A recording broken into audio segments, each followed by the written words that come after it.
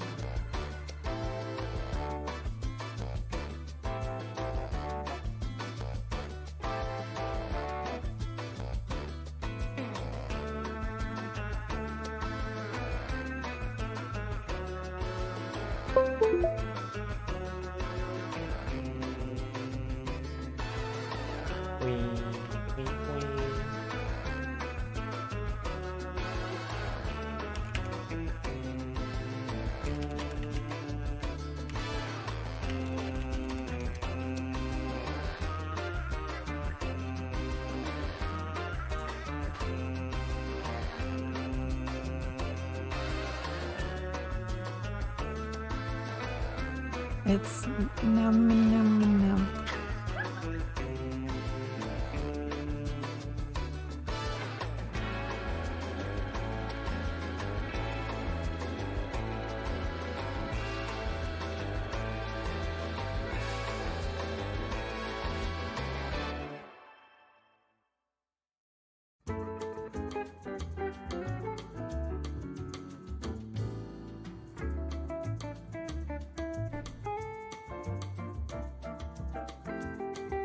Hey, thanks for the follow, Fragilitis.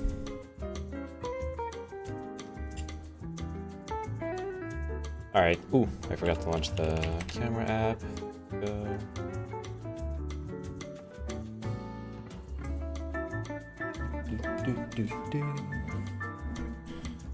Is the lighting good? It's not that great. Let's see. Hello. How is everyone doing on this fine Tuesday? I think I'll turn on the light here. Hey, Tesla.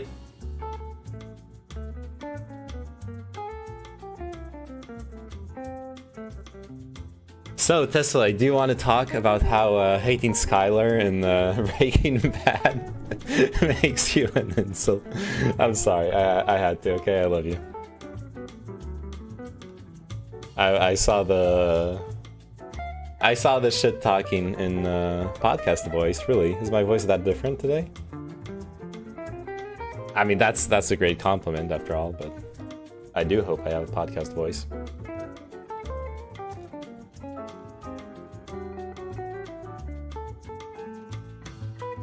No. Look, I'm not gonna get into that. But I do want to put you on the spot. I don't have much prepared for today, which is why I think I was like, the only thing I have planned is finishing Deus Ex. But I guess I'll go through the meme channel on Discord.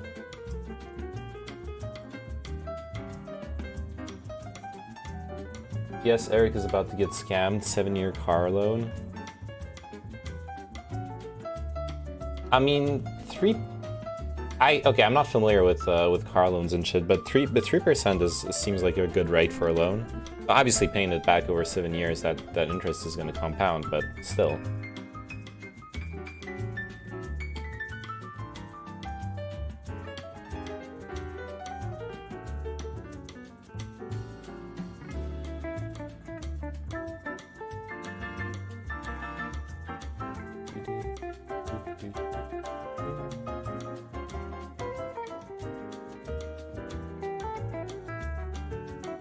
Oh, why is it keeps selecting the wrong screen?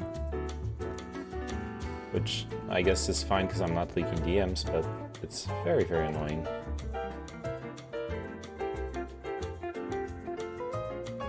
Hey Frank, how are you doing? I'm doing good, and you?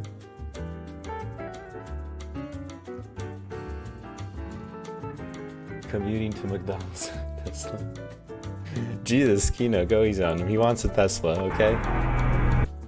Whether it's smart to buy a Tesla when you're on a McDonald's wage is another question, but... Okay, Okay, I'm actually getting annoyed. This is the third time my Streamlabs hasn't properly saved the state of the state of my my scene. It's getting starting to get very annoying.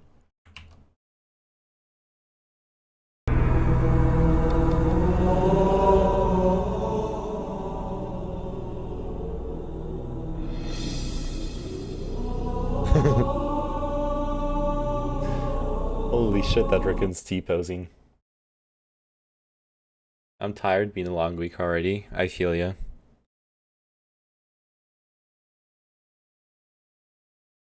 Dude, that raccoon is asserting dominance. He's ready. How many Teslas have you bought? You're a hacker, right? 0 Teslas?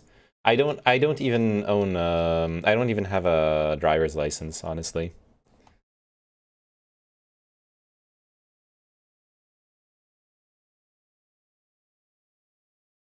Cute deep sea animals. They're very cute.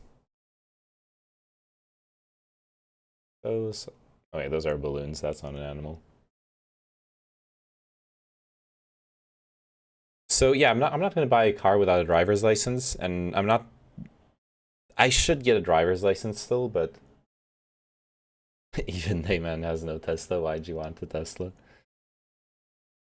I mean, Eric is definitely gonna get more use out of a Tesla than I am. I live in a... Ooh, look at this. Ooh, look at this. This looks... Is this a squid or... No, this is a Medusa, right? Wait, not a Medusa. A jellyfish. That's how you call them, jellyfish. But a Tesla self-drives. Yeah, alright.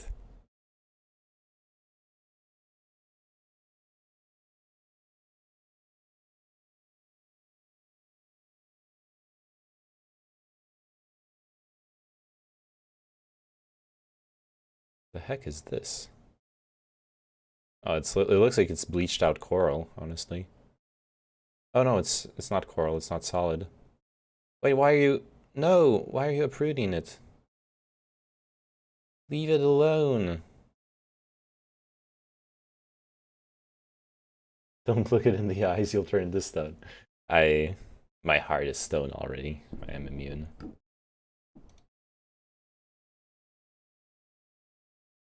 Man, deep sea creatures are pretty fucking awesome. Periphylla, helmet jellyfish. Okay, that's what that was. Interesting. I still don't know why that submarine had to grab that whatever that plant was. I guess samples are needed.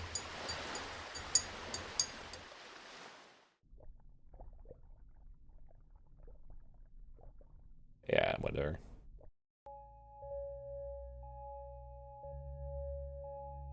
Okay, off to bed. Alright, good night, Zumbo. See ya. I'm just gonna say this, okay? First, I understand that Chad was speaking to the broader audience that was mostly rationally hating on the character when the show first aired, and second, I was talking to the people that were overlooking every single flaw in order to portray her like a perfect, did nothing wrong character, which led to 3 chat trolling. I think... Okay, I guess we are getting into it. Look, Skylar is a complex character in Breaking Bad, in my opinion. She is everything you said. She is manipulative. But the thing is, people, and I've talked about this on stream before. Okay, let's go full stun lock. I've talked about this on stream before. Manipulation is not what most people feel about it. Most people, when they hear the word manipulation, when they think about being manipulated or manipulating someone, they feel a very deep disgust. Probably because it touches onto your sense of self-determination. But the reality is, manipulation is just interaction. When you interact with someone, you manipulate them. When you talk to someone, you're manipulating them. Manipulation is as evil as a spoon. You could gouge someone's eye out with it if you're like fucked up, but most of the time you're probably going to use it neutrally, or if you understand what you're doing, you can even use it for good. So yes, she is manipulative. That doesn't necessarily mean what people want it to mean. Yes, Walt has no power in his family, and you're right that that is what is shown. But that also, manipulation can be good. A manipulator. Yes. Thank you, Turnit. We've talked about it before, but the optics is that manipulation is bad and influencing is neutral. Yeah, but influencing is... At least, I understand this is just semantics or taxonomy. For me, influencing is a subset of everything that is manipulation. Influencing is like the softest forms of manipulation, which honestly, and I'm gonna go Nietzschean on this, I don't think what determines whether manipulation is good or bad is how much power it is used with it. It's not how forceful it is, not necessarily at least. What determines whether it's a positive or negative effect will be the outcomes, will be the intentions. Those are the things that will decide whether it's being used for good or not how forceful it was. If someone has a debilitating heroin addiction and you manipulate them into quitting heroin very forcefully, you probably did good by them. I wouldn't say you should have just softly influenced them. Obviously, I'm taking an extreme example, but yeah. So Skylar is emasculating Walt. Is it ethical to tip a robot barista? Probably no. I mean, if it asks, I would say no. Maybe once we have like actual artificial intelligence and it has its own separate existence, sure. I would say the cost of the barista is already included in the cost of the products you're buying. When it comes down to that, it's 100% semantics, as in a lot of situations you can quite easily substitute influence for manipulate or vice versa. Yeah, I agree. And now you've got someone who suddenly either agrees with you more or less because of your word choice. Yeah, absolutely. That's why I start off saying it's semantics, but that's how I want to use the words personally.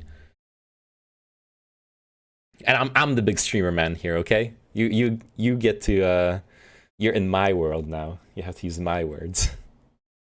Here, let me fix the colors. The backdrop makes it really janky. Open up exposure. I'm gonna expose myself on stream right now. Is this too bright? Or, yeah, this is actually a little bit too bright. Man, I should have bought the dark blind so I could actually block off the sunlight. Ooh, speaking of which.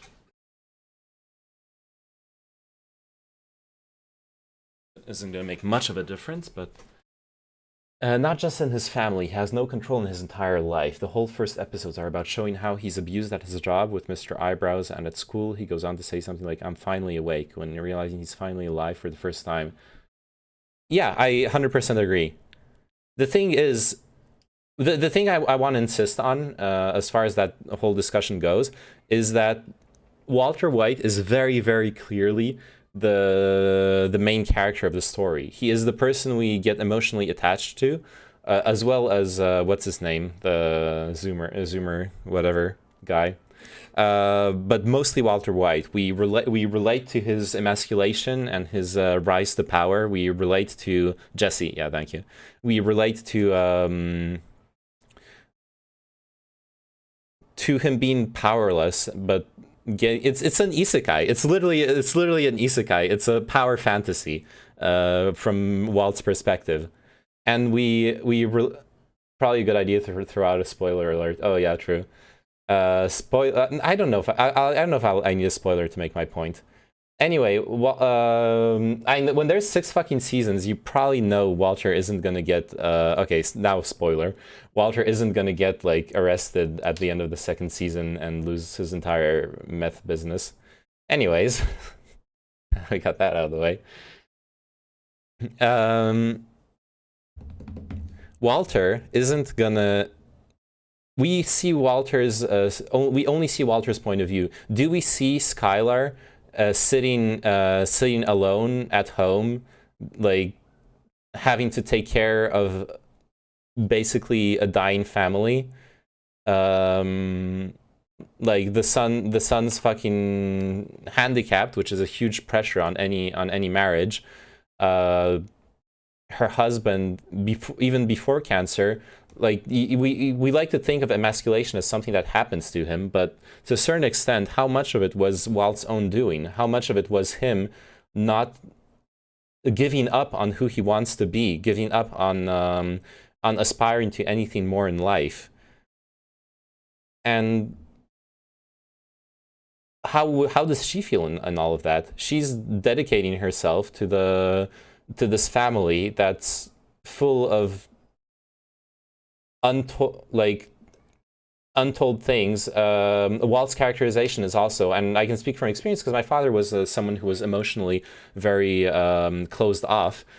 She's having to deal with a husband who's emotionally very closed off, not someone who shares, who opens up, who lets himself be vulnerable when it's needed. Thank you for the follow. Welcome to the stream, my guy. Nice name. We have 2 lives, and the second begins when we realize we only have one. That's a nice saying, yeah. Mine's the mortality angst, but I mostly agree, yeah. But hey, if mortality angst motivates you, then you do you. Personally, I tend to be apathetic to it for now. Probably will change as I get older. Oh god, tea is so good. So, I just think a lot of people don't realize how biased the narrative point of view of the entire series is against Skylar and in favor of Walter White. You could probably tell a very similar story from Skylar's point of view, and suddenly it's Walter White who's a huge piece of shit who keeps lying at every turn, manipulating everyone around him to double down on his lies and set up a criminal empire that costs human lives. He like commits heinous crimes. So I think it's just much deeper than just she's a bitch and he's emasculated or he's a criminal, he's like a fucking asshole dealer criminal and she's a victim. It's just more complicated on both sides, and it doesn't seem like anyone really looks at their relationship with any kind of nuance usually. That's the thing, you don't even know what's the catalyst of realization, what the catalyst of realization is going to be for you. Money is some really profound stuff if you think about it. In what sense? Hey Dub man, how are you doing?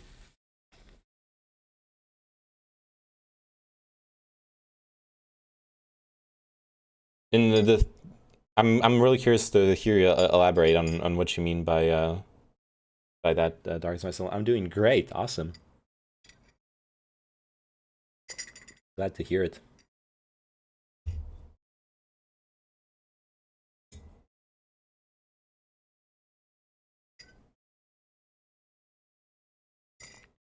Because do you like sushi? Yeah, I do. Well, only when, well, it depends. Good sushi is really good. Bad sushi is not worth eating. Like, people slave away, do all kinds of stuff for money, like the American dream. I think you meant dream, right? American dream characterization of money being a god. It strikes deep into our minds and forces us to change. The money problem was one of the main driving forces for Walt to do immoral things. But it's also, well, yes, but if we take away the idea of morality there, I mean the book American Gods. Okay, yeah, I understand. If we take away the idea of morality, then even more so, because then money is the motivation. Well, no, money is the means there. Honestly, actually, I disagree.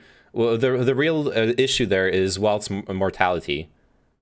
That's really what happens. Walt is facing his mortality, and I don't know that if he had socialized healthcare or health insurance, sorry, if he had socialized health insurance, would he not undergo a transformation as well? I would argue that he probably would. He probably would take note of how fragile and vapid is the life he built is.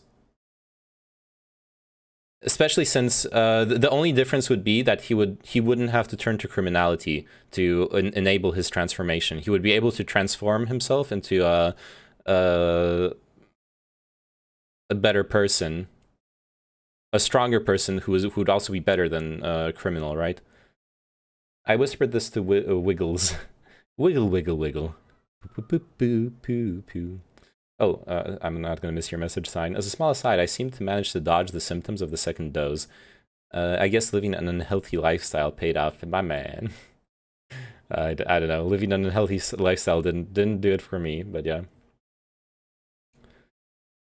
We agreed. I don't have to call out the indecency of the other characters in a show called Breaking Bad on top of all, because they are not on trial here. She is. Not because I'm judging her, but because you guys are choosing to ignore all her explicit flaws that incarnate structural motifs essential to the story. I think everyone's just straw manning there. I don't think I'm ignoring her explicit flaws. At least not in the take I gave today. Maybe yesterday I gave like a bit of a more trolly take, but right now I think I gave a pretty good perspective on that whole relationship. Sign welcome to the control group. Oh no. No, it sucked.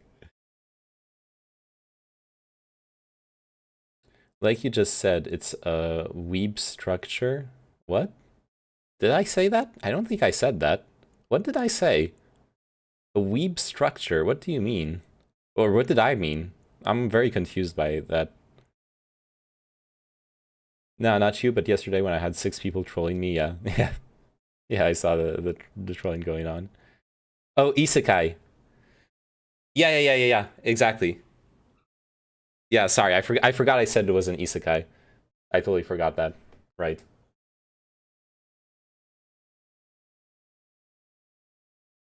Ooh, I'm gonna just dodge into Gehenhyo's discussion. Also, having some more project management experience by now, I have the feeling that the video game industry is full of absolute dogshit project managers or extremely toxic relationships between the devs and the stakeholders. You don't say! Really? Yeah, when companies start to treat workers like they're privileged to be a part of the company, shit seems to sour quickly. That is a problem. That is a problem with every single passion job, to be honest. When employees are grateful just to be working the job, they aren't willing to push for fair compensation and fair working conditions.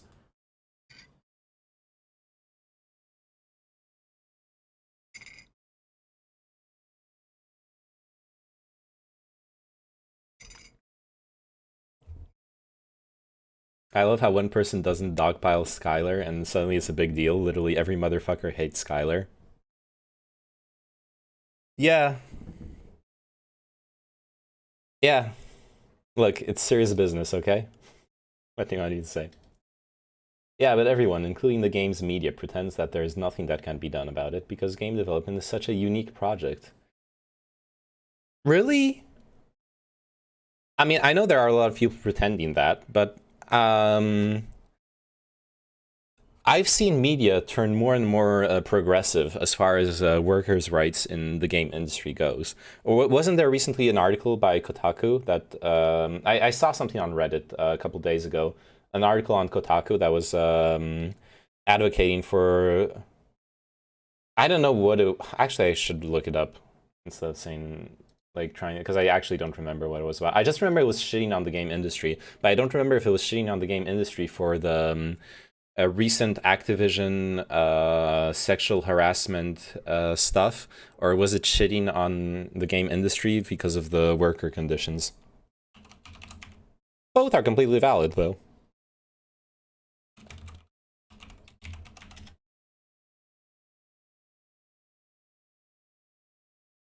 Yeah, I'm not gonna find it. It's okay. There's like a million articles on the subjects anyways. They ask for stuff like less crunch, but never really address why crunch becomes necessary in the first place. Yeah, that's true.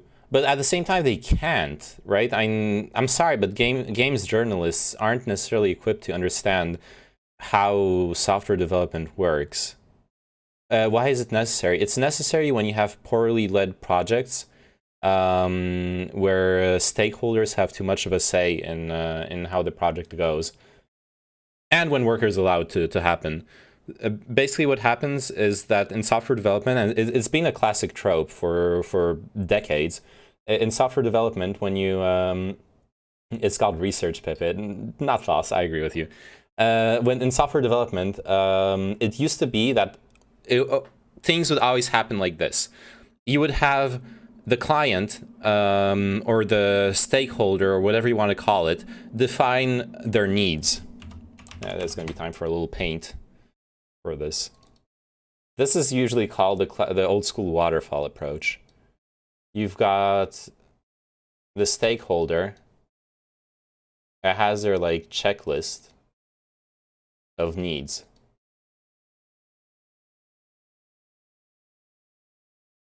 Then they give those needs to the either their IT department, or a software development company, regardless. Or if it's not like a business-to-business thing, maybe the software company collects the needs through surveys, polling, etc.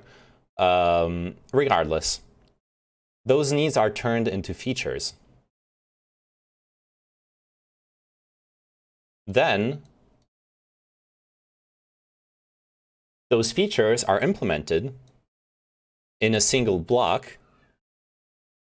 You make an app, and then you have the app be tested by the stakeholders. The problem with this is, at some point, engineers and project managers noticed, every time we finish an app, or we're partially finished, when we send it back to the people who are actually going to use it, they're not happy with it. Maybe this need that they thought was really important actually isn't that important. Or this need and this need lead to a clumsy user interface, even though this need is used only 1% of the time. So we could probably just get rid of it and have them work around that. Can we add boxes of who does stuff, like who does the features? Okay, yeah, sorry. So those guys describe their needs or the features they want. Well, let's keep it as needs.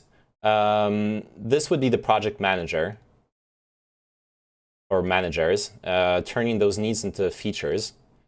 And this is what the devs do. They turn the features into reality. Nowadays, and this is the basis of all the more modern approaches, like what's the name? It's escaping me. Fuck, I know it.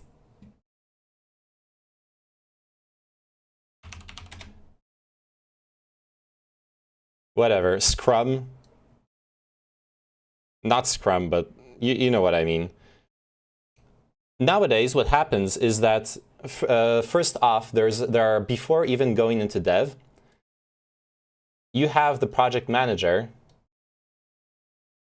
and the stakeholder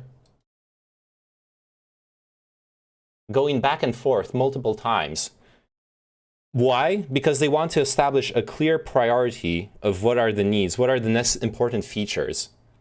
And not only what are the important features, but what is the minimum viable product, the MVP in the lingo. Because then all you have your devs work on in the first place is once you've synthesized the MVP, that's what you have your devs do.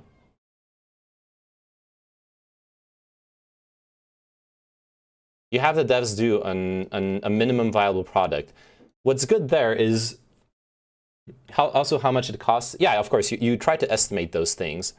Though there it gets complicated as well. The thing is, software projects, I don't remember the exact statistic, but there's this like 90s book about it, and I don't know that it's changed that much, but software projects are notorious for failing in the first, going over budget and then failing. It is, those new methodologies arise exactly from how engineers in the 90s realized that the way they were working was extremely inefficient because no project was coming to term. The thing is, first off, making a minimum viable product is going to be way easier than implementing all the features. It's going to be cheaper and it's going to be easier. Secondly, you can deliver the minimum viable product to the stakeholder as fast as possible, which means you can get feedback as fast as possible, whether it's bugs, whether it's features that are wrongly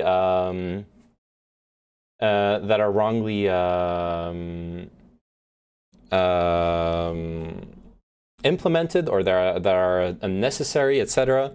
You have a very, very fast closed circle of development. What if the shareholders are dumb fucks? They are. The shareholders are dumb fucks. But this is exactly how you protect yourself from them. By having this fast circle of development, this fast cycle, you protect the devs from insane workloads to develop features that weren't even necessary in the first place. You allow the dev work time to be laser focused on exactly what is important, because you're not just going to deliver the full MVP. You're going to deliver, you're going to show off features as you're developing regularly. You're going to do weeklies or bi-weekly meetings with the stakeholder. You're going to be getting feedback all the time, which helps circumvent the biggest problems in old school software development. It means that at worst, say you have a meeting with the stakeholder every 2 weeks, the stakeholder knows about any delays, any risk of going over budget very, very quickly, so they can cut features out of the product to stay under budget.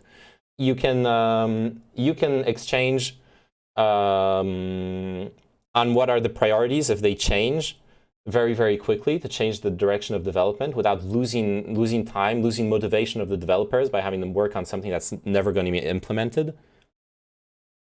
Oh yeah, I'm going to catch up with the messages. Sign, I don't give a fuck what you think of me. You're just mad I call out your... Okay, you guys are bickering now. I don't know why. I'm sorry, Sign, Tesla. I don't want to go into that. Good luck.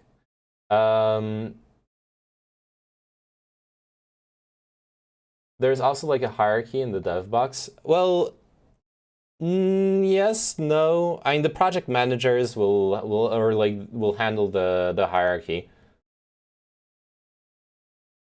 Like the classic example used was the NHS trying to implement IT projects. Yeah, the governments are really, really behind on modern software development practices. They're really, really bad at implementing those more modern approaches, and they're very much so in the old school way that's very wasteful, goes over budget, etc., etc.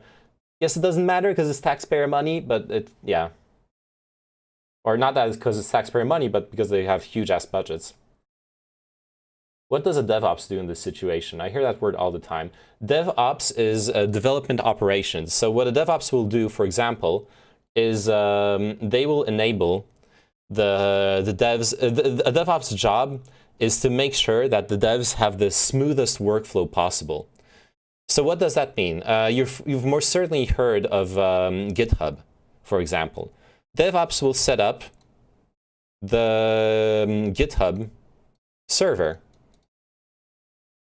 In the GitHub server, you've probably heard of testing, right? Software engineers make mistakes, and you want those mistakes to be tested, or rather, not the mistakes, but you want the code to be tested to make sure that it doesn't do the most egregious mistakes. So So the DevOps is also going to take care of, say, connecting the Git process to run some tests. Okay, I'm going to write in scuffed. The tests are going to save a lot of time long term in a big project. Then, in addition to the tests, if you're already live, for example, for a website, and it gets, if the tests fail, it doesn't get approved. Now DevOps don't do that anymore. Oh shit, the Tyrant has a more up-to-date perspective on DevOps in a big company. But DevOps are really important for web development. At least Tyrant, in my experience right now, for example, on the project I'm working on, the testing is set up mostly by the DevOps guy. Not the tests themselves, but the test pipeline is set up by the DevOps guy. Anyways, other stuff. For example, you can have something called continuous integration. How much longer do I have on the project? I have until the end of the month. Ideally, I should finish it in advance. What the fuck? Of course, setting up environments and stuff can be part of DevOps. Yeah, that's but like maybe it isn't in Tyrant's company, but setting up tests is part of DevOps, yeah. Anyways, continuous integration. Continuous integration for a website, for example, means that every single feature that gets approved gets compiled and pushed right away to the servers that are also handled by DevOps often. Oh god. Server. So features just continuously get popped into the server as merges into the main branch happen. In my head, the deadlines in games are insane. Making games in less than 1 to 2 years, etc. That shit is bonkers to me. For most studios, they are. The thing is, what those two different work processes also mean for deadlines is that in an agile, okay, that's the word, agile. This is more of like an agile approach. An agile approach will often have a softer concept of deadlines because once again, the idea is to put out an MVP pretty fast so your client has something to work with, and then just add the necessary features as they come along, instead of the waterfall here, where the client doesn't see anything until this point. They literally don't, they might not see anything until that point. They usually will see some stuff as the project moves along, but they'll get very little process for feedback. Agile development is supposed to integrate the whole feedback process into the development process in a very codified and clarified way. Anyways, that means deadlines are more flexible, because what happens is, for example, say you have you're at the start of a sprint. That's what they call it in Agile, a sprint. So your project manager and well, actually not the project manager. The group of developers meet together. They have a priority list of features that established by the shareholder, and so they're going to pick features from the top of the priority list and spread them around the group.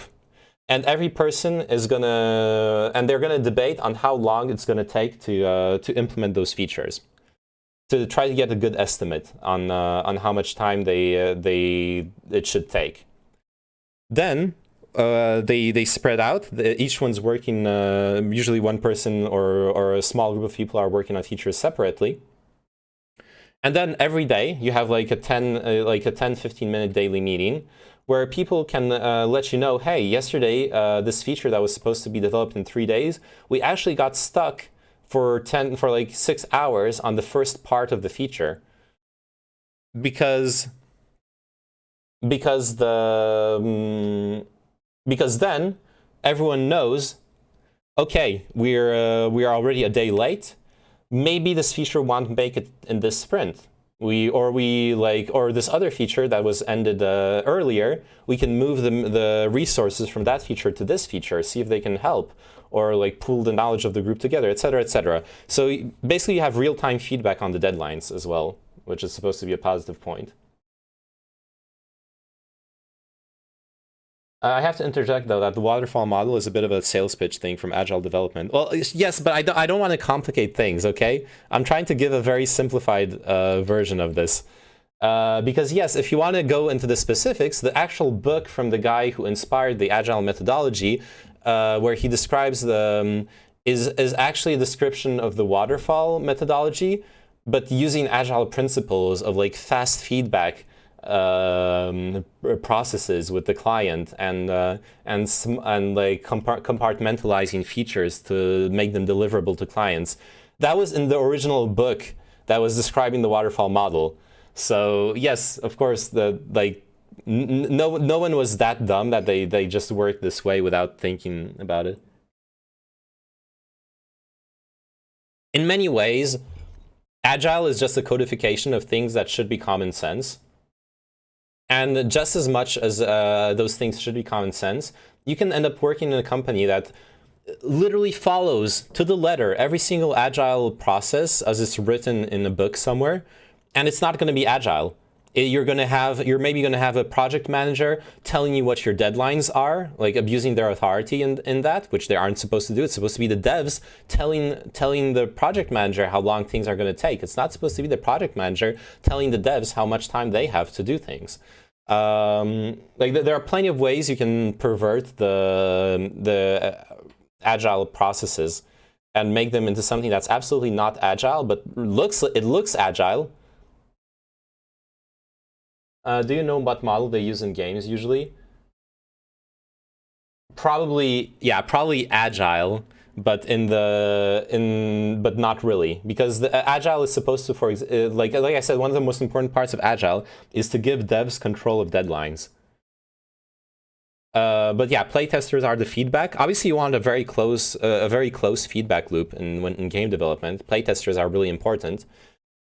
It's just that you absolutely don't have the aspect of open deadlines. The deadlines in game development are really harsh because that's, to be fair, that's also part of how the business works. You can't have a release plan for, okay, the lighting is super scuffed.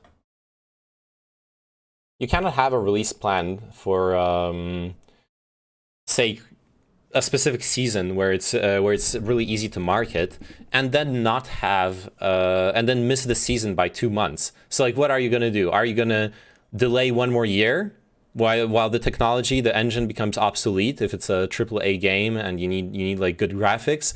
Are you gonna release it off season or while it's competing with another big release that you're supposed to get ahead of? It gets really rough. Playtesters can only give feedback very late usually. Oh, well, that also makes sense, yeah. I swear that some books do this shit. At least in the last Brandon Sanderson book, he spoke about people who are giving feedback by reading the book, and it's like a fuck ton of people. Yeah, yeah, absolutely, you do that. And when you read books, especially fiction. Well, no, not just fiction. When you read books, the authors almost always thank the people who proofread the books and who help give them constructive criticism. That's a very usual thing, and you often pay people to do that for you.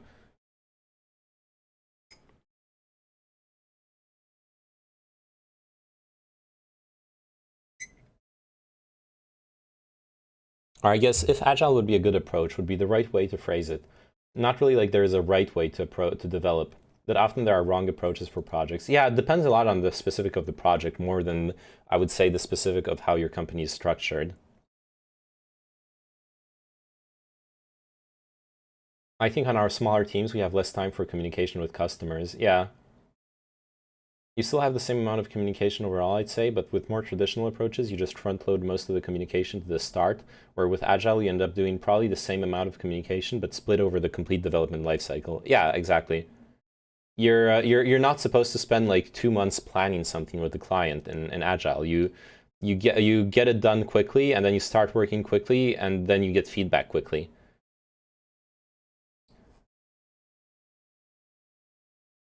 And then like the main advantage really is flexibility. It's that you have if the stakeholder and the project managers play the game the way it's supposed to be played, what's really nice for the developers and the work ethic is that you have a basis of trust. The project manager trusts the developers to put in the work and to evaluate their work properly until, well, some problem happens, and then to at least discuss honestly what's happening. You have the client, the stakeholder trusting the whole development branch to to be trying their hardest, because then they trust it when the project manager comes back to the stakeholder and is like, well, we need to cut features. We're getting behind on the project. This and this happened. We need to cut features. And then, you no yelling, no bullshit. You just sit down at a table and you're like, okay, well, this feature we really need. It's actually core to our business process. But this other feature that we told you we really wanted, we can push it back a couple sprints. It's okay if you deliver it to us in 2 months instead of 2 weeks. It's not essential, but we just want you to finish this feature now, since you're behind. Stuff like that. Once you can have those kinds of discussions and be upfront about things, I think that's a positive thing for everyone involved. Much less stress, much less feelings of disappointment, of unprofessionalism. That's supposed to be what Agile. That's what Agile is supposed to give you. As well as the fact that, like earlier you said, the clients are dumb fucks and they don't really know what they want. So you develop something quickly so they can be like, oh, actually, this isn't what I wanted. And you only lost like 4 weeks of development instead of 6 months.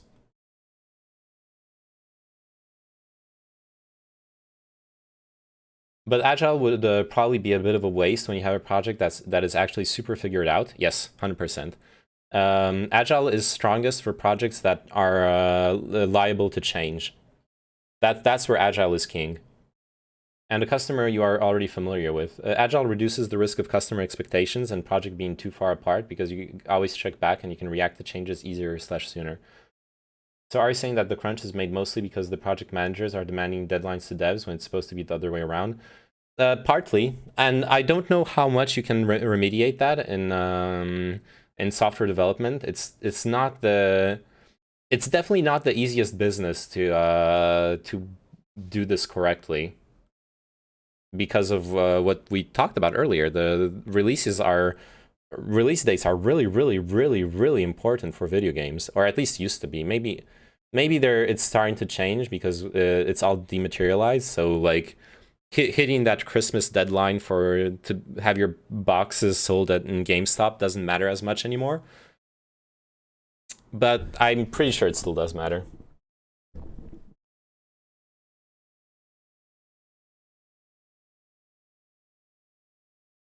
It's probably even higher than that. The business sets the launch date out without the reality of what can be achieved, and as a result, that cascades down to project managers and then to the coders. Exactly, yeah. To give a non-IT example, before we're even done timing a plan on a project, marketing often sets and communicates a launch date for a project. Exactly, yeah. A lot of big companies do that. Like the whole PR campaign sets release dates in stone, kinda. And then they realize they have to make fundamental changes like 7 months before release.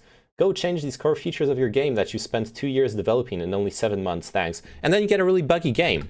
You can't change the core of a game in 7 months, but then you get Cyberpunk 2077. Like, literally, everyone loves to shit on CD Projekt Red, but I mean, from playing the game and looking at the bugs and their nature and what has been implemented, what hasn't been implemented, Cyberpunk 2077 is the end product of exactly everything we're talking about. If you delay my project, you're going to reduce my net present value. Okay. Oh yeah, I guess our customers either use the app for 10+ years or come from a similar app.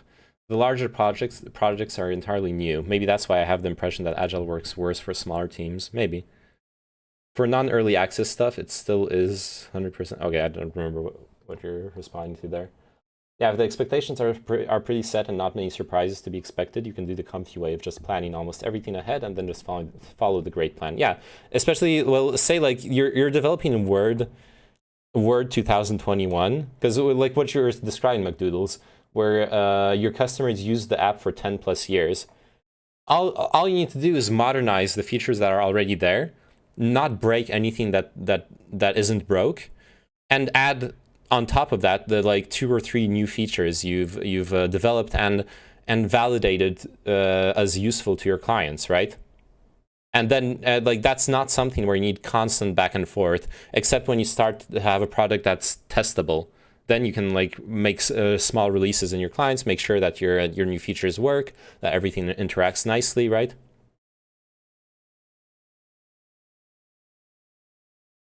Also, more than half of you people want workforce after release. Yeah, dude. Oh man, the game industry is so fucked. It's actually so fucked. McDoodles is a cooter for the boomer market, confirmed, yes.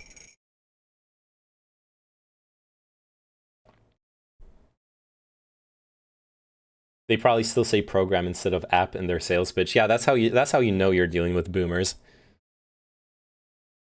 Okay, while we're waiting for Dark as My Soul's video, we're just gonna go back into the deep sea.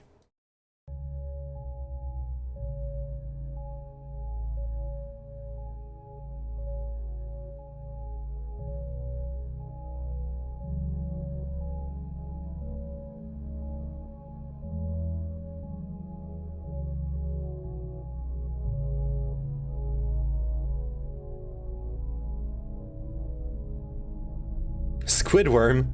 Oh shit, they found Squidward. Where's SpongeBob? Yeah, this looks like Squidward. This looks really cool though.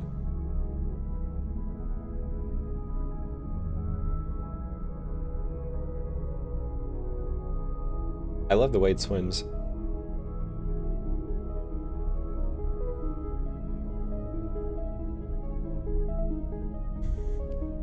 I am boomer myself. When I hear app instead of program, I expect some shit that is way worse in terms of code quality. Yeah, there is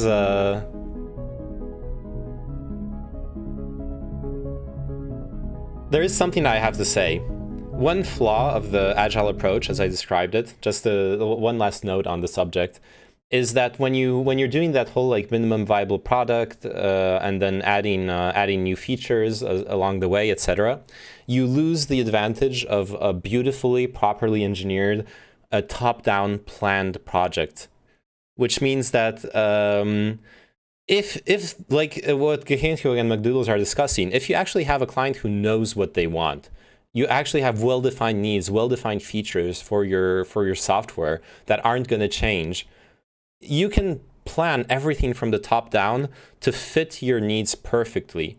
You're not going to over-engineer anything. You're not going to under-engineer anything. You can architect the project as needed, and then you avoid so many bugs, so much unnecessary refactoring. Your software will be much more reliable in that situation. But if there are last-minute changes, which, spoiler alert, 99% of the time there are, if there are last-minute changes, you're fucked. Suddenly your beautiful, elegant architecture needs to be torn apart, like all your scalpel perfect precision planning, you got to take a fucking hammer and smash it all apart to fit like whatever new monstrosity the client required within it.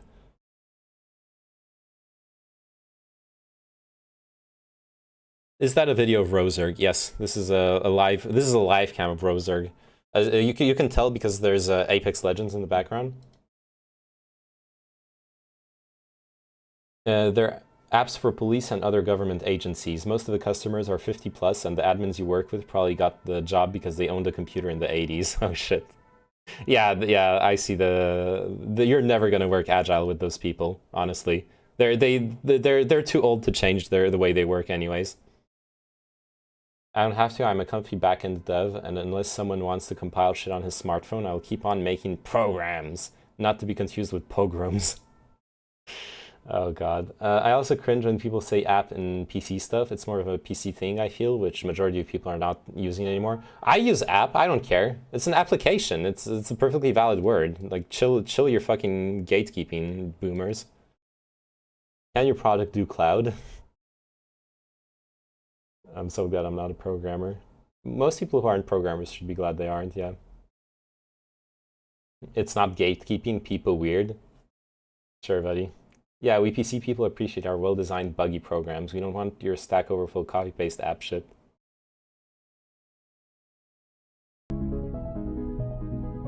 Sure, maybe gatekeeping is not the right word, but it's some form of pretentiousness.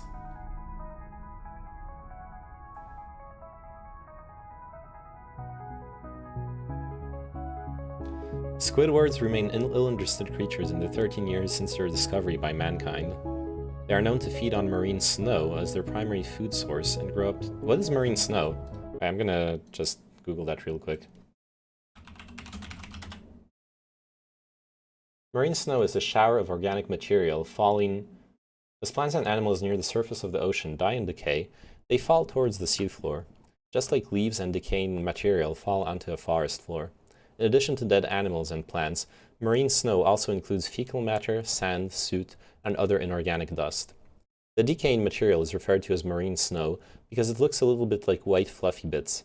The snowflakes grow as they fall, some reaching several centimeters in diameter. Some flakes fall for weeks before finally reaching the ocean floor.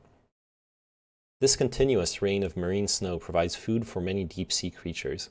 Many animals in the dark parts of the ocean filter marine snow from the water or scavenge it from the seabed. NOAA scientists and others have measured the amount of usable material in marine snow and found that there is plenty of carbon and nitrogen to feed many of the scavengers in the deep sea. The small percentage of material not consumed in shallower waters becomes incorporated into the muddy ooze blanketing the ocean floor, where it is further decomposed through biological activity. Fascinating. Software development seems like hell. When it gets bad, it gets really, really bad. When it's good, it's fine. It's very satisfying. There's pretentious mobile people that scoff at PC users as well. Don't worry, I'll call them out too. Back in my day, programs had quality bugs the programmer made himself that were not copied from the internet, like with those apps. Absolutely true. Marine dandruff, yeah. These fucking boomers are mad at calling apps apps. Pepe laugh, exactly.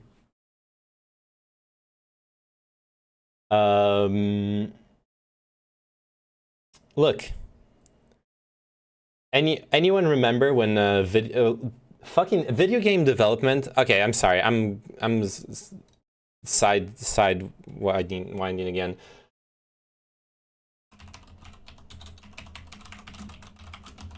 I love procrastinating by exploring the retrocomputing Stack Exchange, because some of the discussions are fucking amazing. When they're discussing how old school video games managed to were like so perfectly optimized, where they were based on the scan frequencies of the screens. So they were literally, they had like books with all the assembly instructions that they could give the CPU, and then in those books you have the number of cycles that each instruction costs. You have those for modern CPUs too, except no one fucking reads them because no one has to, thank God. Now, you had, say, like, I don't remember the exact numbers, but say you had like 7 milliseconds of scan during which you cannot touch the video buffer, or at least the specific line of the video buffer that is being scanned. But then you had a part of the scan line that was outside of the monitor. And they knew how long that was from empirical testing. So they were computing stuff. The only reason you have games that were able to do like real-time graphics, like the old school, the ancestor to Duke Nukem, that platformer, Commander Keen, I think it was called, stuff like that. It was brilliant engineering where they managed to fine-tune loops of code in order to execute like complex calculations and graphical changes within those split seconds between scan lines. That's the kind of shit they were doing in order to deliver games. And yeah, today we just throw more computational power at stuff, absolutely. Look, I'm trying to find a vid where Chris Wilson talks about the development 6-month cycle he does. but I can't find it. There's the stock, but there's the stock on Path of Exile stuff. I find it very fun watching his interviews because he's very transparent about stuff, doesn't do crunch, and GGG is also very good at what they do. Yeah, I heard they extended it as well for a couple leagues ago, right?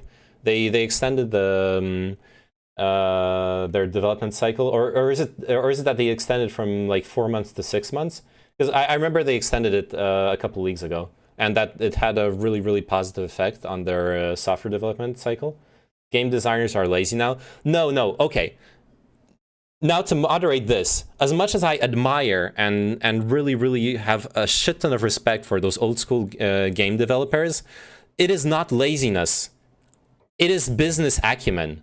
Why would you spend hundreds of thousands, if not millions of dollars, doing those crazy optimizations to your product when your clients already have computers that can run the product without the optimizations? That would just be so fucking stupid. Like, we're already buying those powerful computers. Why would they waste millions of dollars optimizing fucking assembly code loops just so they can work on 20-year-old computers? They shouldn't. It's a bad business decision. It's fun for the developers if they're into optimizing stuff. I know a lot of developers really like that kind of work. But you just can't make those kinds of decisions as a business person. If you're not just like a fucking head in the sand engineer, then you understand that it's not just about the engineering problems. It's about the engineering problems versus their cost. You do cost benefit analyses. Game designers aren't lazy. I feel like projects just get too big. That's absolutely, the projects are way bigger. Of course, that's obvious. But I'm speaking of like, if we magically imagine that, you know, you can, if a woman makes a baby in 9 months, 9 women can make a baby in 1 month. Like those big software development companies, they have hundreds of developers. If we just forget the issues of how complex it is to organize big groups to do complex work that's supposed to fit together, and how inefficient it becomes at scale. Let's just throw that out the window for a second and pretend that's not a problem. You still have the problem of just pure cost benefit. There's no reason to optimize as much as we used to, because we fucking the exponential fucking CPU curve and everything. Yeah, it's like you can work for them for 6 months, and it's like some fast-paced stuff, and you basically do 2 leagues or even more in 6 months. I can't remember exactly. Interesting. Also, we got to keep in mind how much more simple those games were. Yeah, that's what Elysium was saying, absolutely. Well, the big question is that nobody can accurately explain why people like these boring-ass games. Oh dear. Bring back sprite-based graphics. A true boomer take. So we need to mass breed coders. Well, that's the... Hey, Melon! Holy shit. Wag. That's the problem too. Like, I was referring to something very specific with the nine women can make a baby in 1 month meme, because that's the argument that was given when people started arguing about better processes for software development. Because the classic approach when your project is starting to get behind is, oh shit, we're 2 months behind on the deadline. Let's hire 3 more people who don't know our tech stack, don't know our project, never worked for this making products for this specific kind of client. Surely we're not going to waste 3 months training them, and instead they were going to develop twice as fast because we have twice as many developers, right? It just doesn't work. It really doesn't work. Sadly, once you're in that situation where you're like 2-3 months behind and you don't have the manpower to catch up, you just got to eat the loss. You should have detected it earlier. So what you're saying is mass breed coders and train them in the womb. Gotcha, exactly. Yes.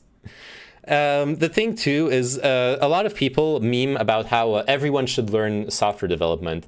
Right now, you like learn software development in schools, which is okay, whatever. It's fine. But who's going to be the brood mother? Well, you have the best seeds in chats, Melon. I don't hate like teaching software development to kids in school or whatever, but this idea that that everyone should be coding is insane. Coding is not fun for most people, and I wouldn't wish it on anyone who hates it.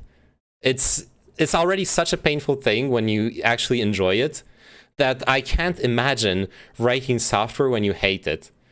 I would kill myself in Minecraft if that was my life. I'd build a fucking 100-block high tower and jump off into a pool of water.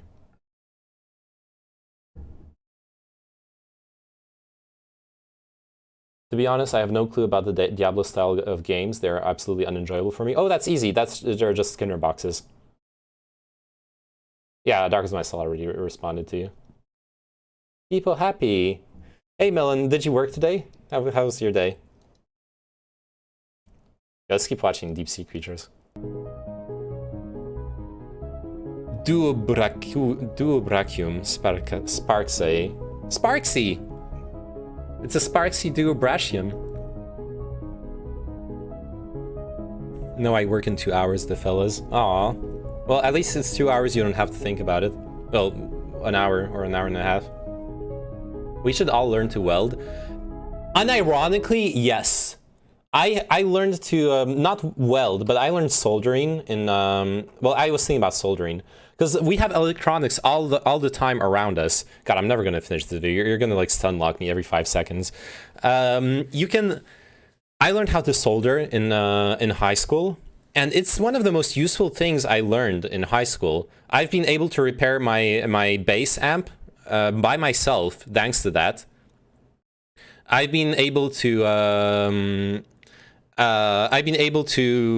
do my own electronic devices and like learn electronics with a mentor, but partly like self-taught. Tell Melon to draw after work. We need more punished bass, Melon. Dude, I can't blame her, okay? Like, streaming after work is so fucking hard. I have the fellas for Melon. Really, really hard, okay? So if she can find it, if she can have that energy, like, that's awesome. And I'm rooting for her, but like, no pressure, okay? Do what you gotta do. Practical skills should be taught so you can maintain or at least critical thinking so you can figure out how to fix shit. I think, honestly, at this point, what I would like to see is, instead of focusing so much about teaching specific skills that may or may not be obsolete or applicable, learn how to learn. Which I know is such a memey thing to say, but there are specific disciplines that do teach you how to learn. Music has been that for me. Music has taught me that when I'm facing something that I cannot play, to break it down to its smallest possible quantum and then work my way up from there. How to learn muscle memory, how to learn brain memory, all those things music taught me. Then you've got stuff like software development, which teaches you how to do research. People keep memeing about Stack Overflow, but learning how to do proper Google queries nowadays is literally how 90% of how you become a good researcher, at least on a civilian level for most applications. That is something that people should learn. Those are things that teach you how to learn, more importantly than they teach you a specific skill, in my opinion. And that, I think, is something that's valuable, because it doesn't matter then what new skill you need to learn when you're 30 or 40 and the Zoomers have invented fucking quantum bebop, and you need to learn quantum bebop. Like, you don't know anything about it, but you know where to start. You're going to look at it. You're going to figure out what is the smallest part of it that you can actually understand, and build off of that slowly. You're going to understand how to research it. You're going to understand how to find resources to help you learn it. That kind of stuff. How do you become a good debater? By watching Destiny. I'm sorry.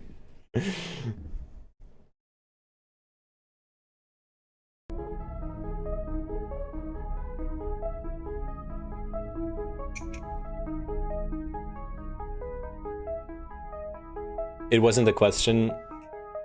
Read it again. Oh, it wasn't the question. Ah, shit.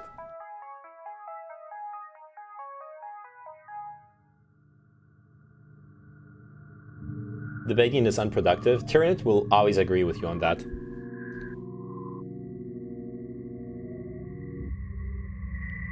Tyranid was like sending me, I don't think so, we want to debate about it, but no, seriously. Discourse is productive. Debating is entertainment.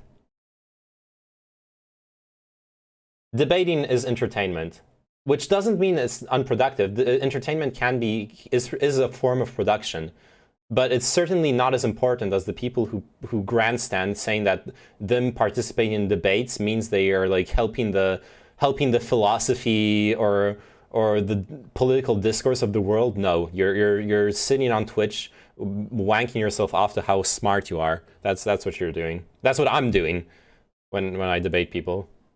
Yeah, I fully own that.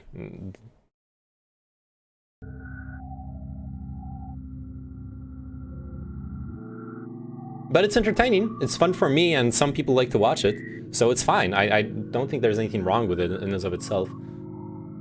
Duckersy. Oh shit, this one. Isn't there an SCP based off of this one?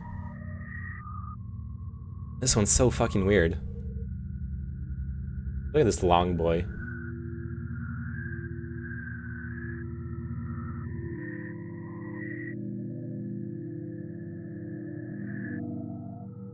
I would say that Path of Exile is an MMO. Yeah. Especially the economy part of Path of Exile is an MMO. Like, if you're playing hardcore solo self-found, you're not really playing an MMO. You're playing a like single-player Diablo. But if you're playing normal Trade League or hardcore Trade League, you are absolutely playing an MMO. Solo self-found Giga Chad. I don't play solo self-found. I like crafting, but I don't enjoy hurting myself that much.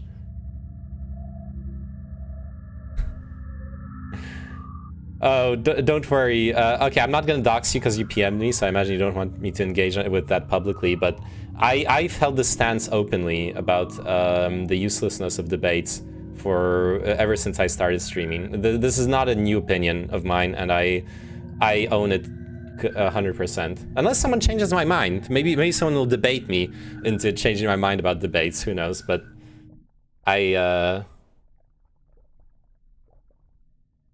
stand by what I said. I have no qualms saying it publicly. No one does. That's the meme. Dude, hardcore solo self-found players are the vegans of the gaming world. They're the ones who can't shut up about how you're playing the game wrong. They're the ones who keep fucking letting you know how much of a better gamer, nay, how much of a better person they are for playing the game that way.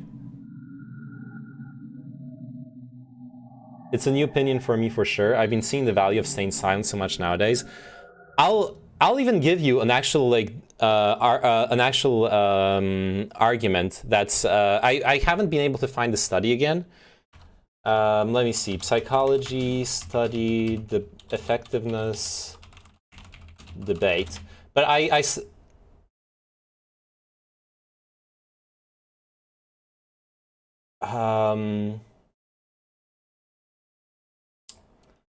don't know. I'd have to like peruse several studies, but I remember reading a study a couple of years ago. That's the thing that started my my thought process on the actual utility or lack thereof of debates. Oh, by the way, I forgot to put chat in. Whoops. That's what started my thought process on debates, and it was basically a study showing that when debates became confrontational, I don't remember the exact percentages, but nearly always you had both people involved in the debate being pushed further into their extremes of their opinions instead of managing to get closer to find common ground and to build bridges across their differences. what they found in that study was that it simply drove people into radicalizing themselves on both sides of the debate. So that had me thinking, honestly, what is it that we do wrong when we debate? I think, first off, usually if you genuinely want to change someone's mind, the most important thing is to be able to listen to the other person. If you don't understand their point of view, if you don't understand how they view the world, and you can't build a bridge that starts from there in your arguments, you're never going to reach them, because you're not trying to reach them. If all you do is shit on their worldview or try to prove them wrong, all you're doing is proving yourself right.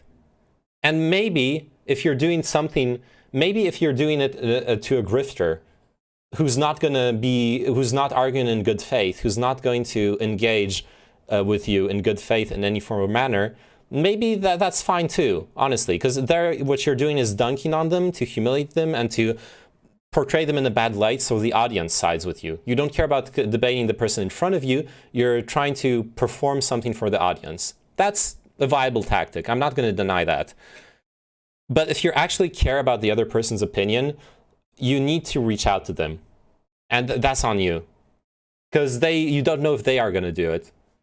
And obviously, they might be unreachable, and that's not on you, as long as you make a minimum effort, but yeah. But you're playing the game wrong. What do you mean you don't farm the same map 500 times for one item? I did it. I reached endgame in the league, and I was crafting like not mirror-worthy items, but I was crafting super endgame items, and I was really enjoying it. And I like Path of Exile, but I haven't felt like it, like playing it ever since. The Catholics of gaming. Gaming should be suffering, and you're worth far less for not agreeing. Exactly.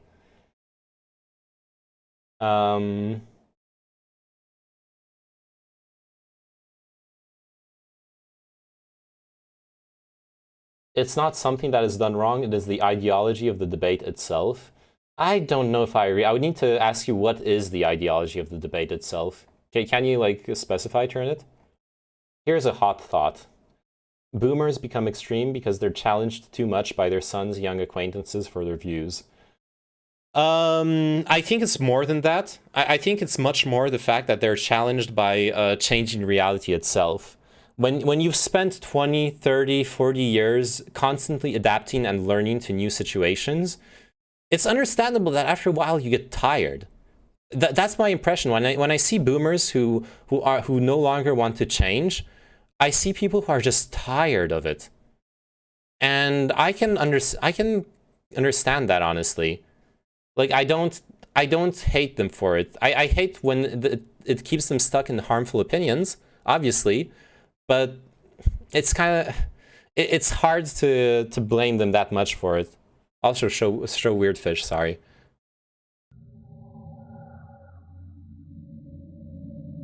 I feel like that's a bigger factor in the end. But even in a light disagreement between friends can become like a toxic who wins the argument kind of a thing. Exactly, yeah. And that's where you, as the only person who can control yourself, and you can't control the other person, you have to be able to like take a step back, let go of your like anger and emotions and emotional attachment to your arguments, and try to de-escalate the discussion, because that's never going to be productive. Hard to explain exactly, but I feel like you need to leave the other party an escape hatch for them to walk away not feeling destroyed, so that they can reflect on the discussion in the safety of their own head and the ability to return with a different mindset, instead of having to defend the onslaught of others during that time. That is why I'm saying that you have to, like, when I'm talking about acknowledging the person you're discussing with worldview, what I mean, for example, is you need to work with them. So, say you're talking with someone who's like really anti-feminist, anti-SJW, all that stuff, and they're going to be talking about how they feel threatened as a cis white male. They're going to be bearing their anxiety and vulnerability to you by saying that, even though they don't realize it. They're saying that I feel weak, I feel powerless in this world. If you can't listen to that, if you can't grant them that, the fact that they're powerless in this world, then they're not going to want to listen to you. You're already erasing their feelings instead of working with them. You're delegitimizing their feelings. Because you can have those feelings and work your way to a worldview where you accept that feminism and intersectionality and critical race theories are important for humanity's progress and can even maybe help assuage some of the aspects of your powerlessness. But you need to at least acknowledge that their feelings are valid too. If you're coming in thinking, well, because they're a cis-white male, their feelings aren't valid, you're basically confirming their stupid opinion is right by being one of the people who invalidates their feelings, right? That's why I don't like to debate people. I feel like people are so dug into their ideals. I'm also guilty of this to an extent. I think understanding each other's points and where each other are coming from is pretty good, though. Yeah, personally, if I get into discussion with someone I disagree with, and after an hour or two, all we got to do was understand each other's point of view, that's already a win. That's already a discussion that got further than 90% of confrontations, especially on the internet. That's a big win already. And then you can have a second discussion later, and you have a good starting point to actually build a discussion off of. I try reaching out when I know I can break through, but sometimes you just give up. Yeah, and that's fine too, of course. Holy fuck, I can't debate. I'm like a stuttering moron that forgets all the words. I'm sure you're exaggerating a bit, but I understand. Like it's rough. But hey, stuttering doesn't stop anyone. Look at XQC.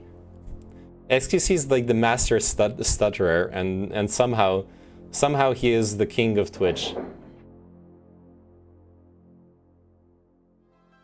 Oh, so you call the ideology of debate the belief that the state of society is decided by collective rational knowledge.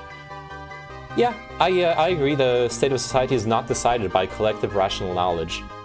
And debates, and even if it was, debates aren't necessarily how you synchronize the collective rational knowledge. Media would be how you synchronize it.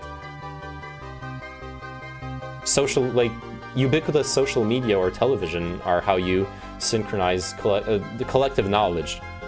But that doesn't make it rational, obviously. Nay man, discussion streams feels good, man. Yes, I like them too. That's the main problem nowadays. The rational person trying to be empathetic and failing miserably, so they convince them to stick to their views even more. I think most people don't even try to be empathetic when it comes down to it. If there's one big criticism I would levy at most people that I agree with politically, it's that just because you have it's interlinked, debates interlinked within memes interlinked.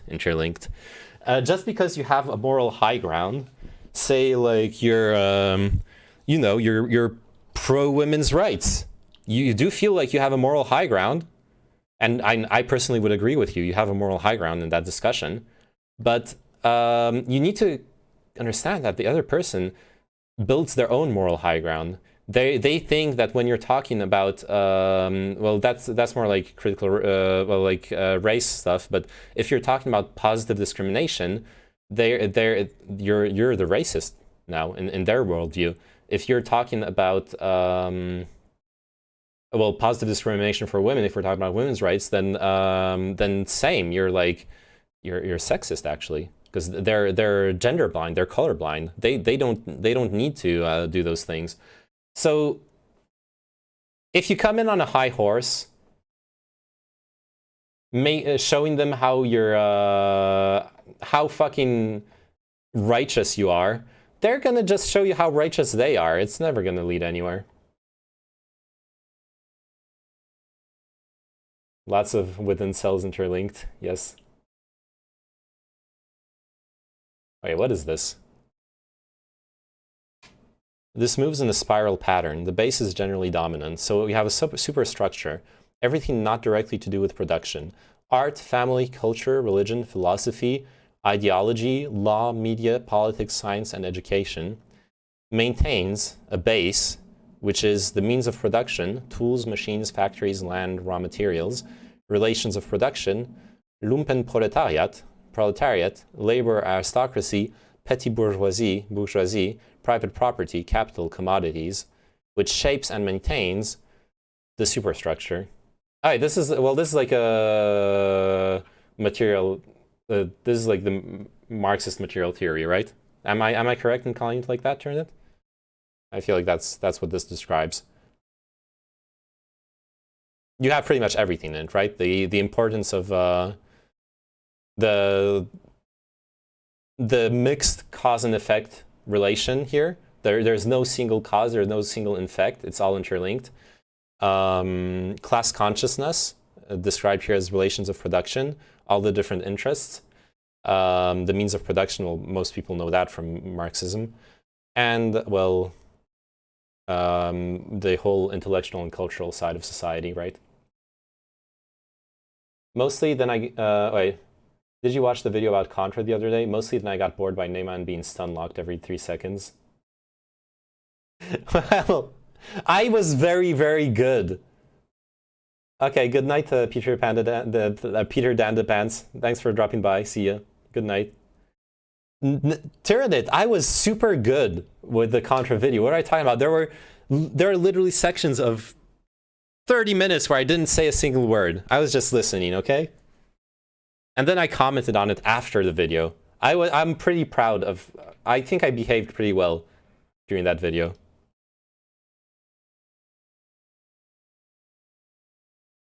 What is this, 2019? Yeah, I think that's when they extended the development cycle. Designing Path of Exile to be played forever. Oh god. Do I actually... r/neolib was also calling her queen for the vid, lol. Yeah, well, r/neoliberals is actually has a lot of Contra fans. And at the end of the day, a lot of people will identify as neoliberal who cover a very wide variety of political opinions, like wider than you think than you would think just from what it means for you. Moving up in the world, no longer being compared to Wikipedia Wally, but now being associated with Stunlock Samuel. Exactly. Because you don't have the... like, fuck. I'm a liberal. Apparently. Right? Senate passes $1 trillion bipartisan infrastructure bill in major victory for Biden. Oh shit! They got it through.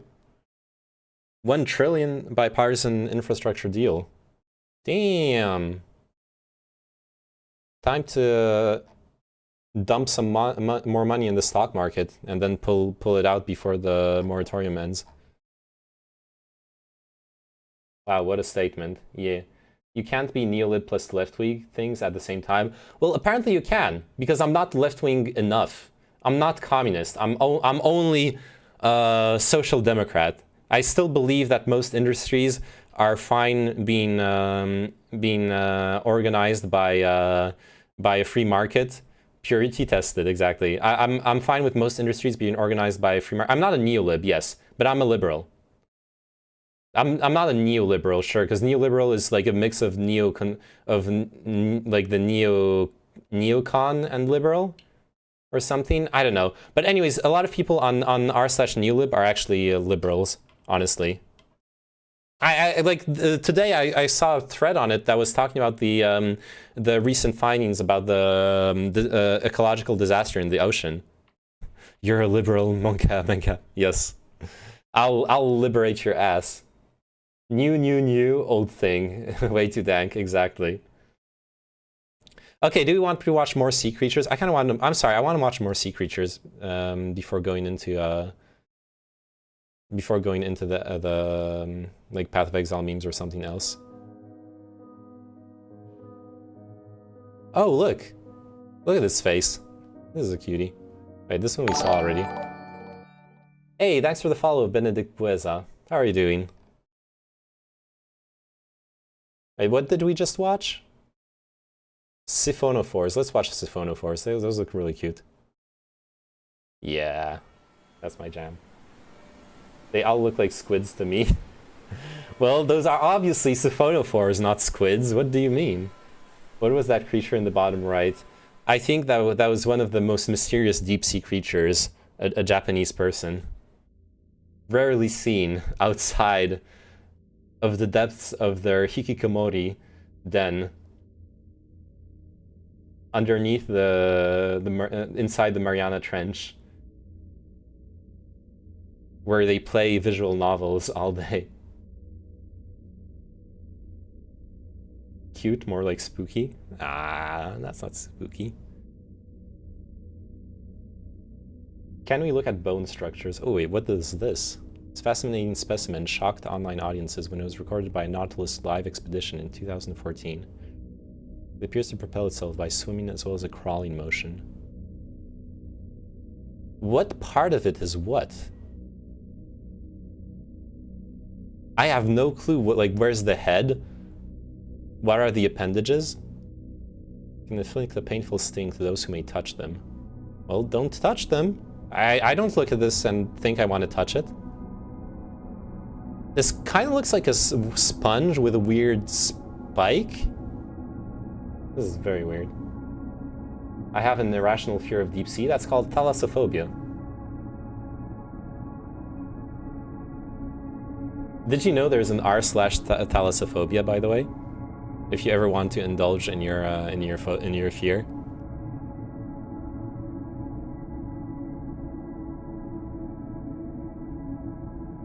Look at this bone. Oh yeah, that's a big bone. Almost as big as my boner. Hey. I'll show it after this. Oh, look, you see the snow here.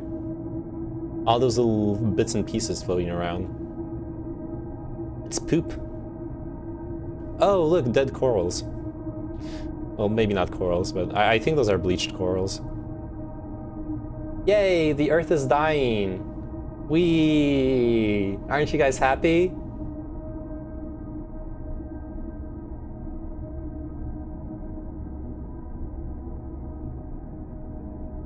Let's... UN report response? Yeah, I think that's the one. Why are they putting scary music? I think for most people, maybe not, without necessarily being scary, most of this is very spooky. What's the Earth ever done for me? Seriously? Oh shit, can't we read the IPCC report? No, I mean your response. I mean... Okay, how long has it been? 30, 40, 50 years?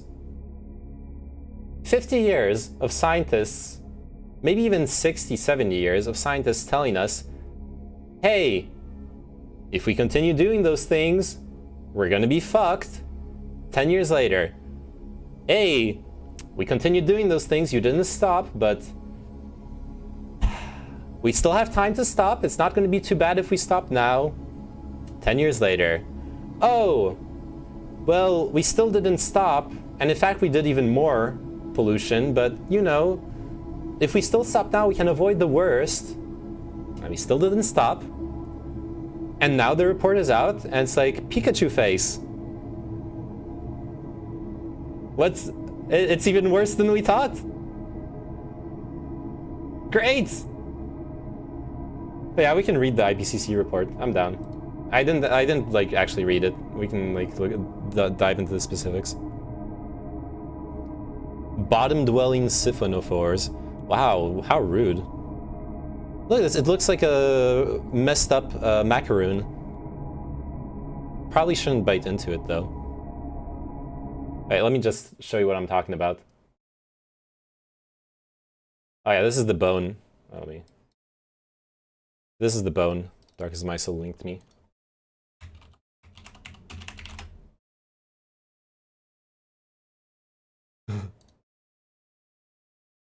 Look at this. It's literally a macaron. Probably shouldn't eat it. Here's a stingray skeleton. Damn, that's beautiful. It's very hollow. Or am I, like, looking at it wrong? Or no, I guess those are parallel bones. Interesting. A summary. Okay, we'll read this after this.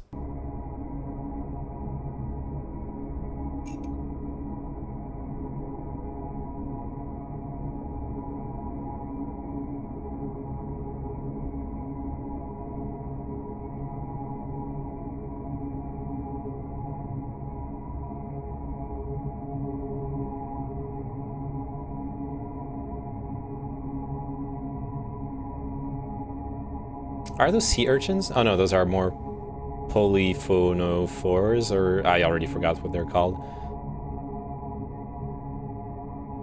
I mean, aren't they? Wouldn't they be from the same family as urchins? Look, like taxonomically, they have those spike-like appendages that they seem to use for locomotion, and they're bottom feeders. They share some characteristics in common. This giant siphonophore is of the species Praia dubia, which is one of the longest animals in the world, known to grow up to 50 meters. It lives in depths ranging from 700 to 1,000 meters in coasts around the world. Wow. Ah, that's a Tyranid spore mine. Yeah, true. It kind of is. And it's got the, look, it's got the, like, hair or spikes. Are those really for movement, or are they there just to capture the sea snow, the marine snow? I don't know. We've known this for decades, and they're pretending like the argument is something new that no one could have possibly known. I mean, some people are pretending that, yeah. I think most people who haven't been fucking denying the ecological catastrophe of our own making recognize that we knew all along what the fuck we were doing. Like, maybe not during the Industrial Revolution, but post-World War II, we very quickly caught on to what the fuck we were doing.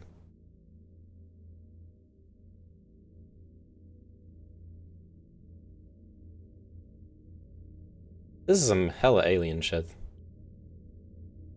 Honestly.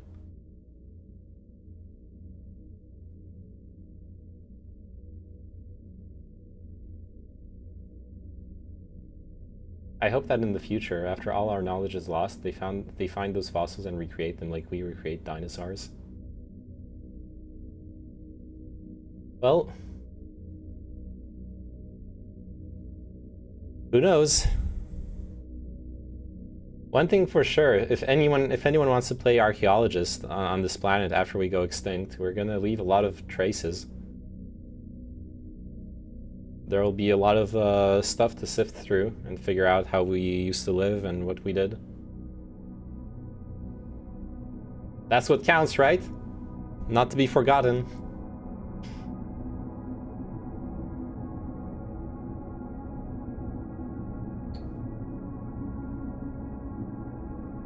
Oh, yeah, so those, like, flagelles are actually just there for the movement. You see they did the, like, sinusoidal move along the spine.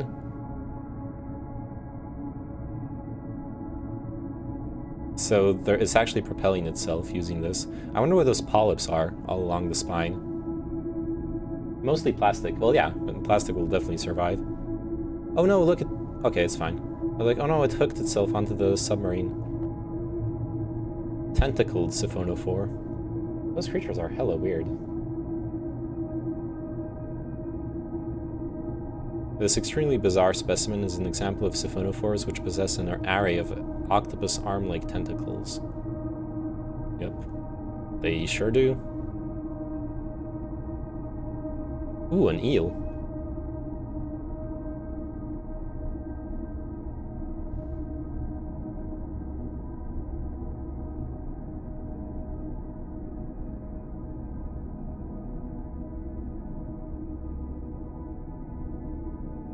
You know what's really interesting is that somehow in our collective imagination,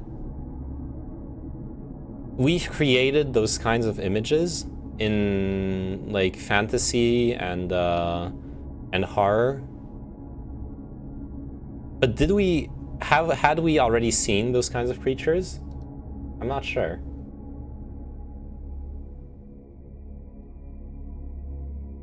Spaghetti monster, yes.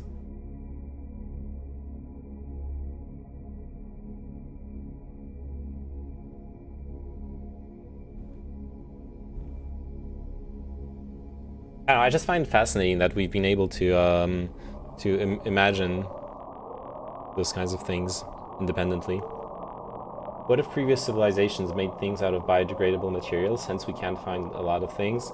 Yeah. I've been rereading a lot of SCPs the past 2 days. Honestly. And a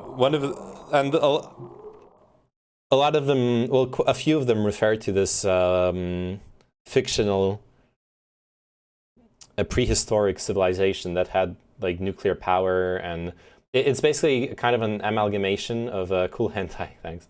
It's basically an amalgamation of the conspiracy theories around like alien intervention and the different human species living highly technologically advanced lives in prehistory.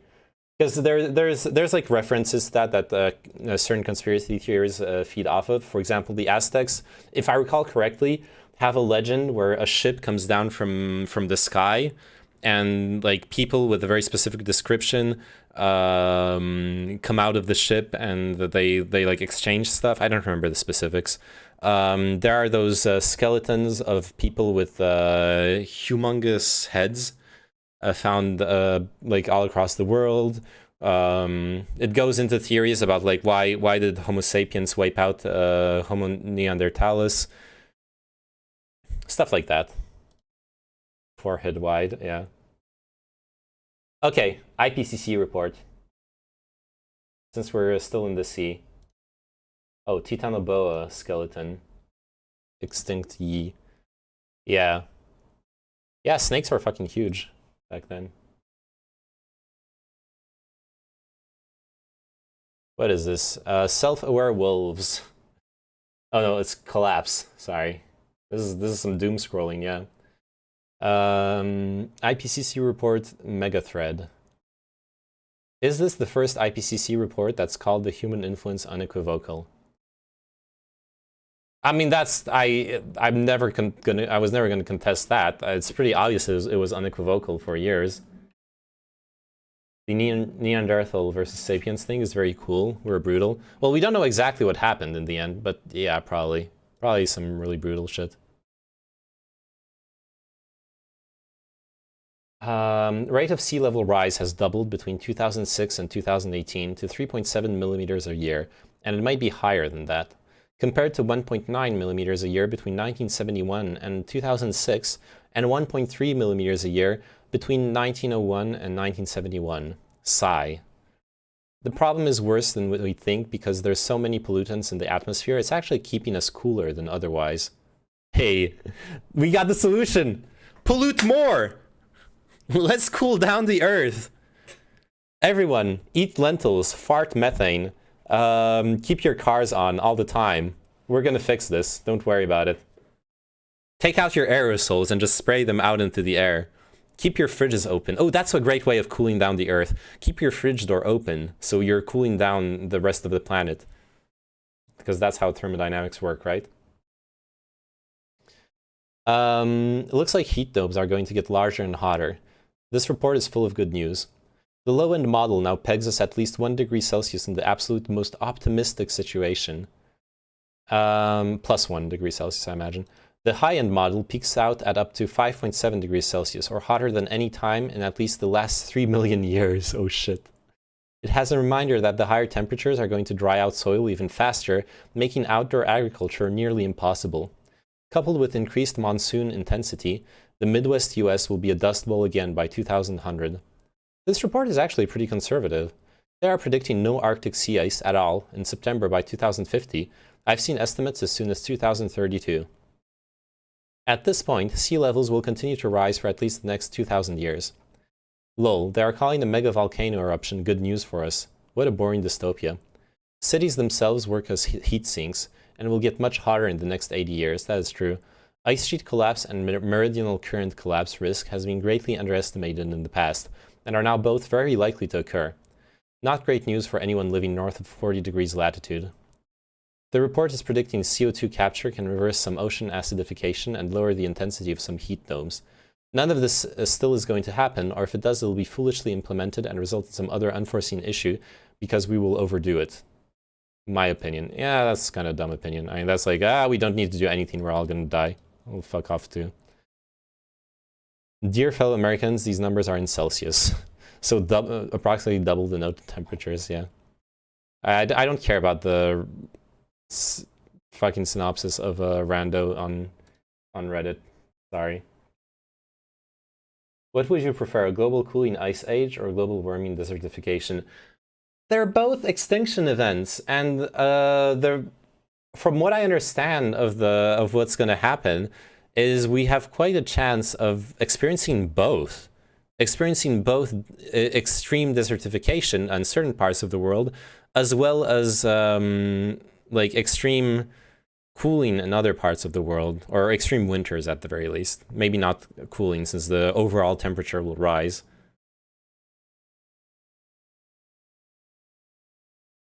What can I do with lentils? Don't think I've ever had any. If you want to go classic, old school, I would say you make your lentils. Like a classic French dish would be lentils with sausages. Lentilles, saucisses au couteau. Just a basic like Toulouse sausage with lentils. It's very basic. It's very tasty. So sausages, onions, balsamic vinegar, huh? This is the recipe I've never seen with maple syrup. Damn, I've never seen that. That's very curious. Okay, but you can look it up. It's a tasty dish, very filling, very nice. You can obviously skip the sausage. If you want to go full on like vegan and have a simple lentil dish with lentil curry is amazing. It's one of my favorite Indian dishes. It's definitely one of my go-to vegetarian vegan dishes. Lentil curry is amazing. Oh yeah, Unlimited Power just linked you Spätzle with Linsen. Spätzle, schwäbische Linsen mit Spätzle. Wunderbar. Swabian style German lentils with Spätzle. Is this only what we can logically predict? There might be other things linked to underwater currents, for example, that we just can't predict what will happen when they stop working. Absolutely. They're a complex system, and we probably don't know what exactly is going to happen. I think that is... Okay, let's just look at the size of the full report PDF real quick. We're probably just going to go through the summary PDF, because ain't got time for the summary. The summary is 42 pages.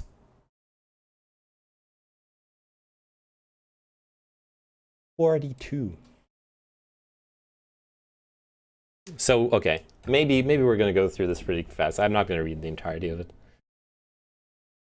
Just read the summary for the press. Yeah, we can just read the press articles. BBC? BBC. Big black cock.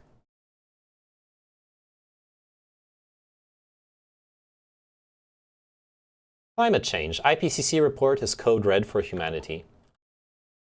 Human activity is changing the climate in unprecedented and sometimes irreversible ways, a major UN scientific report has said. The landmark study warns of increasingly extreme heat waves, droughts, and flooding, and a key temperature limit being broken in just over a decade. The report is a code red for humanity, says the UN chief. But scientists say a catastrophe can be avoided if the world acts fast. There is hope that deep cuts in emissions of greenhouse gases could stabilize rising temperatures. Echoing the scientists' findings, UN Secretary General Antonio Guterres said, if we combine forces now, we can avert climate catastrophe. But as today's report makes clear, there is no time for delay and no room for excuses. I count on government leaders and all stakeholders to ensure COP26 is a success. The sober assessment of our planet's future has been delivered by the UN's Intergovernmental Panel on Climate Change, a group of scientists whose findings are endorsed by the world's governments. Their report is the first major review of the science of climate change since 2013. Its release comes less than 3 months before a key climate summit in Glasgow, known as COP26. In strong, confident tones, the IPCC's document says it is unequivocal that human influence has warmed the atmosphere, oceans, and land. According to Professor Ed Hawkins from the University of Reading, UK, you know he reads a lot, and one of the report's authors, the scientists cannot be any clearer on this point. It is a statement of fact. We cannot be any more certain. It is unequivocal and indisputable that humans are warming the planet. It sucks that this needs to be what the press article tells us about. They still need to focus on this shit. How, like, when are people going to stop with the climate change denial? Petteri Talas, Secretary General of the World Meteorological Organization, said, by using sports terms, one could say the atmosphere has been exposed to doping, which means we have begun observing extremes more often than before. By using esports terms, one could say the atmosphere has installed an aimbot, which means we have begun observing headshots sicker than ever before. The authors say that since 1970, global surface temperatures have risen faster than in any other 50-year period over the past 2,000 years. This warming is already affecting many weather and climate extremes in every region across the globe. Whether it's heat waves like the ones recently experienced in Greece and Western North America, or floods like those in Germany and China, their attribution to human influence has strengthened over the past decade. Key points. Global surface temperature was 1.09 degrees Celsius higher in the decade between 2011 and 2020 than in the past 50 years. The past 5 years have been the hottest on record since 1850. The recent rate of sea level rise has nearly tripled compared to the 20th century, basically. Human influence is very likely, to a 90% certitude factor, the main driver of the global retreat of glaciers since the 1990s and the decrease in Arctic sea ice. It is virtually certain that hot extremes, including heat waves, have become more frequent and more intense since the 1950s, while cold events have become less frequent and less severe. The new report also makes clear that the warming we've experienced to date has made changes to many of our planetary support systems that are irreversible on timescales of centuries to millennia. The oceans will continue to warm and become more acidic. Mountain and polar glaciers will continue melting for decades or centuries. The consequences will continue to get worse for every bit of warming, said Professor Hawkins, and for many of those consequences, there is no going back. When it comes to sea level rise, the scientists have modeled a likely range for different levels of emissions. However, a rise of around 2 meters by the end of the century cannot be ruled out, and neither can a 5-meter rise by 2150. Such outcomes, while unlikely, would threaten many millions more people in coastal areas with flooding by 2100. One key aspect of the report is the expected rate of temperature rise and what it means for the safety of humanity. Almost every nation on Earth signed up to the goals of the Paris Climate Agreement in 2015. This pact aims to keep the rise in global temperatures well below 2 degrees Celsius this century and to pursue efforts to keep it under 1.5 degrees Celsius. This new report says that under all the emission scenarios considered by the scientists, both targets will be broken this century unless huge cuts in carbon take place. Can temperature rise be kept below 1.5 degrees Celsius? 1.1 degrees Celsius is the increase in temperature since pre-industrial times. 2,400 billion tons of CO2 humans have emitted to date. 500 billion tons more would leave only a 50-50 chance of staying under 1.5. 40 billion tons is roughly the amount that we are emitting every year. Not looking good. The authors believe that 1.5 degrees Celsius will be reached by 2040 in all scenarios. If emissions aren't slashed in the next few years, this will happen even earlier. This was predicted in the IPCC's special report on 1.5 degrees in 2018, and this new study now confirms it. We will hit 1.5 degrees in individual years much earlier. We already hit it in 2 months during the El Nino in 2016, said Professor Malte Meinshausen, an IPCC author from the University of Melbourne in Australia. The new report's best estimate is the middle of 2034, but the uncertainty is huge and ranges between now and never. Oof. Projected annual average temperature change relative to the 19th century at different levels of global warming.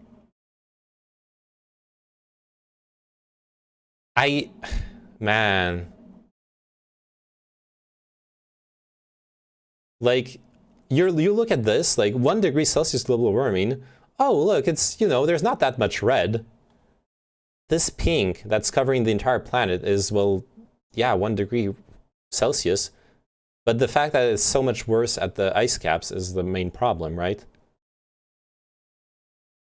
And so much of the planet is actually like up to 2 degrees Celsius. We've got the methane, we've got the process we're already looking at right now, where Siberian frozen ground is thawing, releasing huge pockets of methane. 4 Celsius speed run, let's go. Yeah, let's fucking go. Oh yeah, what did he say, Tessellate? That face when the global climate is about to 360 no-scope humanity. Thank you, now my Zoomer brain can understand, no worries. The methane bomb, yeah. And of course that your average individual is like, well, it's 12 degrees Celsius outside. If it's 13 degrees Celsius, that's going to be quite nice. Yeah, it's going to be really nice. It's going to be so nice to have your... Okay, I need to blow my nose. It's going to be so nice to have your, like, house underwater. Oh. I have a napkin right here. Perfect. The consequences of going past 1.5 degrees Celsius over a period of years would be unwelcome in a world that has already experienced a rapid uptick in extreme events with a temperature rise since pre-industrial times of 1.1 degrees Celsius. We will see even more intense and more frequent heat waves, said Dr. Friederike Otto from the University of Oxford, UK, and one of the IPCC report's authors. And we will also see an increase in heavy rainfall events on a global scale, and also increases in some types of droughts in some regions of the world.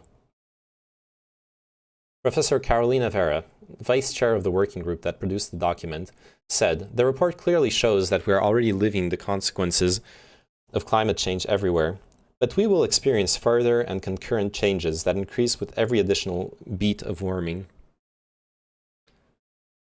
Dancing to the beat. Woo! So what can be done? While this report is more clear and confident about the downsides to warming, the scientists are more hopeful that if we can cut global emissions in half by 2030 and reach net zero by the middle of the century.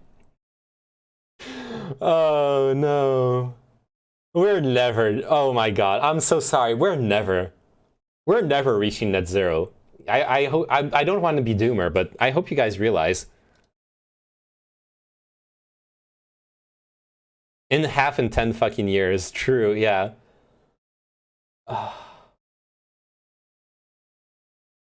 We're never doing it.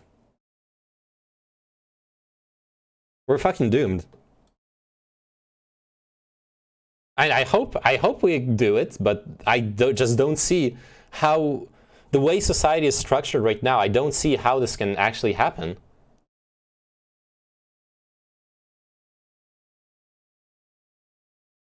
Average rise in sea level relative to the 1900s. Future based on sustainability. Different possible scenarios. Future with intensive fossil fuel use. Unlikely but high impact rise under a future with intensive fossil fuel use, including ice sheet instability. I mean, well, it's not doing the exponential curve thing yet, but it's, I don't know. Global warming makes me happy that I'm getting older. I feel ya. I think this is where the, well, if we act now stuff in reality needs to be, we're fucked, but we're now in damage control mode, but you can't communicate that to people. Yeah, sadly, you need to give them like an escape hatch, or they're just gonna give up. Because you need to have people understand that damage reduction is better than giving up, right? It's simple. We nuke all the cars. Yeah. Does China still use coal? Yes, it does. China still uses coal.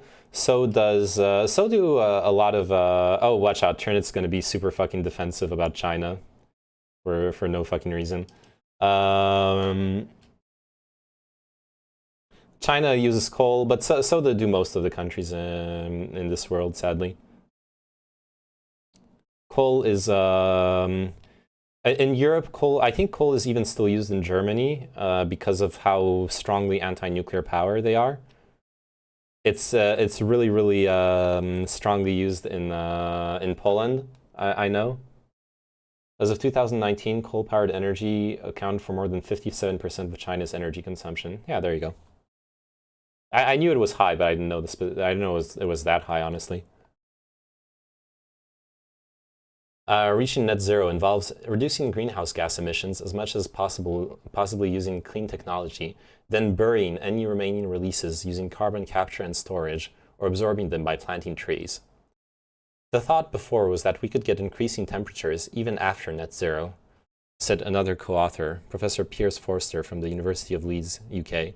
But we now expect nature to be kind to us, and if we are able to achieve net zero, we hopefully won't get any further temperature increase. And if we are able to achieve net zero greenhouse gases, we should eventually be able to reverse some of that temperature increase and get some cooling. That is technically true. Poland 80%. I'm not surprised. Like I told you guys already how the peace party, PIS, not peace, like peacefulness. They literally have as part of their campaign the idea that since they're anti-LGBT, really like Christian conservative fundamentalists, they literally had an ad campaign saying that ecology is gay. Yeah, burning coal to own the SJWs, LGBTQ Nazis. Exactly. That is literally the Polish government's policy. Burning coal to own the SJWs. So it's if Poland was doing any kind of effort towards ameliorating their carbon emissions, they went back on it ever since the Peace Party got elected.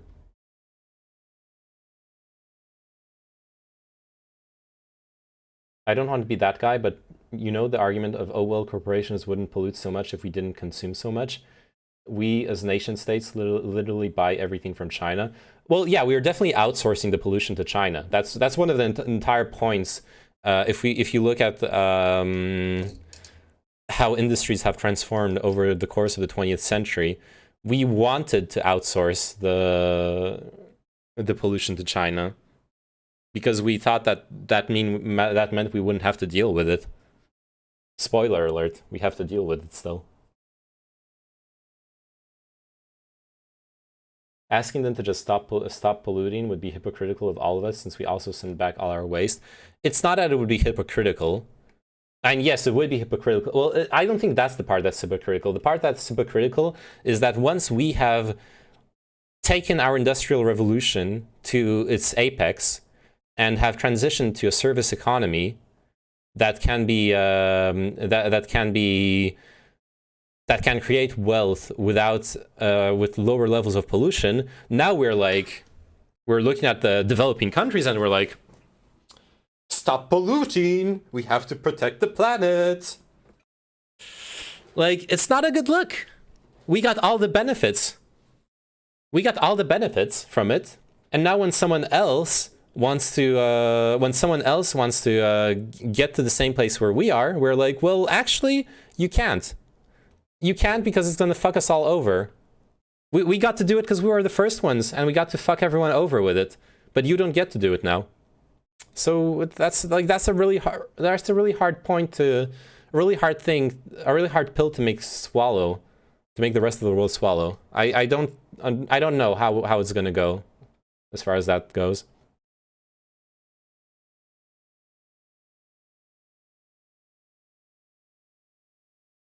But yeah, definitely there. I think it's fair what you're saying, Teslate, about the nuance about the Chinese coal consumption or pollution in general.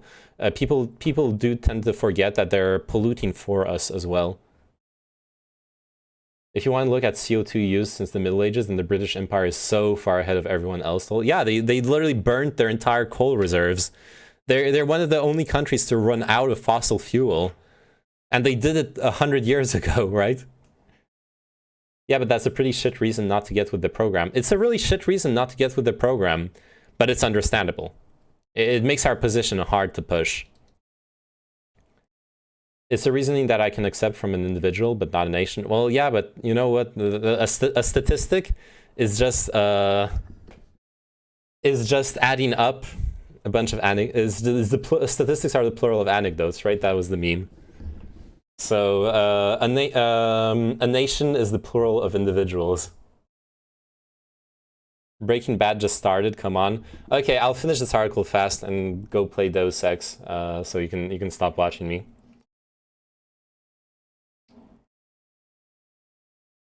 Temperatures will reach. Where were we at? Yeah, we expect nature to be kind to us, and like hopium. Data is the plural. Data is the plural of anecdotes. Okay, right. It's similar to how we were saying to Brazil to not cut the Amazon, but we cut everything in Europe in the Middle Ages. Yeah, absolutely. Temperatures will reach 1.5 degrees Celsius above 19th century levels by 2040 under all emission scenarios.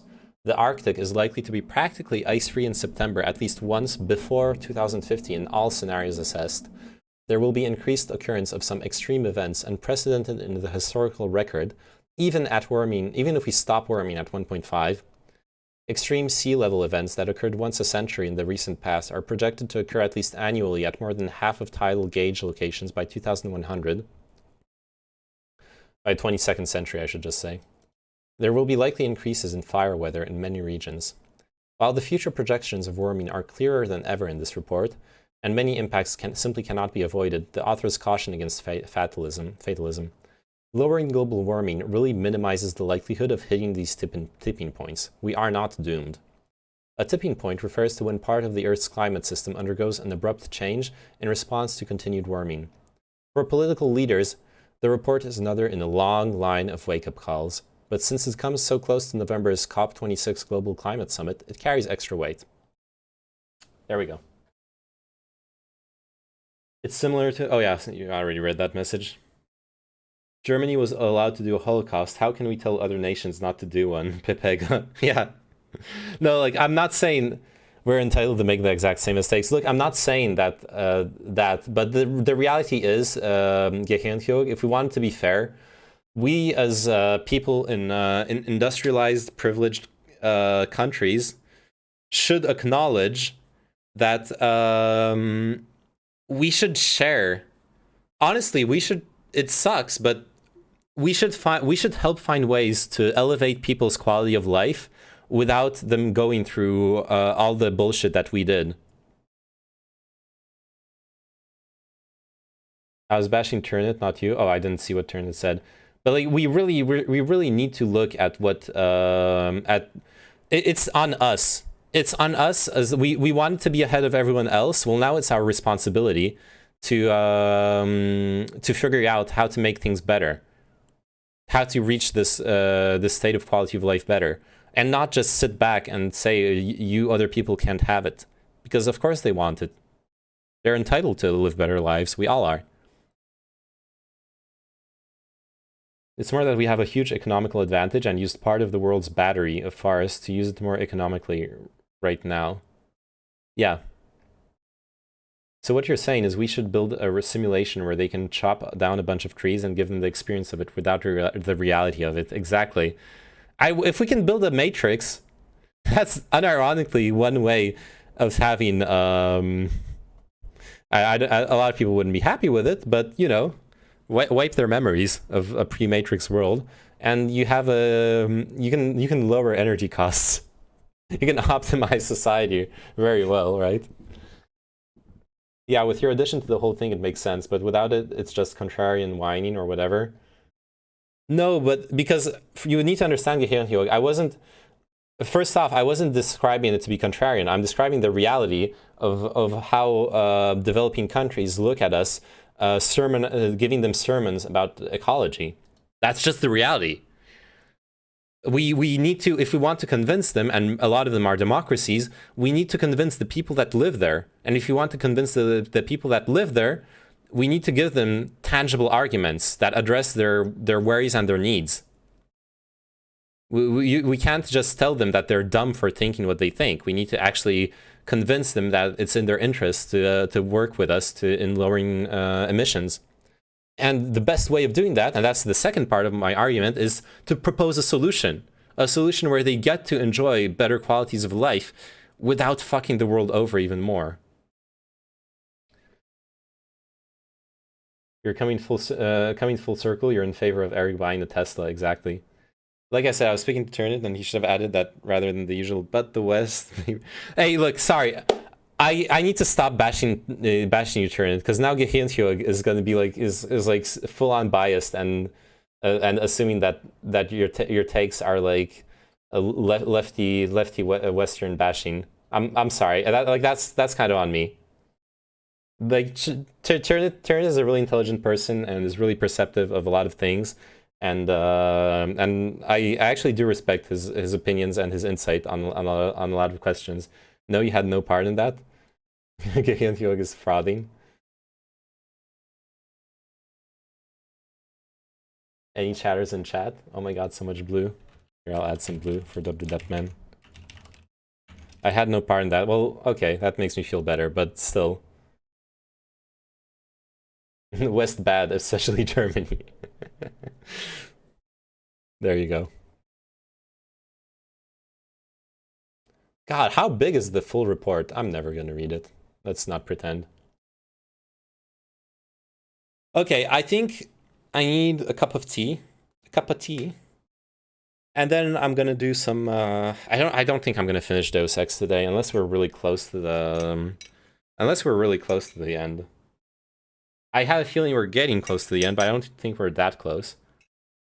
I'm not saying Turner is dumb, but he said enough dumb stuff so that I don't need Streamerman to feel like pushing back at times. Yeah, I understand. I know. I understand what you mean. Yeah, I'll be right back. I want to Deus Ex, more like do sex. Haha, I got him. He said the sex word.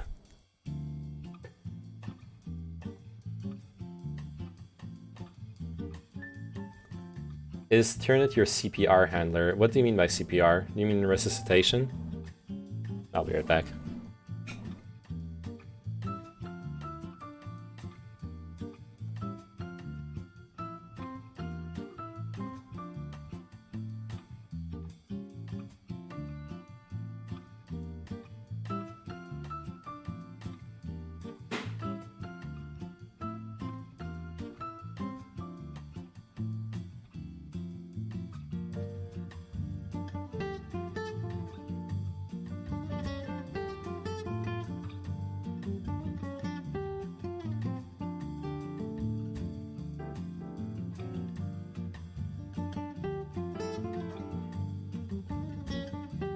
Oh, China, People's Republic of China. That's PRC.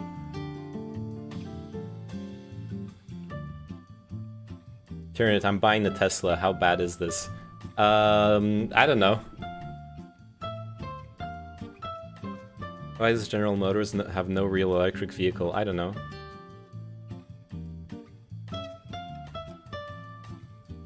It's not gonna help much. But look, it's gonna help Musk take us to space. You're gonna be able to become indentured servants on his Mars base thanks to Eric's purchase. Aren't you hyped for that future? It's gonna help you go vroom vroom. That's true. It's gonna help you go vroom around.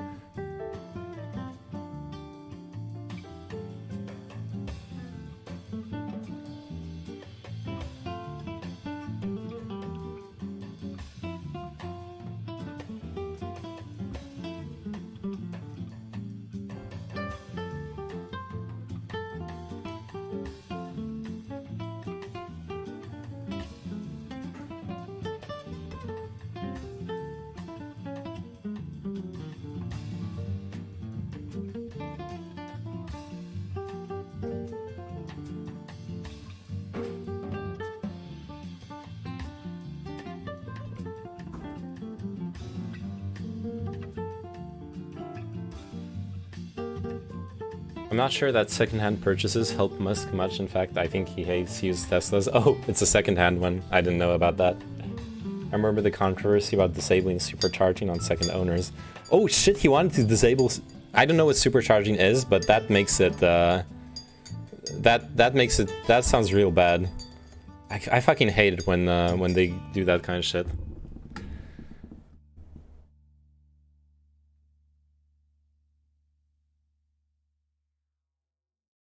Look at this worm lighting.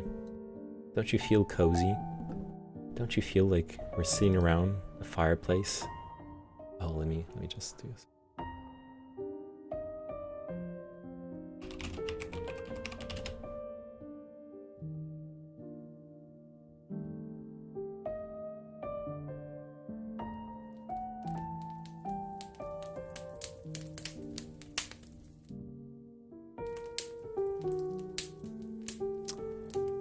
Here, sitting around the fireplace, burning some well, not fossil fuel, but, you know, releasing some carbon, just to feel comfy. Because the world's not warm enough. It isn't warm enough to warm our cold, dead hearts. But this is warmth for the soul. It used to be all Teslas had free supercharging. Now it's just first owners of the old ones.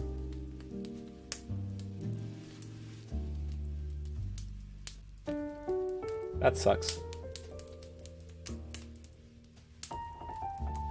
Sign, no way you're fat.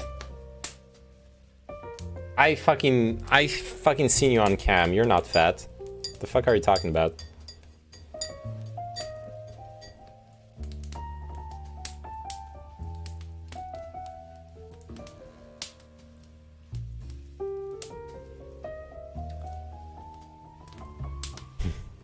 I'm fatter. He said fat cock. Okay, sure.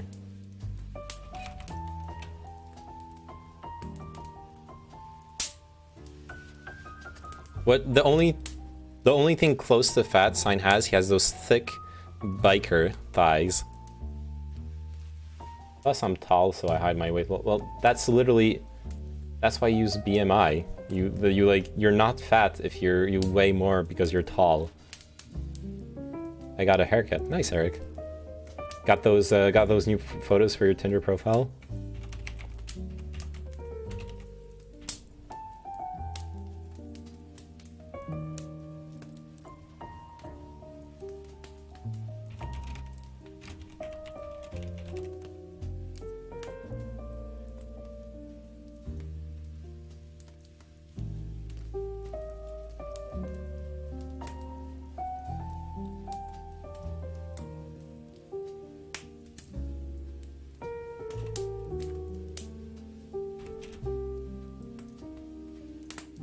Here, I'm stealing your meme, Eric.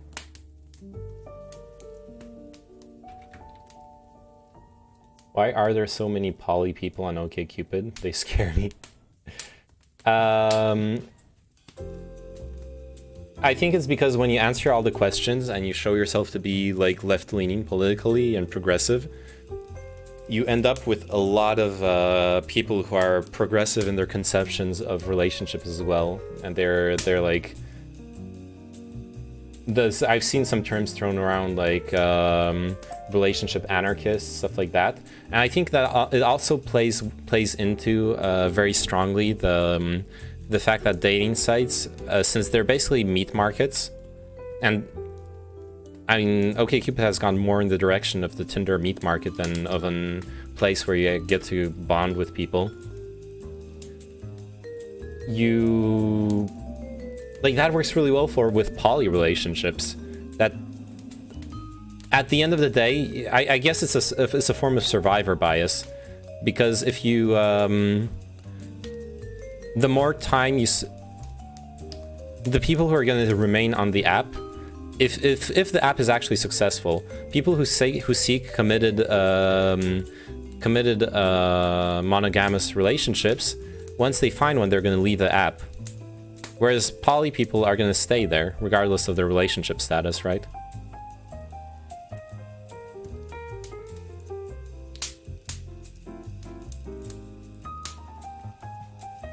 Damn, it's actually so comfy to talk with the fireplace sound in the background. I should do that more often.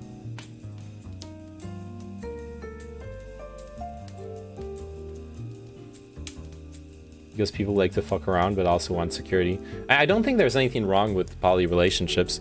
I think it's probably harder to make work than monogamy when like it's okay with both people, of course. Like two people who want a monogamous relationship will probably find at least early relationship problems much easier to deal with than later relationship problems. Well, than the poly couple or triple or whatever. But I don't know. I wouldn't be against trying it out with in the right circumstances and with the right person once there's already trust established. But I don't know about the. Ah, this works.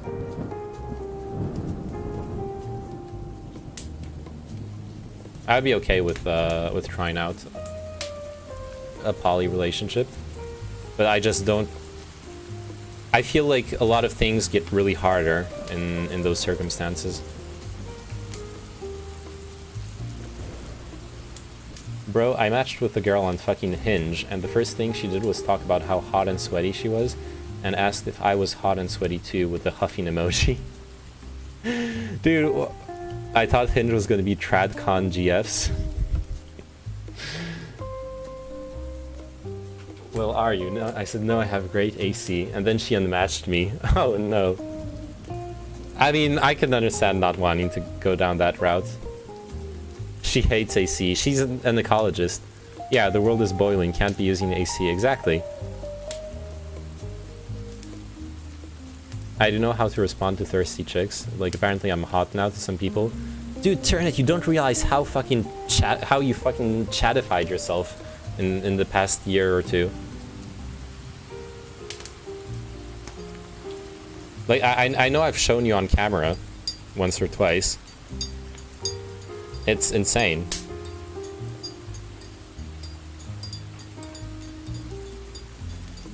But I don't know. At the end of the day, it's like, it depends on what you want.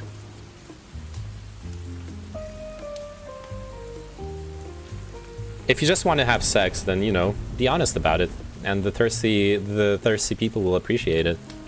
If you want a relationship, then aren't losing. You're saving yourself time by not like pursuing casual sex. That face when neither hot nor sweaty.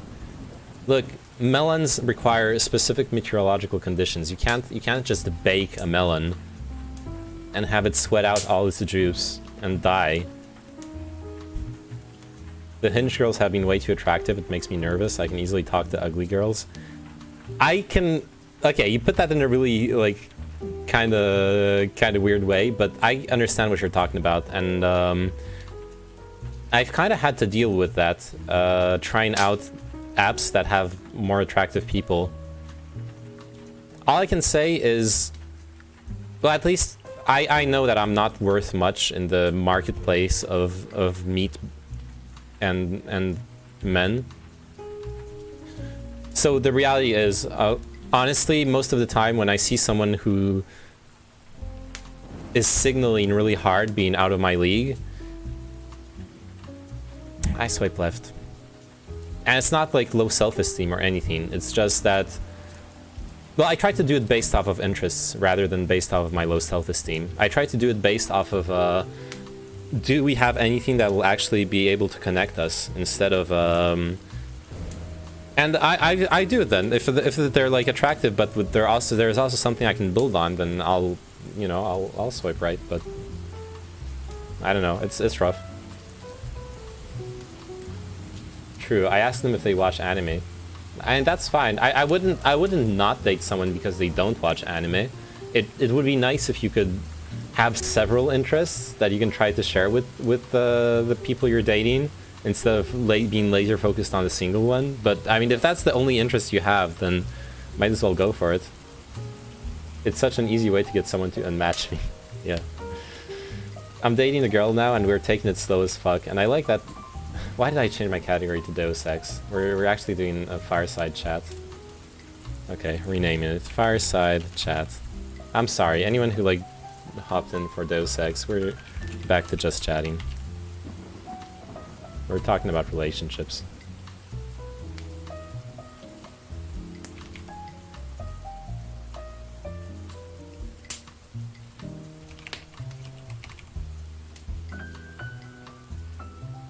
I'm dating a girl now and we're taking it slow as fuck, and I like that, and she seems to too.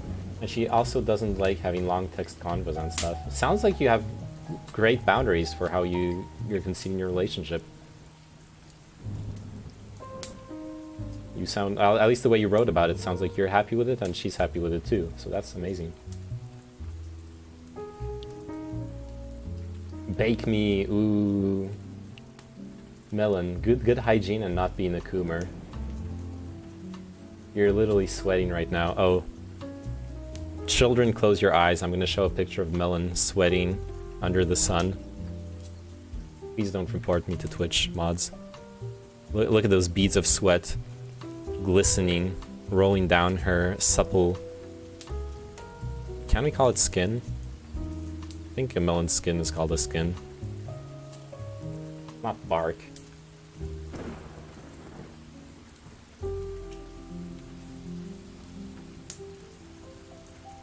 You need to stick up for yourself and stop letting squash vine borers eat your stem. Asked the girl if she watched anime after we set up a date, and she said no. Then I said yes, we won't be going on that date, and she called me the R word. Damn.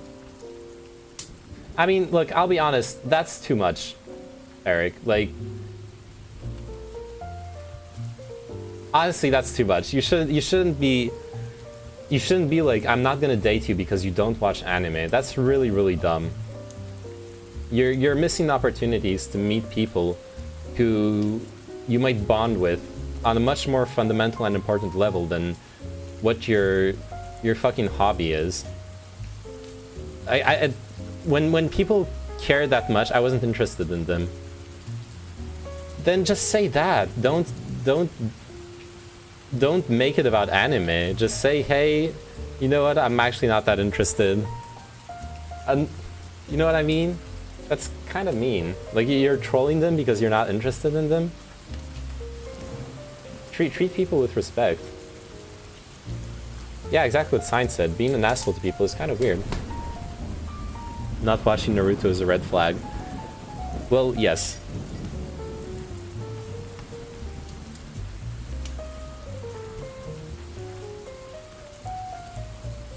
It's also the kind of self-depreciation toxicity. Yeah. Yeah, it does play into that. And the fact that she responded with a slur afterwards doesn't justify. Two wrongs do not make a right. You still are wrong to treat her like that, in my opinion. Yeah, what Sign said. We're agreeing.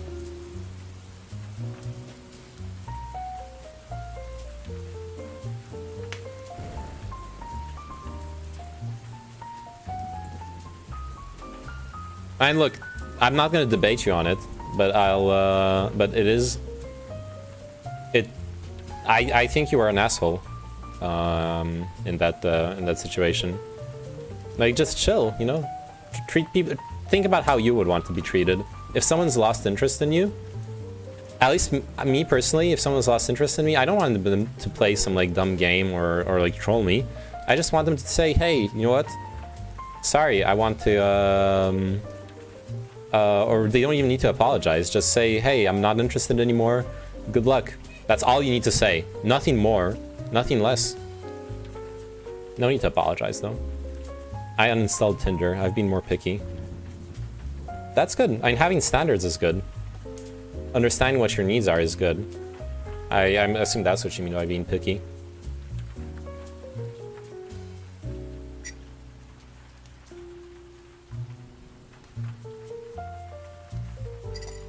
It actually low-key triggers me when the people that treat Tinder and similar apps as literally an exercise to fuck with people.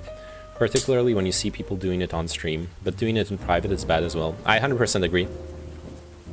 I was kind of traumatized, like, was it 2 relationships ago? After my breakup. So I installed Tinder, what was it? A week and a half, 2 weeks after the breakup. And at that time, I was living in a shithole place in kind of a bad neighborhood. I start talking with someone, and I just open up. I'm honest. Hey, she's, because they're asking me questions. And so at some point I'm responding to questions. I do recognize at some point that it's weird that they're like interrogating me, but I didn't push back fast enough against it. So what happened was that once they got the full picture of me living in a shithole place, me being dumped 2 weeks ago, my cat dying the day before I got dumped, not just dying, but I had to put her to sleep so she would suffer less, which kind of makes it maybe more painful too. The person started like hurting me. They just waited to gather all this very personal, vulnerable information about me so they could turn around and hurt me as much as possible before I blocked them. That's all that happened in that Tinder match. And that really fucked with me, because I then matched with plenty of people, and I wasn't able to open up emotionally. I was scarred, and I was afraid that every single person I would make myself vulnerable to would use it to hurt me. That's what I had that for months. I might still have that to a certain extent, honestly. It really, really fucked with me and my expectation of relationships. It was extremely harmful. I hate that so much, it really makes me mad. I see a lot of shitty DGGers do that a lot, fuck those people. Well, it's the big forum online mentality where you dehumanize anyone you interact with. You can see it just outside of the dating apps, you can see it in DGG and just like how some people interact with each other. They don't treat each other like human beings, they don't talk to each other like you would talk to someone you give the basic minimum respect that every human being is owed. They just shit on each other. And if you allow any kind of emotion, any emotional response that is genuine into the conversation, then they'll prey on it. They'll see that as a vulnerability that they can dig into. That is a lot of what the DGG debate bro mentality is. Not all. I know there's some really cool people there. I'm not shitting on DGG, but it's something that happens a lot in generally in like big online communities, honestly. The fact that Destiny as a role model openly admits to seeing relationships only in transactional ways and promotes a very like facts and logic view of looking at the world to the with disdain to emotional approaches sometimes doesn't help either, obviously. I tried Tinder out and it doesn't work if you're picky. There was less than 5 people I could swipe on if I was actually trying to find someone interesting to talk to. Yeah, Tinder sucks. Tinder is the shittiest dating app out there, honestly. Why don't you date a traditional French girl who will respect your values and cook you lots of buttery food? I have no problem dating like a traditional person or like a whack, non-binary, multicolored hair, whatever person. As long as I can be attracted to either. Neither of those are red flags. Neither of those are things I find I like crave in a relationship. I'm open to all sorts of different people, but the reality is that I'll be honest. If I look at on the dating profile that they're like anti-vax or that they believe men should never be vulnerable. That is something I've unironically seen on like conservative dating profiles. Because I could even see myself dating. I could even see myself dating someone who's like centrist conservative. I wouldn't have a problem with that, honestly. But if they bring that bullshit into the relationship, like what Turner just said, traditional is kind of red flag. Yeah, like that. When you can't acknowledge the emotional well-being of your partner or their vulnerability, that is a huge red flag. That is an immediate no from me personally. And it probably should be from you as well. Melon, yeah, I specifically remember at least 2 examples of that, and they're horrible people, both because of that and generally, so kind of went hand in hand, yeah. Okay, I would apologize to that person if I could now. It's okay, Eric. Just, you know, going forward, try to keep in mind that the people you're talking to are real human beings, you know? That's all I would, like, give you as advice. Keep in mind they're real human beings with feelings, and they're making themselves vulnerable. Going out on a dating site, being judged by every single person looking at their profile. Chatters in here love that, in there love that stuff, and makes me online dating PTSD, Pepe hands, yeah. There's definitely a sizable amount. I wouldn't say all though. The numbers are higher, so you see more of it, right? Yeah, like I don't think this is as DGG is horrible thing. Though I do think, like I said, that Destiny's persona does influence it negatively, at least a little bit. Oh boy, can't wait for my daily Kane tells me to kill myself when I log on to DGG. Fuck. I hate that indeed. I hate that part of the DGG culture, for sure. Never date a wag person. Oh no, I'm 100% pro wagger. I messaged an R4R. What is an R4R? Oh, Redditor for Redditor, like a meetup.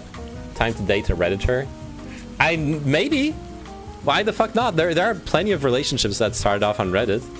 That's not something that's unknown to happen. To me, it sounds kind of like when people marry their like World of Warcraft guild GF, which is awesome, but it's like not what I would expect playing World of Warcraft. I wouldn't expect to find my relationship there, but if it happens, that's great. I think it's shitty to do that if someone is looking for a relationship, but most women I match with use Tinder as another form of social media. I mean, it's up to you not to... I know she isn't watching the stream, but like at that point, it's up to you not to like... If someone else wants to use Tinder just for the dopamine rush, that's their problem. And they're dealing with problems if they're doing that. Like, you don't need to add on to their suffering. You don't need to go full fucking black pill. Like, it's not on you to punish them for whatever wrong they're doing. Just chill and go next. If they aren't like actively hurting you, like just chill. It's all the contradictions as well. If your height is smaller than mine, swipe left. And the next profile, if you have your height on your profile, you're a gimp. That was an actual quote from what I seen the other day. Yeah, I've seen both as well. Well, not the gimp, but the contradictory statements. At the end of the day, you just need to pick like who you want to be and portray that and hope someone likes it. You can't tailor your profile to appease anyone if you're actually looking for relationships. If you're just looking for sex, then fine. But try to appease the most people possible. But if you're looking for real relationships, you'll need to be honest about certain things. Like, do you want your hate to matter? Stuff like that. Hello, Neyman. I'll make your croissants every morning. This is apparently the traditional conservative GF Kino found for me. Look, she looks like a very attractive woman. She definitely has like some kind of traditional dress. People don't wear this. She's obviously at some kind of Renaissance fair. No one fucking dresses like this in France for like real life. I'd date a wagger. I would 100% date a wagger as well. Waggers are cute. It was from Dirty Redditor for Redditor. Okay. Which would you date?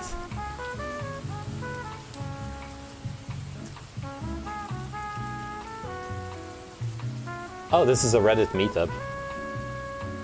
I know, I don't like the idea of body shaming, but some of the people here are way too fat for my taste. Like, I wouldn't be able to be sexually attracted to them. I think this lady in the back seems, she's like really thick, but she has a really nice smile.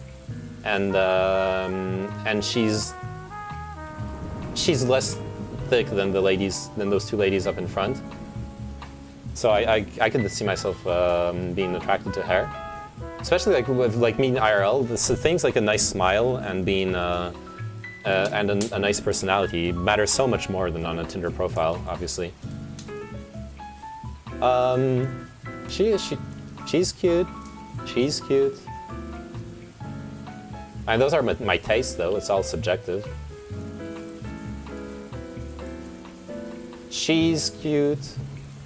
Let's look at the men. This guy looks fun. I actually think I have a thing for this kind of beard with the curly hair. It's actually really cute. This guy is low-key. I mean, he's a dad, so he's obviously off limits, but this guy is actually low-key really cute. I like it. It's like, you know that when you cuddle with him, it's gonna be super comfy. Curling my hair, BRB. Okay.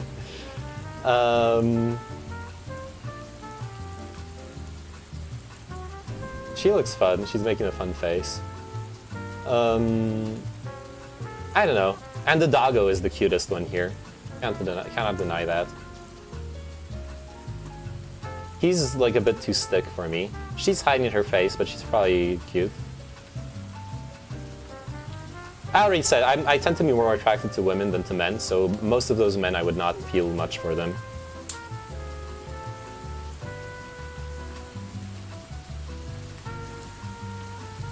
It's like all the people who put their Instagrams, Snapchat on there essentially. Oh, Sign, do you know what I did?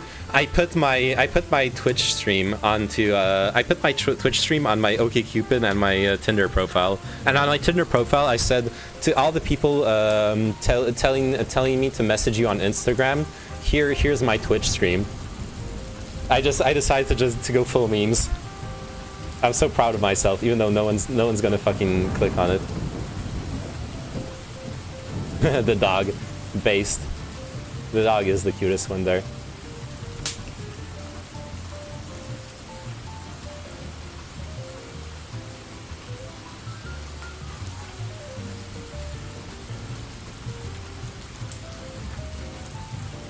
I don't know, it's a public space that they're also fucking with by not letting other people practice the use of the app. Not really, they're not actively preventing you from using an app by not engaging with it in the way you'd like. Like, how is it okay to potentially fuck with people? Because there's a chance they matched with you with no intention to take it further. Yeah, and it's also taking away the agency of matching with someone and then changing your mind. You're always entitled to change your mind. Wait, why are you people weirding me, Turnit? What the hell happened? Curling my hair, BRB. I need to take pictures with my Tesla so I can be a Tesla bro on my profile. I don't know if you want to do that. You look really cute, Eric. I'll be honest. I like your face. It looks nice.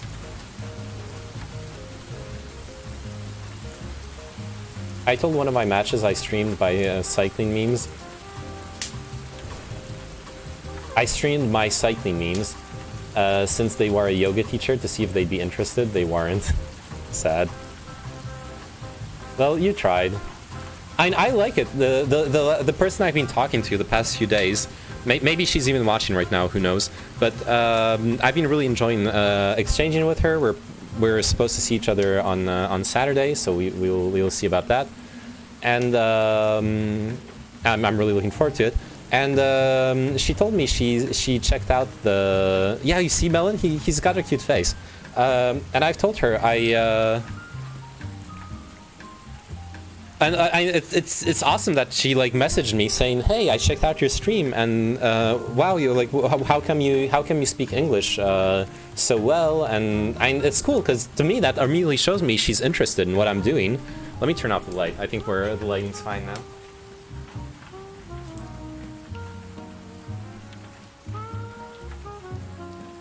So like that's really awesome. That makes me I know she's interested in me.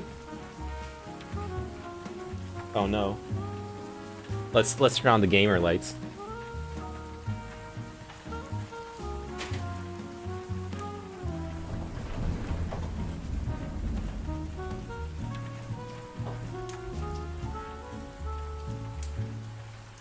I wonder how much having the gamer lights in the background helps with discovery on the Twitch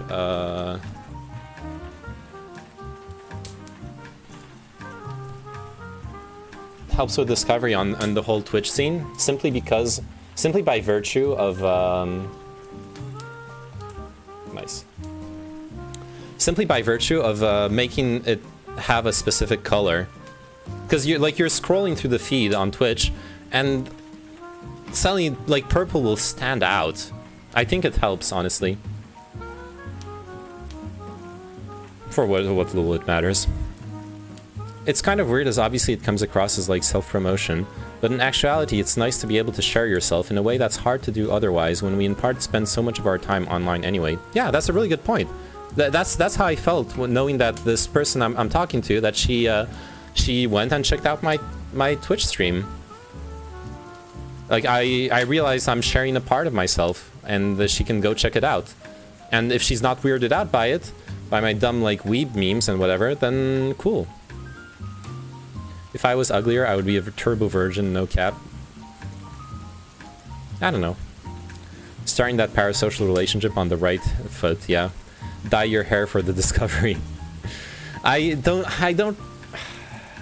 Look, I'm already. I see RGB. I click exactly. Hinge has race filtering. What do you think of that? Wait, let me get into that in a second. First, I want to say something about the hair stuff. I've never really thought about dyeing my hair. Though, oh wait, actually I did think of dyeing my hair once. It was when I've seen this rainbow hair. This looks sick. Honestly. Like, any kind of variation of it. Okay, this is ugly. But, like, those kinds of reflections, or like this, or this, I actually really like it. If I grow my hair long again and I want to go full memes, I would be down. Yeah, Instagram reality here. Yeah, but only for like a week or two. Well, yeah, after that your hair grows out, and the colors, you know, change and everything. Probably would be fucking weird outside, but like. Oh, and like those kinds of effects, I mean, obviously it's going to be a really expensive thing to do too, but it's pretty awesome. I like it. Anyways, for now I'm gonna. Oh no! This is literally that hairdresser meme.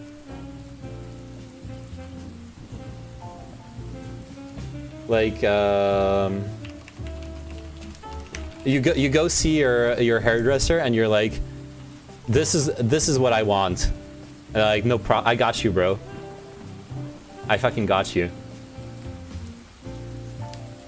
Okay, memes aside, I'm already gonna. I got you, fam. Yeah, that's the one. I got you, fam.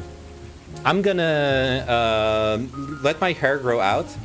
Say no more, fam. Exactly. Say no more. I'm gonna let my hair grow out, and I'm gonna do the douchey hipster curly mullet thing that we talked about on stream. I really want to have it, and I think it'll look good on me, honestly. So I'll do that for a while. Just like when you asked it short. Yeah. No, but I'm just gonna go with a picture of a hipster douchebag, and they'll do it right.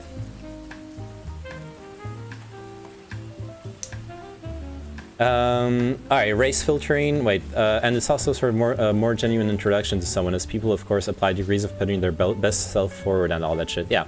Okay, race filtering.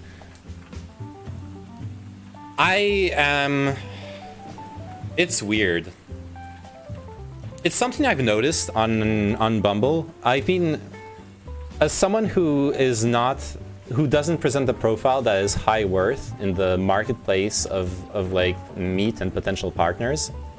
I don't like pose on exotic beaches. I don't show off like athleticism. I don't show off money. I don't show off traits that are immediately recognizable and attractive, basically. And it shows in like who matches with me, which I'm fine with.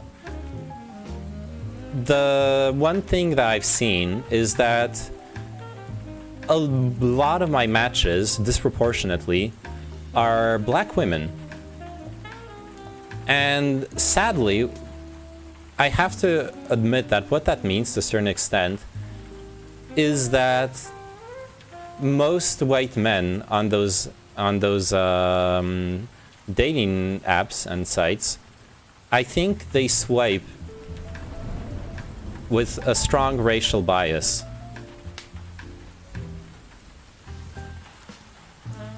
I think if those women, because I'm matched with some really attractive black women.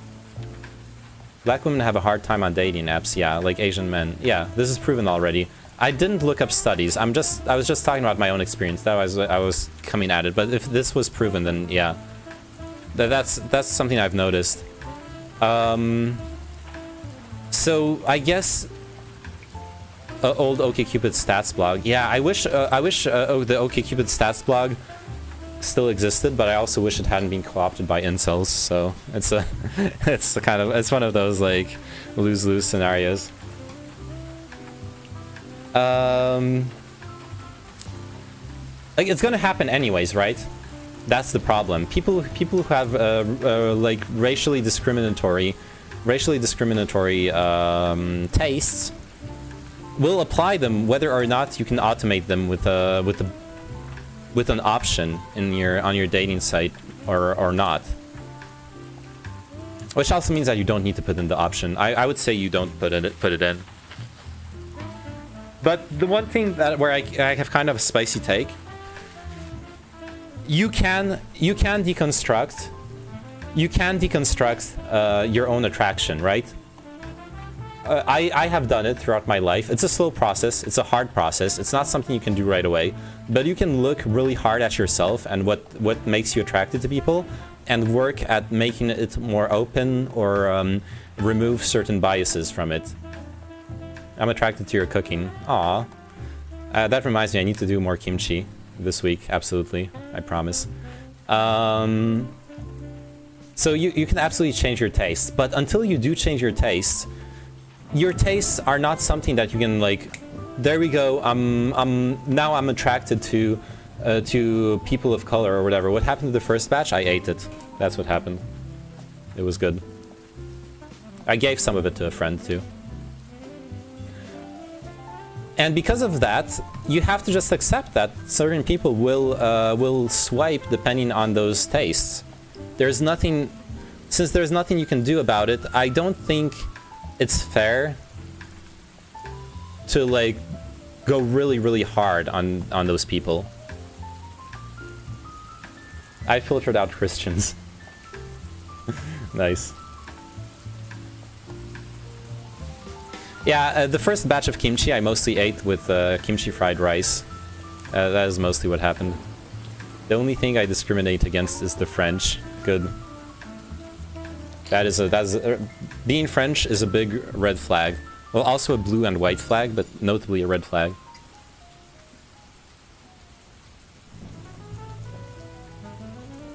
Wow, how strange. I haven't matched with a conservative since I filtered out Christians. Interesting. I would be okay with dating a Christian, as long as they were understanding that I'm not gonna share their beliefs, but we can find common ground in spirituality if they're not like a fundamentalist. Spirituality across all religions has very common tropes that are usually more or less positive, and you can build on. As long as people are open to it, that shouldn't be an issue. I matched with a Messianic Jew. What does Messianic mean? Something with Messiah? Let me Google it. Messianic Jew. Messianic Judaism is a modern syncretic Christian religious movement that incorporates some elements of Judaism and Jewish tradition with evangelical Christianity. The movement emerged in the 1960s and 70s when the Hebrew Christian movement and the Baptist organization Jews for Jesus, founded in 1973 by conservative Baptist minister Martin Rosen. Messianic Jews believe that Jesus is the Messiah, and that the Tanakh, Hebrew Bible, and the New Testament are the authoritative scriptures. Okay, so it's like mixing and matching. Didn't send a message. Usually I'm not one for the stop that woke shit train, but thinking that someone has to work on being attracted to all races is some woke shit. Like, at some point we gotta grant people some personal freedom of their preferences. Yeah. I agree. I never, to be fair, I never said you had to do one thing or another. I just said it's possible. You can actually change your attraction. But yeah, you don't have to. What really matters is do you perpetuate systemic racism in the decisions you make every day? Are you directly racist to individuals? Do you support politics that are harmful in racist ways? Sorry, I didn't mean to imply that you were saying that. No, I understand. I understand. You're just throwing out your like added perspective to it. No worries. BRB buying food. All right, let's everyone stop talking. We need to stop all content until Turnet returns. No more content allowed. No more fun allowed. That face when no big titty Jewish GF. Man, I've never penetrated someone's ass, but I almost did once with this really cute Jewish girl. She was like, I don't know if she was like as much into it, but we played with like me. All right, this is a PG-18 part of the talk, okay? Kids, close your ears. Why do you start sentences this way? We would play like in the sexy times with like me sticking a finger up her bum, stuff like that. And it's an interesting sensation. I've also had that years later, having sex with a girl who had a butt plug. When you're penetrating someone and you can feel something in their ass through the walls of the vagina, if the other person is into it, I highly recommend you try it out. It's not something you like need in your sex life, but it can be very fun. Ah, sorry.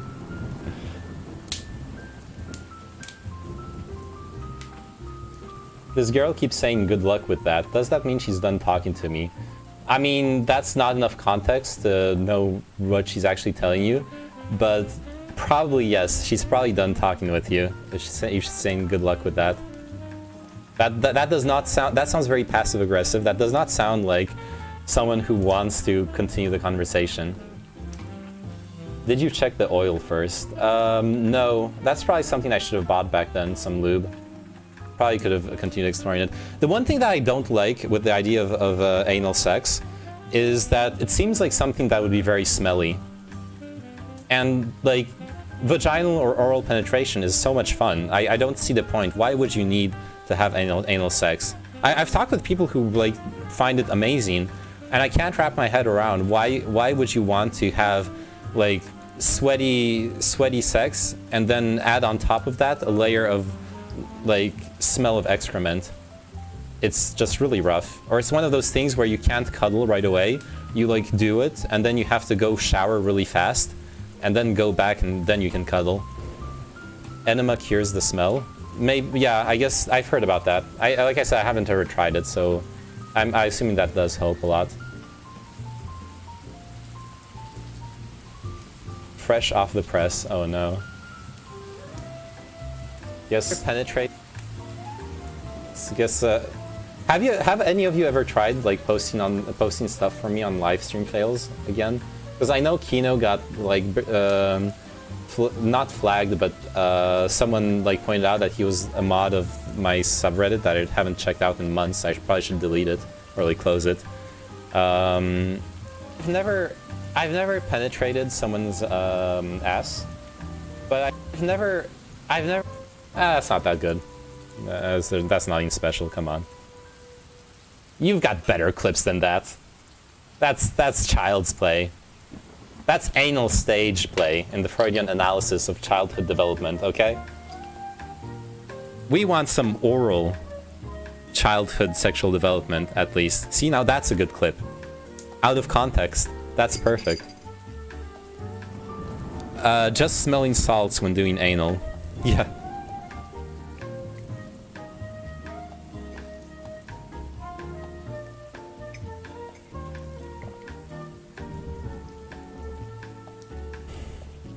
I've never, are we talking about bath salts? Because that shit sounds horrible. Oh god, someone's posting in Russian? I'm Google translating that.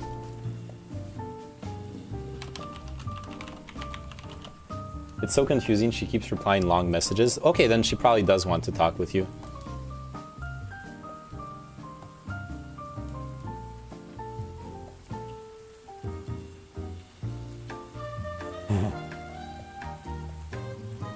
Okay, I'm not gonna get into Gihan Hughes' discussion. Yes, bath salts while doing anal. That sounds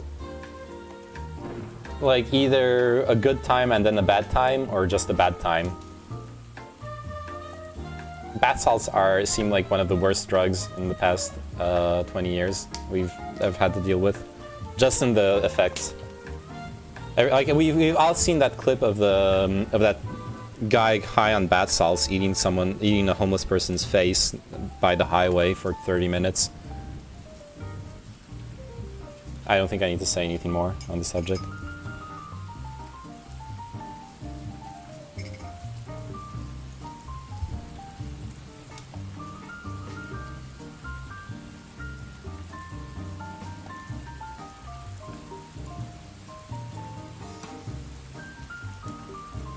You know what? Speaking of sexual freedom and race identity, I've already mentioned it.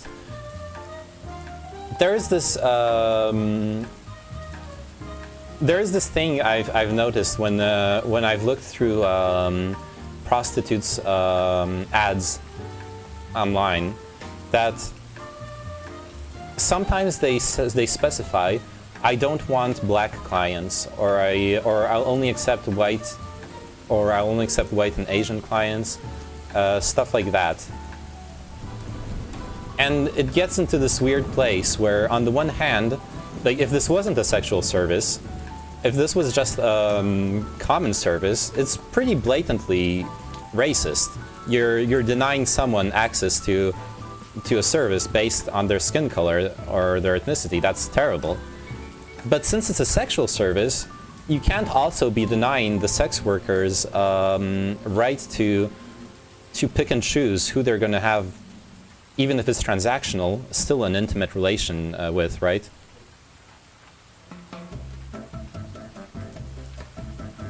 I don't know. I've thrown it out there already a few times, simply because it's like one of those.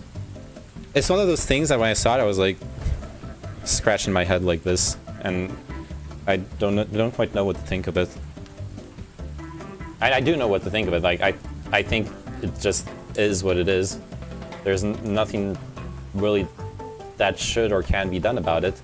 You shouldn't force people to have sex with people they don't want to have sex with. So that pretty much ends the conversation. But it's just interesting to put it in perspective of like how there's been a lot of normalization of sex work in the past few years. Or pushing for normalization of sex work and acceptance of sex work, when stuff like that just reminds you that it's still not just work; it's specifically sex work, right?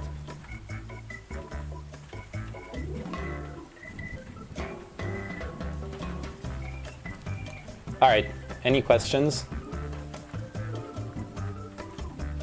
I need a stun lock. I need someone to feed me the next line, or you can just play Deus Ex.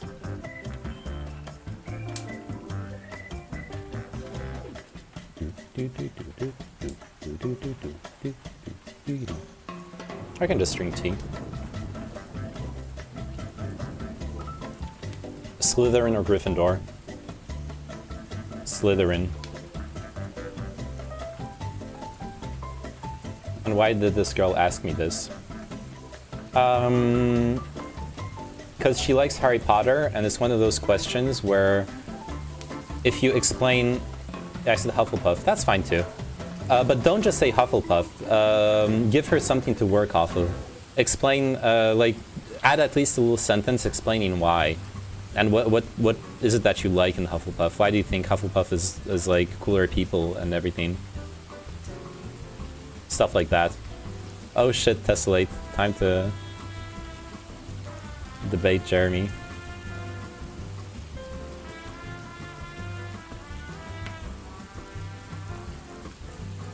Eric says stop acting like a fucking child. See, that's what we talked about. Don't do that.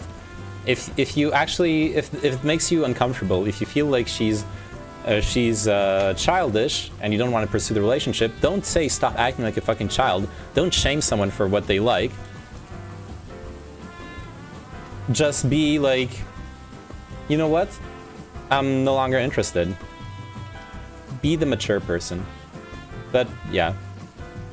I'm not going to argue with Rollin over this. Don't want to start typing while streaming. Oh, I said Gryffindor, but actually Slytherin, but let's be real, I'd be in Hufflepuff. That's an okay answer. Like, you are telling her about yourself. You're telling her you're a Hufflepuff. Remember to always try to ask a question back.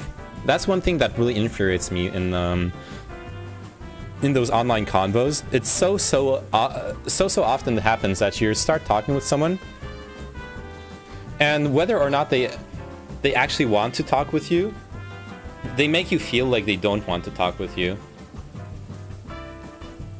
Wait, do I double send? No, obviously not.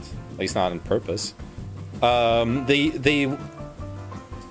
It's so horrible when you're driving and pushing a conversation by yourself. And, oh, I have a no double send rule. Oh, what you mean by double send is saying 2 messages in a row? Oh, that's dumb. That's a dumb rule.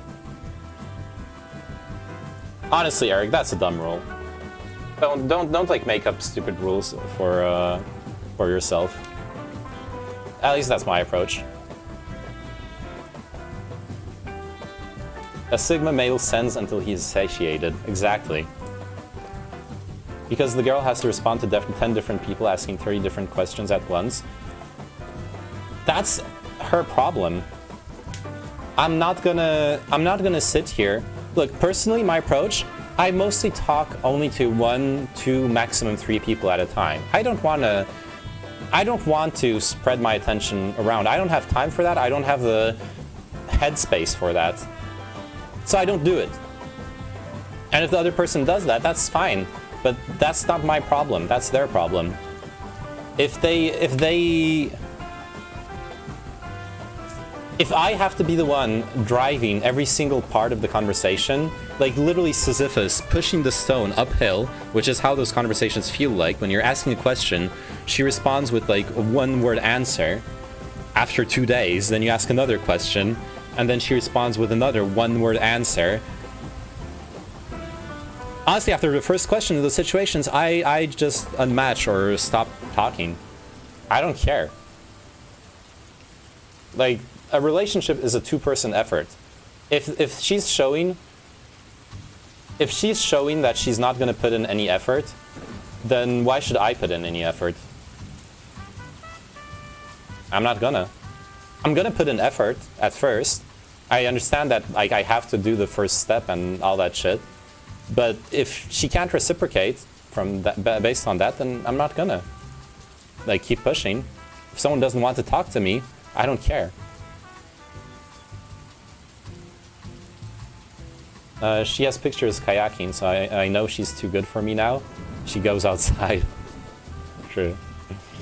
Not caring and not putting effort in is the best dating advice I know.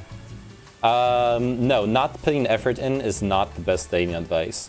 Putting effort in will pay dividends. But you need to put effort in the right things. Putting effort into a dead conversation is a waste of time and emotions.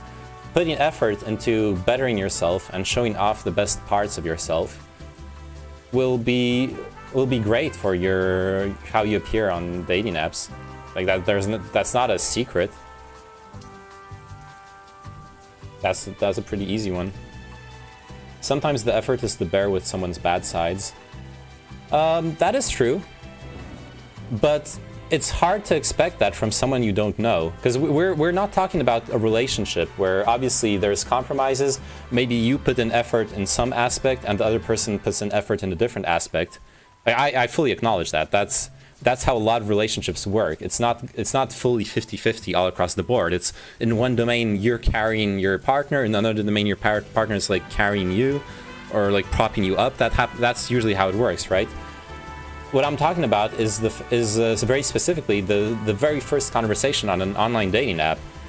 If you can't even entertain a normal conversation, or you don't want to, I don't think it's that those people can't entertain a conversation. Everyone can entertain a conversation. It's that if it quacks like a duck, if it walks like a duck, I'll treat it like a duck. So if the conversation looks like someone's not interested, I'll be like, okay, they're not interested, and that's fine. I'll just move on. It's no big deal. I'm not going to be mad about it, but I'll just stop messaging them. And I've never, ever had a person message me after giving like one-word answers and not asking any questions about me in return. So literally not showing any interest in the first conversation we have. I've never had someone like a week later message me like, hey, why did you stop talking? No, they just weren't interested. Maybe I could have made them interested by pushing, figuring out some like funny one-liner that would make them laugh and like spark interest. That could work too. But I could do that right off the bat with someone else. And I don't know, at the end of the day, the problem is when you're talking to someone online like that, they're a literal stranger. And I think it's normal to not invest yourself as much in a conversation with a stranger as much as you would invest yourself in a conversation with someone you already have more of a rapport with. Even just working through the first conversation is such a game changer. Like with the lady I've been talking to the past few days, if she like stops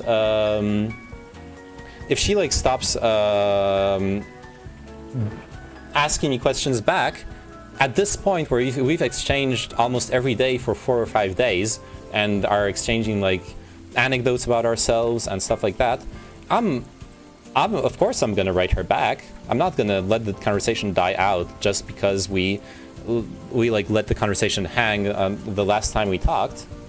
Obviously she's interested in me and I'm interested in her, so no, like the conversations don't work that way either. But for the first conversation, the effort has to come from both sides. I'll die on that hill. Coughs awkwardly. So, have you finished Gree? I haven't. I haven't played since the time you popped into the stream. You want to see me play Gree? I can do Gree actually. I was planning on playing Deus Ex tonight. Since I also have to finish that game, and we got pretty far yesterday. But I could actually go for some Gree.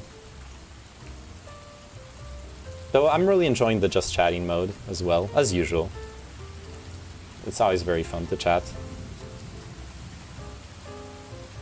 But yeah, we can play Gree. It's definitely need to continue it. Oh, that's amazing because I fell asleep during your last playthrough because our time zones are most likely 12 hours apart. Oh shit. Where do you live, if you don't mind me asking? Are you, wait, 12 hours apart? Do you know where I live? I live in Paris, France, so it's UTC +1. Far north of Russia, Arctic Circle. Oh, привет. Хорошо. Ja mówię troszkę po rusku. I don't know if all of those words were actual Russian, because I speak Polish and there's a lot of common words in between Polish and Russian. So usually when I hear people speak in Russian, I can understand at least part of what they're talking about, and they can understand part of what I'm talking about if I speak Polish. It's pretty funny to have those conversations. Lol, harsho without context sounds so funny. Yeah, I know. It's just like the other Russian word that I know off the top of my head. I'm sorry. Давай. And of course, like everyone knows the swear words. Idi na chuj, suka bliet. Played a lot of Counter-Strike with Russians. Played a lot of Heroes of Might and Magic with Russians too. There's a huge Russian community in Heroes of Might and Magic. Alien Swarm. Basically, any free-to-play game is gonna have, or very cheap game is gonna have a huge Russian community. Which is cool. It's awesome. How do you pronounce that? Hopinar? I'm sorry, I can't read Cyrillic.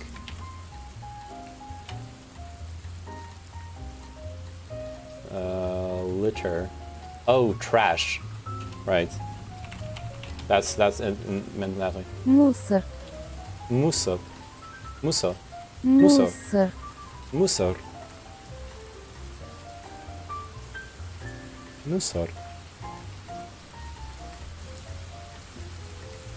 Yeah, I've had people call me trash in different games. It's also amazing how the other chat is so lively while this one is just Milo. These two chats together are a good depiction of how I feel at most social gatherings. Aww. It's because the other chat is people watching all sorts of different streams. Like the viewership I have right now of 19 viewers is not false. But like part of them are gonna have me just in the background. Some of them are honestly just gonna have the tab muted in the background to support my stream, and not even really gonna be watching or listening. Which is a reality of all Twitch streams. But mostly, if you go to streams.gg, you're gonna see there's a lot of different streams that people are watching. So the reason chat is so lively, sometimes my stream is the one that dominates chat, and like all of the messages almost all of the messages will be directed at me, but not always. Like right now they're watching Breaking Bad, so most of the messages you're seeing scroll past are reactions to the current episode they're at. It's true, the only reason he modded me is so that I'm stuck here forever. Yes, exactly.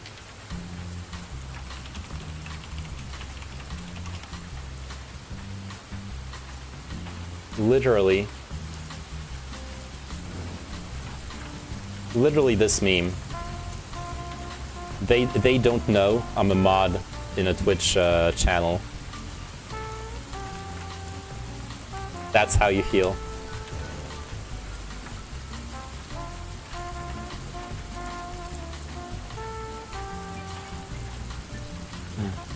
They don't know I'm a mildly popular Instagram account. They don't know where the song was originally sampled from. Oh fuck, that's me sometimes. Oh no. That's me. How much time is it though? Oh, you mean how much time in the time difference? If you're in the Arctic, far north of Russia, Arctic Circle, well, that's several different time zones, right? That's sort of, I don't know. But like, okay, let's look up a time zone map.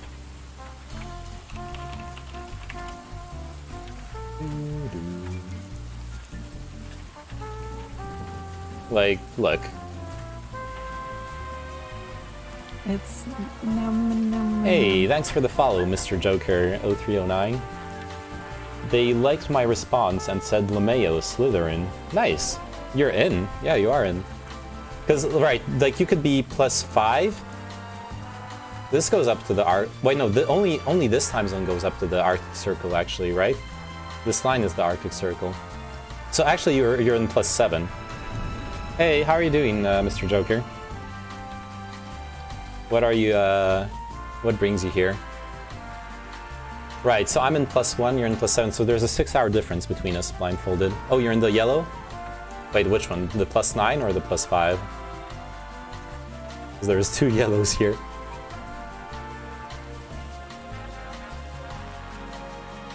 Man, it must be cold where you are. I know it's really obvious to say, but I'm from Turkey, but I'm bad at English, but yup, English. Hey, thanks for cheers. Where are you from in Turkey?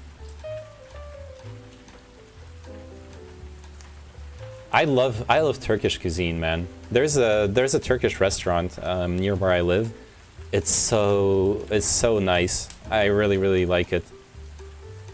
Though they did fuck up my brother's Caesar salad, but put way too much sauce in it. But it's still a really good restaurant.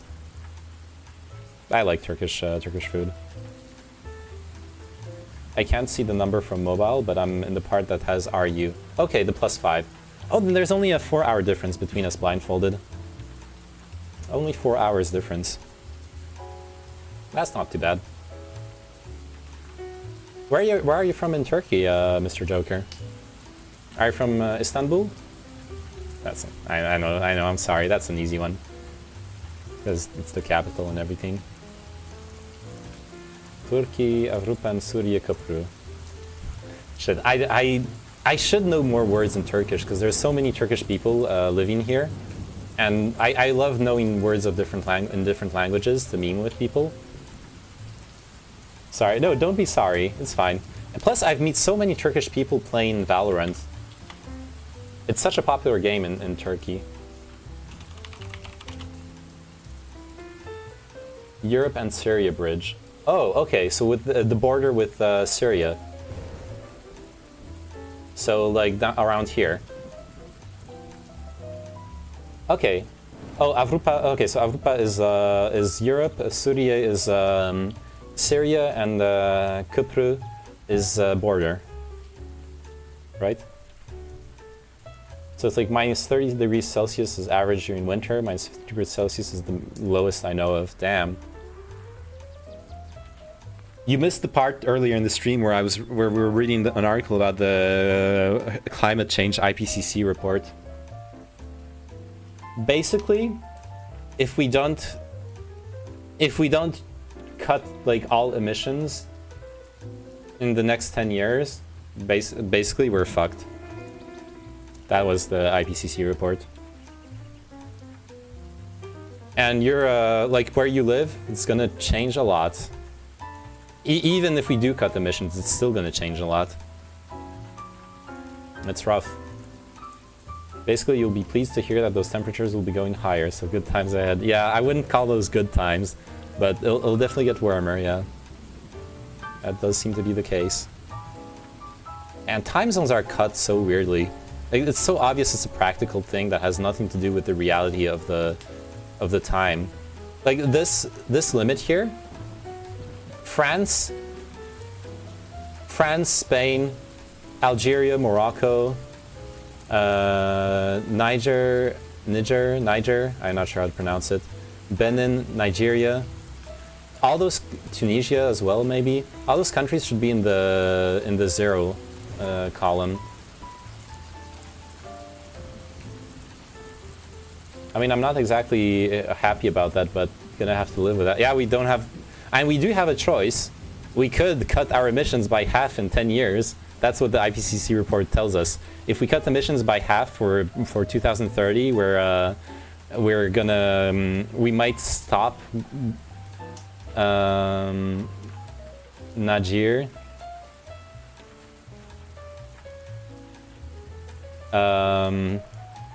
Sweaty man. Yeah, I know I need to be careful with that word, but which is dumb. I'm like, it's so obvious I'm talking about the fucking country, not a racial slur.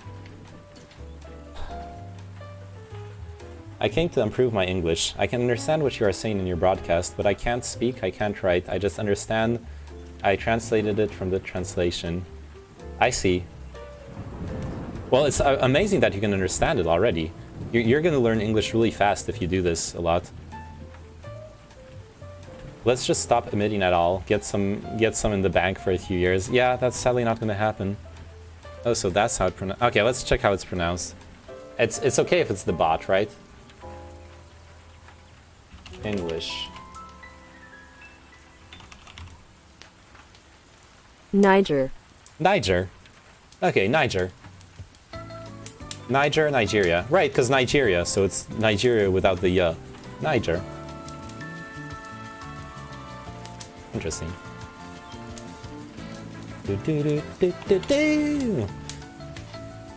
Alright, Mr. Joker, your English is gonna improve so fast. I've noticed that in my friends here in France. A lot of them had really bad English, but when they started watching all the American Netflix TV shows on in the original language with subtitles, they became so much better at English in the span of just a year or two, where they can easily have conversations with the English-speaking people.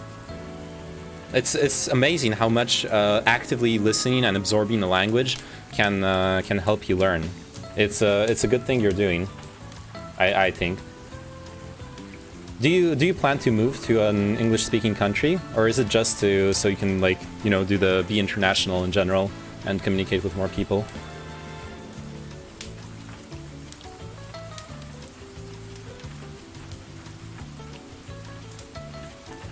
Watch my stream and your English will improve. Just have to stay here every single minute of my stream, guaranteed. Exactly. That's how we yoink those new viewers in, Sinewave. Gotta reel him in. Hey, caught a big one. That's how you do it.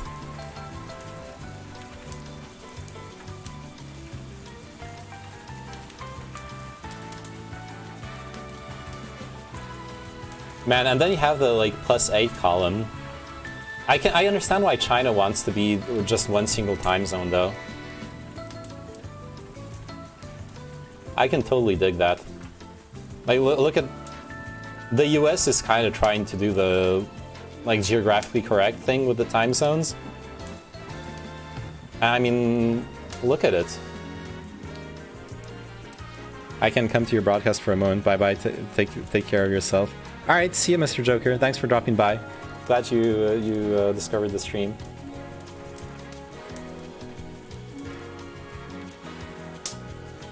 All right, it's almost 10 p.m. Honestly,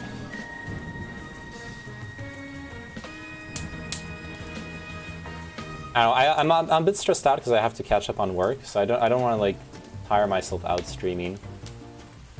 I'm probably going to be working through the night. Meanwhile, Russia has like a half of all the time zones. Yeah, exactly. Which, to be fair, Russia literally spans half the world. It's incredible how it's incredible that it's a coherent country and it spans half the entire world. When you think about how small countries can't even get together and agree to live together, and then you have Russia, right? Well, obviously you have a history that is that created that situation. That's interesting. I wonder how much of it is also the climate and like just how harsh the country is. I mean, you have to work together. Well, because they don't care about the East, Pepe. I've heard that. I've heard that said a lot. That and obviously the West is the most developed part of the country. But isn't the East really important as a connection to Asia and Southeast Asia? I'm pretty sure. I don't know if it's like a fun place to live in, but I'm pretty sure it's economically important to Russia and attracts a certain amount of investment and development that should lead to better quality of life over time, ideally. I could be wrong on that. I haven't really researched that. I'm just like speculating. Don't quote me on it. All I know is I've seen. I think it was an old documentary where they go to North Korea by going through Eastern Russia, and a lot of the shots in the documentary when they're going through Eastern Russia are the like post-communist depression land that I know very well from like being or from my family being from Poland. There are so many towns and cities in Poland where you go and it's just those big communist gray blocks under a big communist gray sky, and there's nothing to do in the city. It's just all depressing and gray and blocky and ugly, and the people look unhappy, and it's like it's a fucking horrible vibe. But a lot of cities broke out of it, but a lot of cities still are in that situation. It's rough. It's rough because, and this is purely anecdotal, like I don't have any studies on the happiness of people in different cities or whatever, but walking through the streets, you just see unhappy people. Which, to be fair, like, Polish people aren't the happiest people in the world by far. I'm very glad my hometown has no communist blocks. Well, the thing is, communist blocks can be like cute and comfy too. My grandma, who lives in Gdańsk, she lives in a block that has like really nice Tripolowski. She has a really nice like art on her in the communist block that she lives in. It just sucks that it's broken down. The shitty parts are that it's broken down and that why did you have to? Because someone in the other chat said the Tripolowski. And anyways, the like there's some cool art. Sadly, there are big problems. Like the meme of seeing a bunch of Slav kids sitting in a rusty old playground in the middle of a bunch of communist blocks and like not having anything other to do than smoke cigarettes and drink alcohol. It's a real thing. It's a real thing. Why is the link not purple? You'll never see purple links in the embedded chat. The embedded chat is a separate browser that's built into OBS.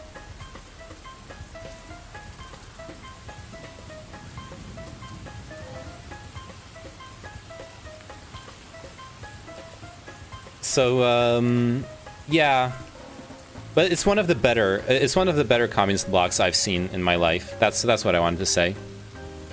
Where there are some positive aspects to living there. There's from what she's told me, there's maybe like a sense of community. I know she's been very sick in the past years, but she used to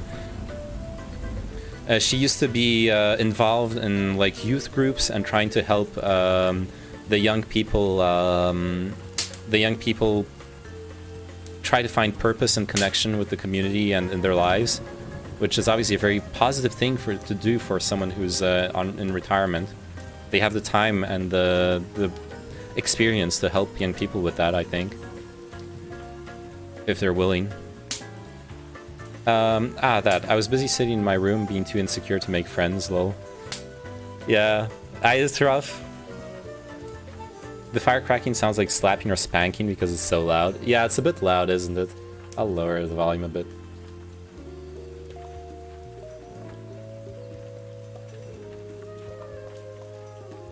Hey, what sign? I need to cover up the BDSM dungeon happening in the background, right behind me. I end up inviting the polykill orgy people, right? Nah, I'm joking. Well, how do you feel about Lithuania? I've been to Lithuania a couple times. My perception of Lithuania is definitely marred by the fact that every time I've been to Lithuania, it was for business trips. Except, well, yeah, basically for business trips. Or when I was a kid and my dad took me there for a business trip as well. Because of that, I don't have...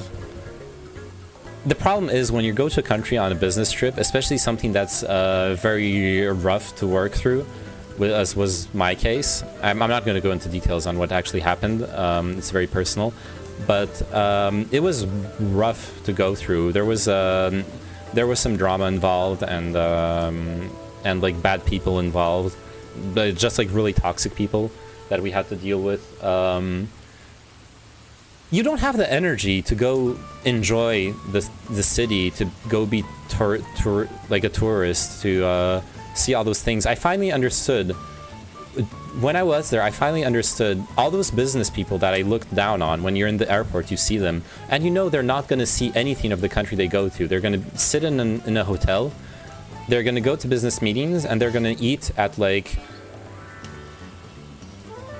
specific restaurants.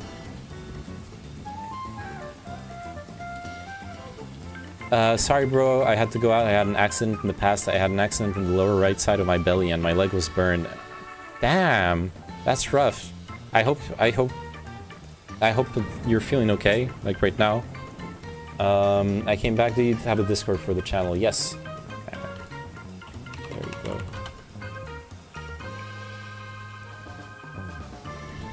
Right, so I was talking about Lithuania. Also, what was rough as well was that I was sitting in Lithuania in the middle of winter, so it was obviously not a really good time to go explore. It was really cold, like really cold, to the point where like the days where we had free time, it was just painful. Look at you with commands set up. I was gonna do it and then figured you didn't have them yet. Yeah, get fucked. Here, let's do all of them. I want some meme commands though with like copy pasta. I'm not gonna link the Reddit. Fuck the Reddit. It's dead.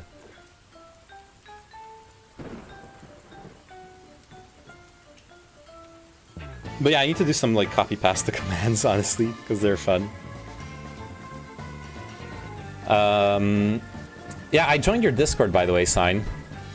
I hope you noticed. I'm one of the few people who did. I think I'm the only person who did, unless someone else joined in the meantime. Anyways, yeah, one of the few days we had free time. It was so cold that like it wasn't fun to go out. I actually noticed like a week late. Nice. Doesn't surprise me. And to be fair, I didn't post really anything there. And yeah, like we did the business person experience. I've enabled notifications on it now, as I'd never have seen it or otherwise. Yeah, notifications are actually serve a purpose. Yeah.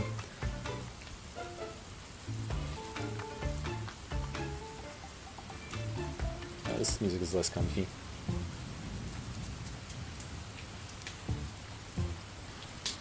Is this music comfy? I'm not sure. Let's see when it finishes building up. Yeah. I don't know. Lithuania definitely has. At least I've only been to Vilnius as well. That's one thing to keep in mind. I've only been to Vilnius, which is the capital for anyone who doesn't know. Vilnius has a very beautiful historical center. Also has like a beautiful castle on the further away that we didn't get to visit. The historical center is very beautiful, very nice to visit. And then you take one step out of it, and it's just like Eastern European swag. Not like communist depression land, but more like post-communist depression land. Like I'm sorry I can't like describe it that much better, but like I remember one time we stayed there. The hotel we were in was so bad, and the place it was in was so bad. It was like, but we would leave the hotel, we would walk down 2 blocks, and we would be in the old town where it was really nice. But then we would go back to the hotel, and it's like, boom! Like you're on one street, you're on the next street. The transformation is immediate. Suddenly, you're like in a really shitty place, or at least it looks shitty. I don't think it was like dangerous or like with criminality, not like that kind of shitty place. But it was just not somewhere you would want to live. Ideally speaking, just doesn't make you feel good. I managed to fix my issue with Discord starting on boot up. That was in part my main issue too. I'd always forget until Kino was like, get on Discord for Rust shit. I see. What time is it over there? It's 11 here. It's 10 PM here. I'm 1 time zone behind you, Mr. Joker. So it's getting later.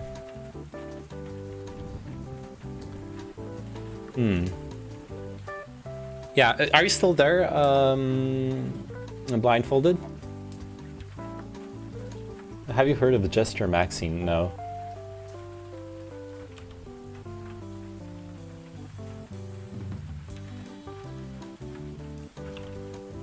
I'm googling it. Jester Max, or Jester Maxine, from the Incel Wiki, God, is the act of using excessive humor to get a date. Jester Maxine can be exaggerated to the point of bodily harm, like falling down on purpose in order to get attention, cutting yourself, throwing food. How is that funny? That's not humor. But the word mostly means using humor as a stepping stone to gain romantic attention. Implications and success. It is believed that Jester Maxine is another form of disingenuous begging, and can cause mental distress to those who practice it. Jester Maxine can be used successfully if applied with a consistent amount of persistence.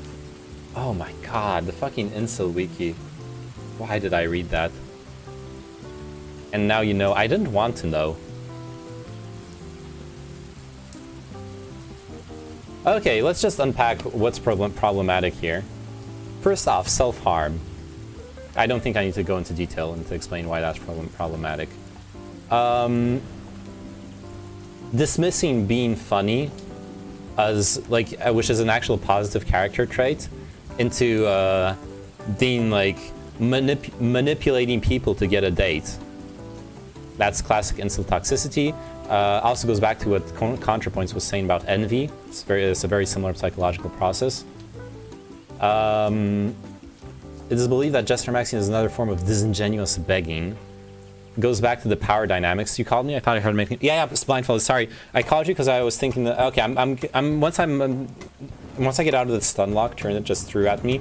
I'm gonna start up Gree. Okay. I just wanted to let you know if you wanted to watch it. If it's like still not too late for you, or I can wait for like next time you pop in like earlier and play it then, or something.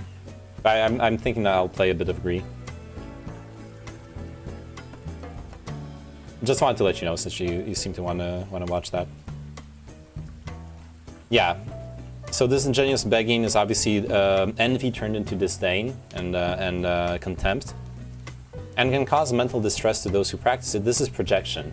This is projection from the incel type person and their mental distress at being lonely and feeling powerless in gaining meaningful relationships. Projecting it onto anyone who does anything to better themselves, to create meaningful relationships.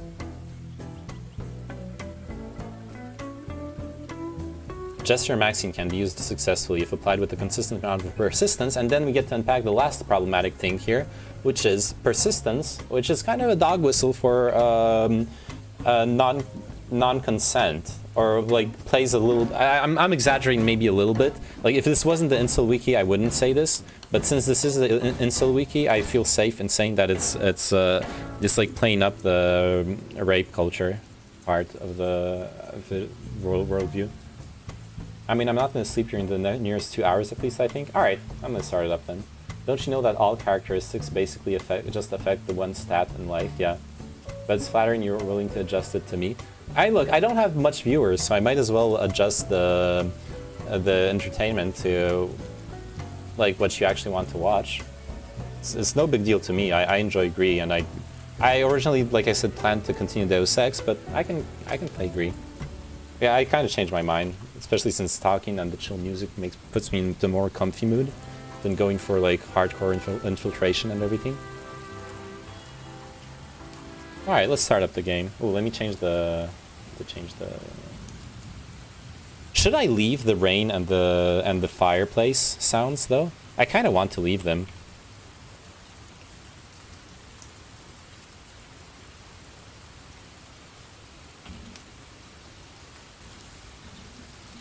First time Gree playthrough. Let's also add that to the tags. First playthrough. Boom. Oh crap, I didn't click it. What? Oh, I can only select up to 5 items. Yeah, that's okay. I'll leave it as is.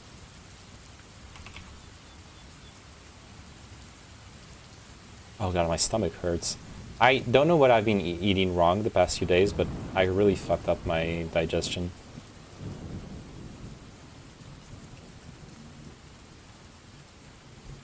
Chill music and cozy talk about how we ruined our climate. Exactly. Isn't that amazing?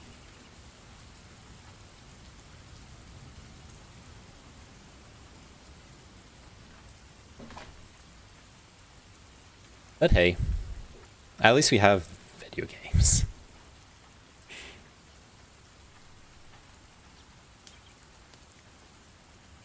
Can I ask you to listen to some music? It's called I Can't Be Silent. It has English subtitles, but I don't know if you've heard it before. I could do that. I'm not gonna do it now. Could you link it to me, like, say next time you come? There's 2 problems. First off, I'm gonna play Gree, and I'm gonna leave the in-game music. But the main problem is that I often multi-stream on YouTube most of the time, and YouTube has an algorithm that detects copyrighted content live, and I can get copyright striked live while streaming. So I need to be really careful what I play as long as I am restreaming to YouTube. If I choose not to stream to YouTube, then I'm fine. Like if you like maybe tomorrow I'll not do the YouTube stream, and then I can play music. We can do like a more music stream with copyrighted content and stuff. Oh shit! This guy has a thing I want to do with my mic audio when I'm streaming.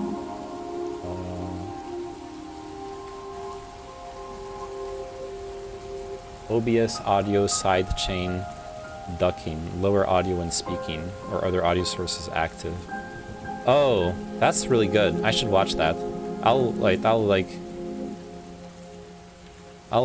have that on the side. I should probably set that up too. That would be a really good thing to set up. Oops. There we go. This is the right scene.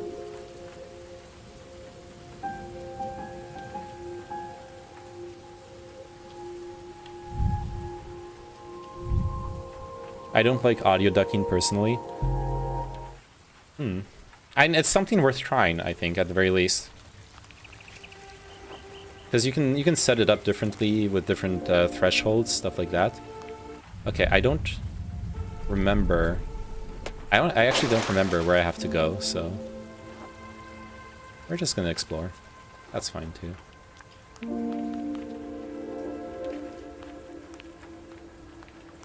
She's so cute. Oh, right, I remember this. Oh, now we can go back here. Oh, crap.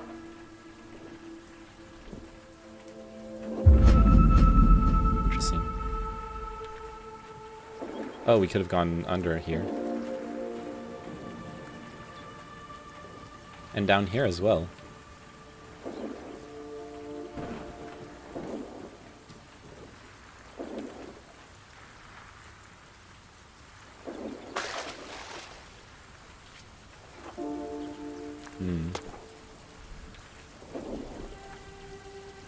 Feels like a brute force solution for balancing your audio, yeah. Oh wow, I skipped so much, I can tell you where to go. Maybe if I'm lost for a while, but since I just got back in, I want to explore a bit. You know what I mean? Like, I just got a constellation, just walking around, I'm fine with that. But if I get lost for maybe half an hour, or maybe a bit less, but you know what I mean, then I'll ask for advice. It's good to know I have that option.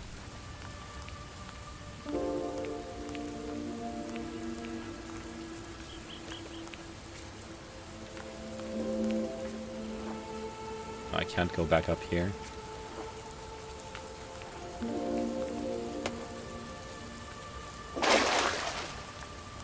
Damn, I missed so many constellations in the other systems. Oh, and this is blocked? Okay. Probably should go higher, considering what I'm seeing here. But it was worth trying out the lower places.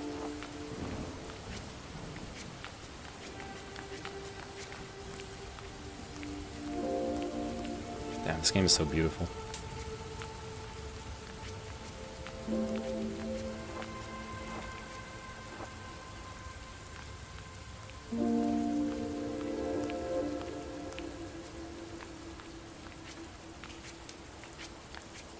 I just feel like audio ducking is probably really, really good for example, React content, I guess. Instead of pausing the video, if it's a video where it's okay to let the content go on, instead of pausing the video, audio ducking would be not a strong one, not one that's like you say, not the one that's like brute force, but like a very soft audio ducking would be really, really good, in my opinion.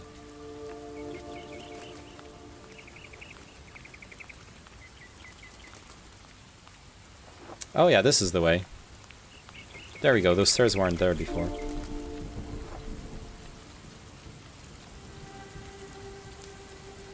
If it's subtle and has a smooth delay, it can be really good. Yeah, exactly. Oh. Interesting. Oh, I see.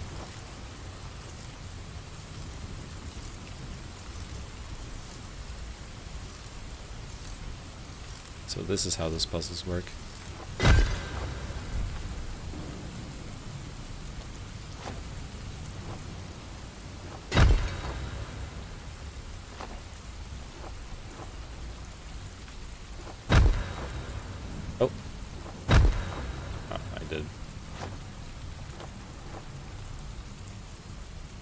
Nah, because then all it means is that I'm struggling to then try to overhear what the person is saying to hear the content.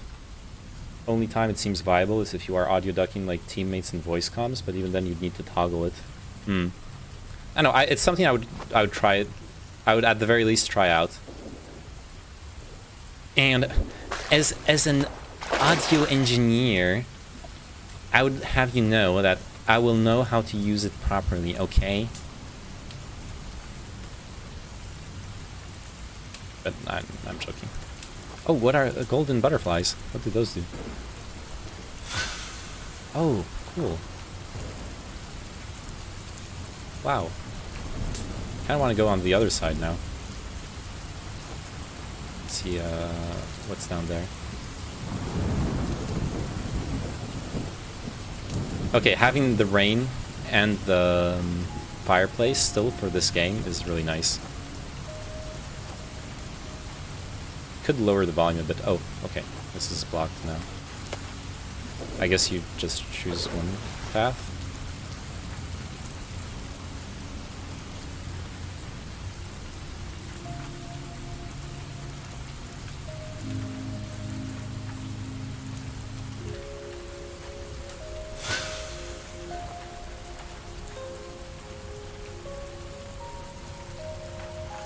Oh. No, it's gonna disappear.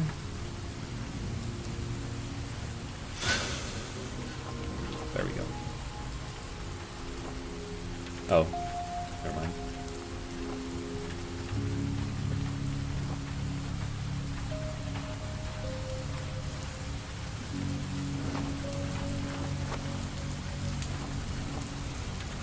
Interesting.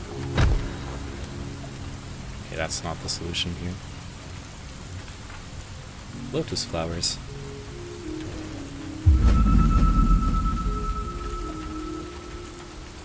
Wait, there's something. Oh, there's nothing here.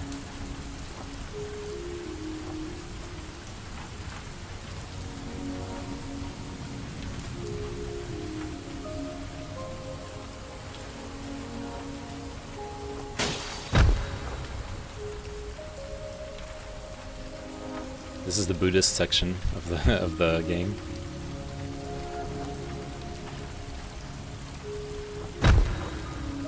There's nothing here.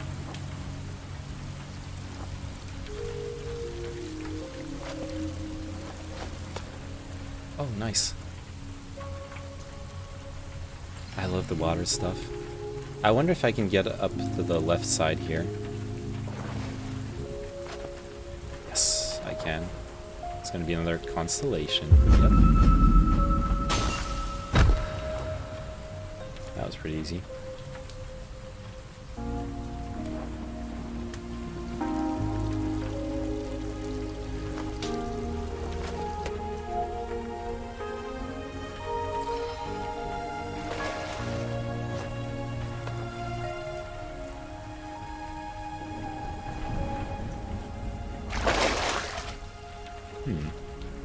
Yeah, I have to go to the left side here.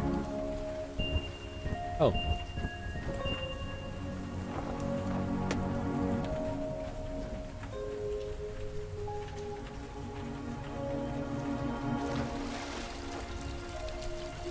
What's down here?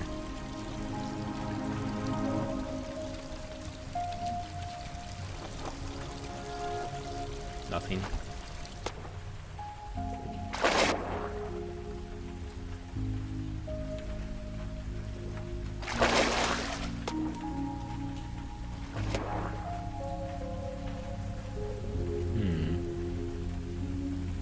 I am missing something.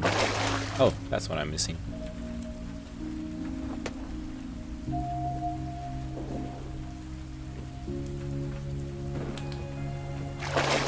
Oh! That was a solid pillar. Oh, crap.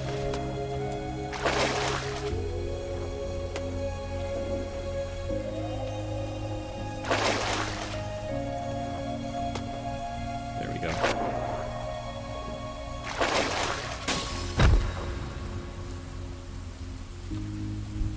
The one thing that's kind of disconcerting is how brutal the the stone block is compared to the rest of the game that is so peaceful. You can really feel the weight of the stone block.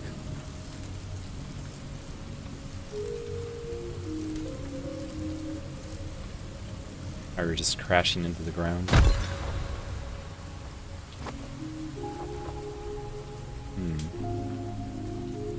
I don't know that this helps me much, but I think this helps me. There we go. So now I can jump up here. And yes, you reveal me those platforms.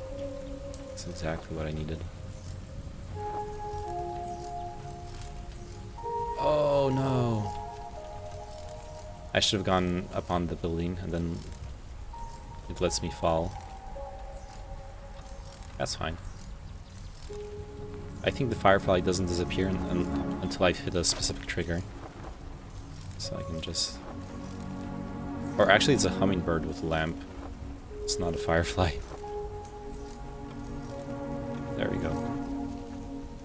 So it should disappear now, right? Right?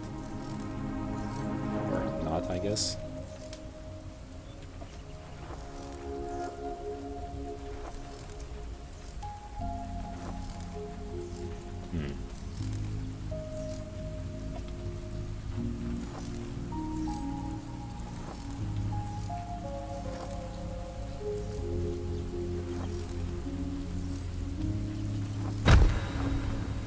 Yes, okay. It's the block that makes it disappear. Oh, I don't have the stars for this. Well, I have to go to both sides here.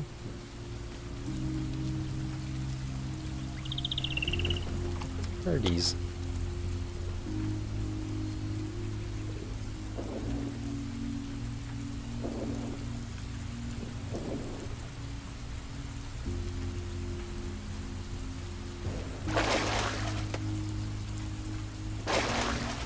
There's nothing down here. It was worth a try.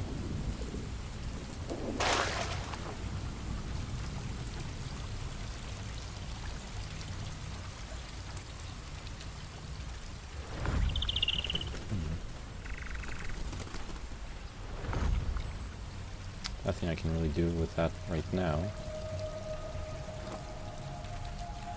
It's lit. It's lit, bro.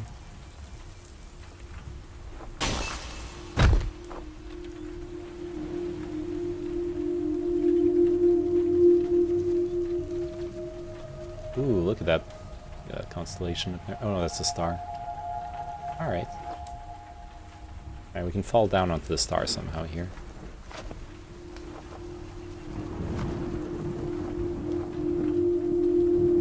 Or can we? Interesting.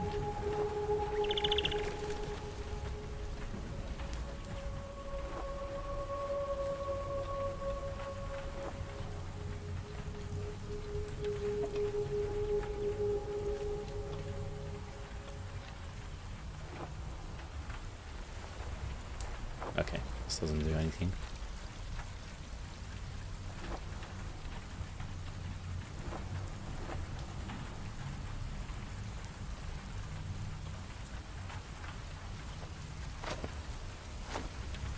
The silence is eerie. The scenery is very beautiful, but there's something a little bit ominous to it. With the thunder as well. Yeah, the music's back. We're back to comfy place.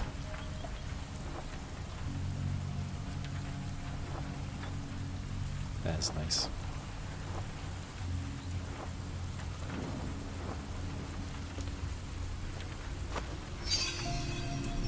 Oh, it's so cool. That is so cool. We're playing in reverse mode now. That is so awesome. I love it.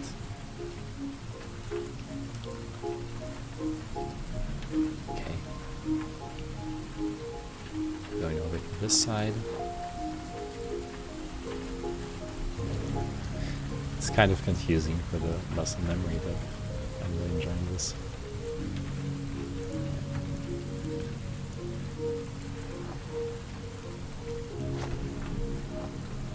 Damn.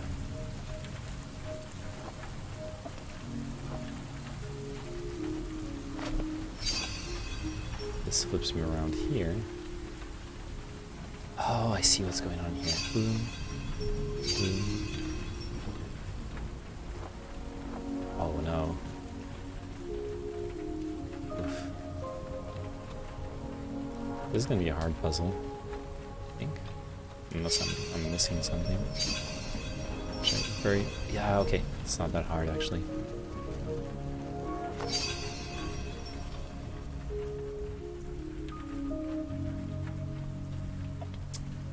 I think I should have hit those second butterflies. Oh, never mind. I didn't need to. Reach them like this. This is so cool. Okay, so now I know what I gotta do. Nice.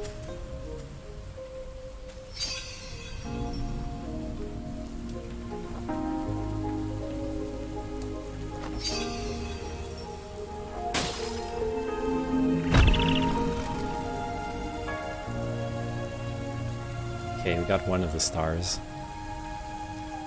But there was a second one over there that we need to find now.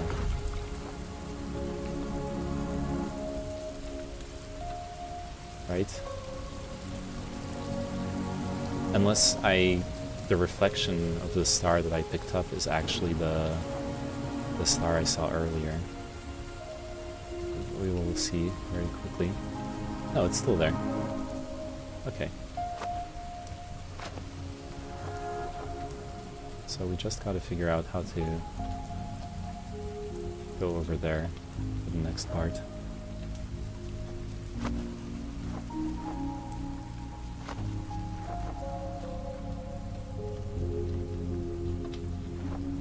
Maybe up here? No, I think I tried already, yeah.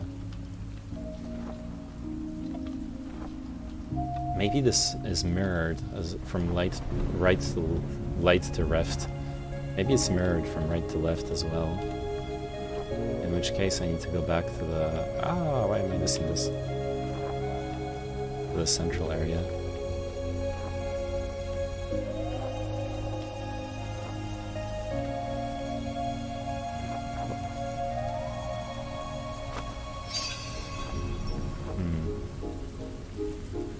Yeah, that's not working.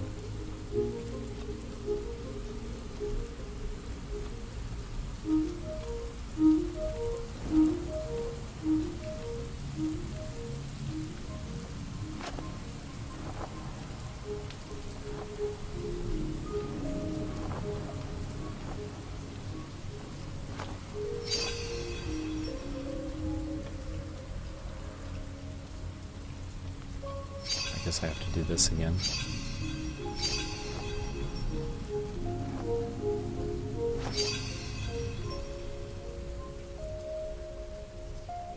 I need to think about this a little bit. There's obviously things I'm missing here. Oh. Such as this.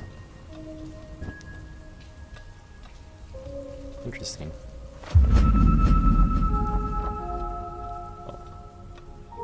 We are still finding things, even if we aren't finding what we set out to find.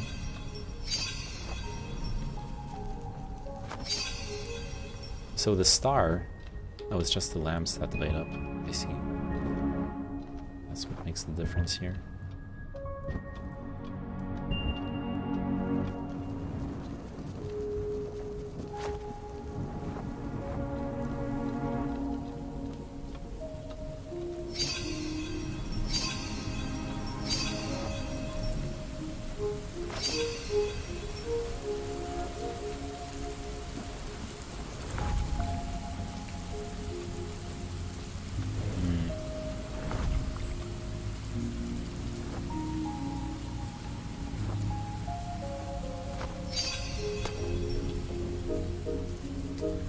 time to do the whole puzzle again.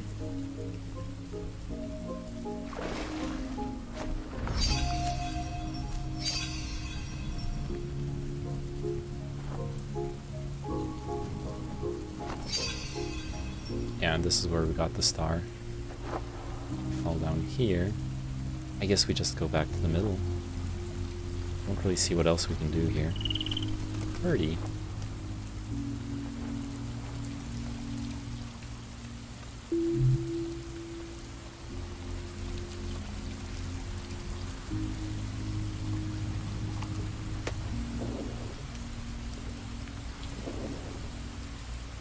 Oh, peacocks. Do peacocks hang out in water? I don't know. I have this story of when I was, I think I was 13 or 14. There is this garden in Paris with a lot of peacocks running around freely. And I remember I decided to try to imitate their call. Little did I know that I was so successful with imitating their call, which, unbeknownst to me, was a mating call, that they would do the mating dance for me when I did the call. And it was a strange feeling to, like, I was really proud of it and fascinated that I managed to make them think that I was a peacock calling out to them. It felt a little sad as well, the fact that they were doing their whole dance, but it wasn't for an actual mate. And it also made me feel, it made me feel annoyed that people didn't realize I was doing the call, because I would do it and the peacocks would start bearing their beautiful plumage. And so the tourists walking around would start taking pictures of the peacocks. Be like, wow, it's so nice, etc. And I was like, you're only capable of taking, you can only take those pictures thanks to me. Please recognize, credit me. I am entitled. That was my feeling.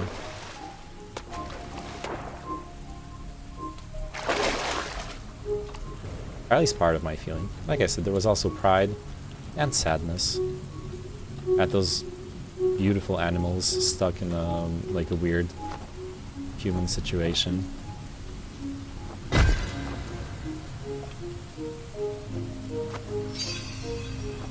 Oh, no, I cannot go there. Ooh, I can go under here.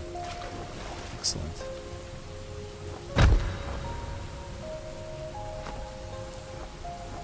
Do I want to? Because I can do... No, I cannot cross this pillar. Okay.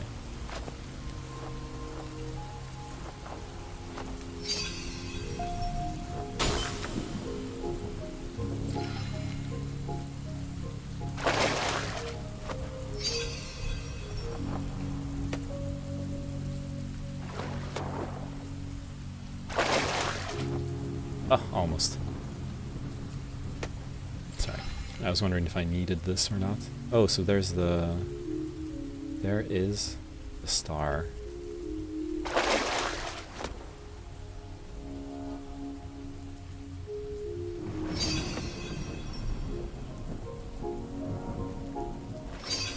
Oh no. Oops.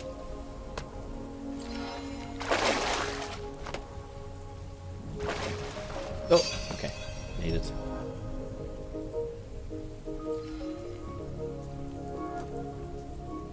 Oh. How do I get to keep this?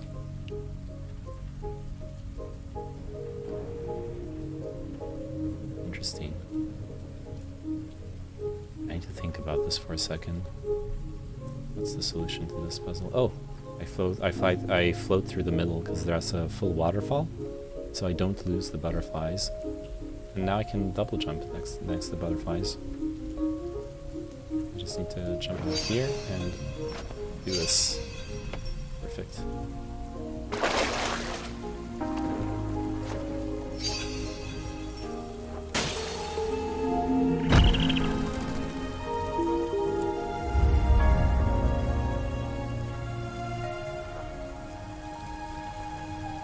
Beautiful moon. Alright, let's see what we get here.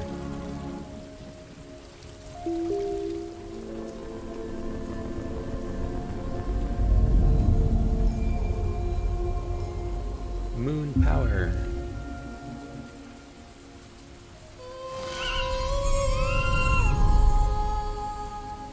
I get to sing. Look, she did what I did. She sang and the peacocks unveiled their plumage.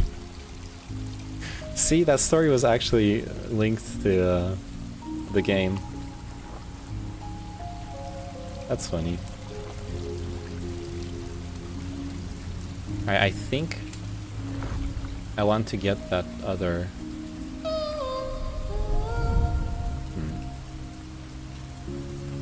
No, no, no.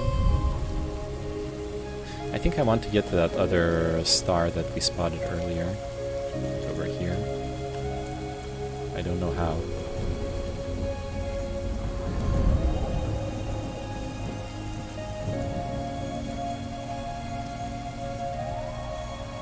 Yeah, it's still above there.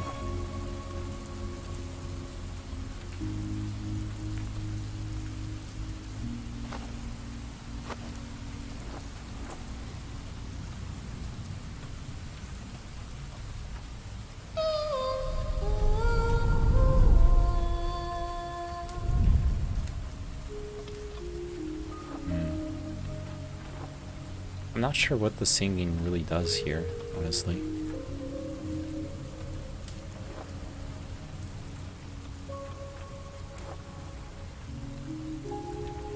Makes the world more beautiful, I guess.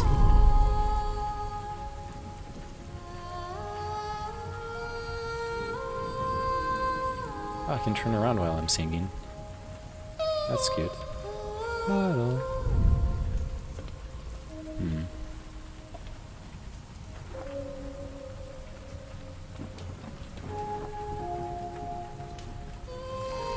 Oh, there we go.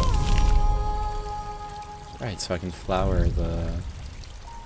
Or I can make those flower.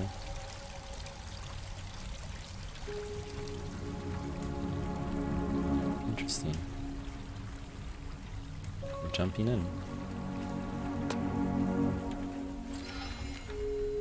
Oh, there we go. Yes.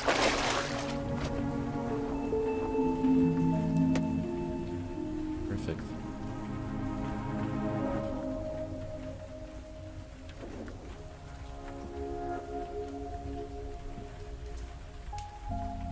Okay, so we can break the bridge to our left. I want to check out this part. There is no such thing as a coincidence. The fact that you're playing this game means that you are energetically aligned with peacocks in this video game. Absolutely, yeah.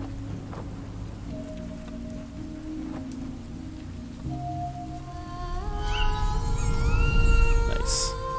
We're gonna do all the peacocks. That's the plan.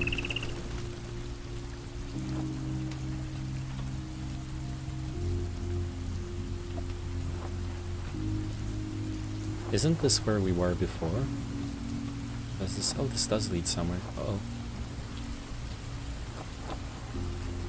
Oh, yes.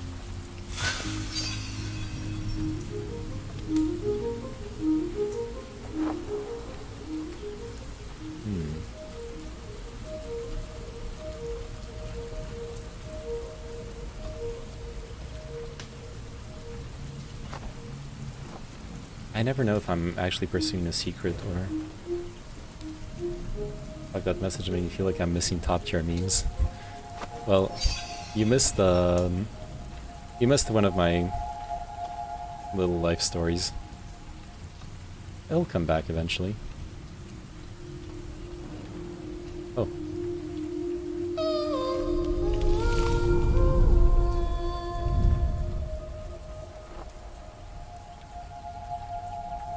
Talking about singing love songs to peacocks. Generally speaking. Oh.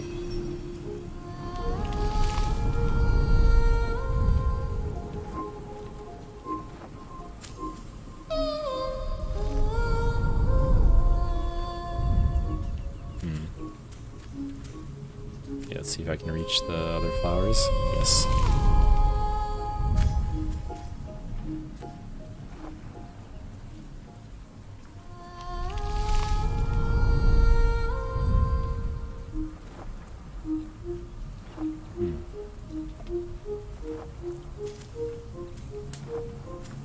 Excellent.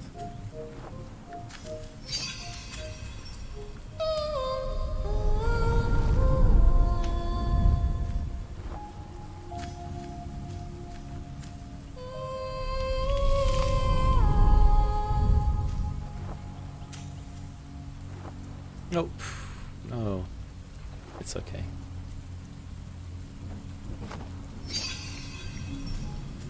This is fine.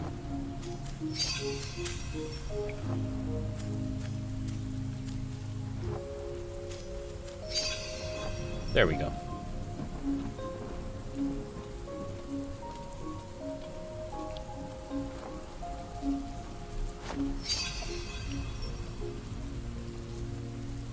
Basically, I was talking. I don't.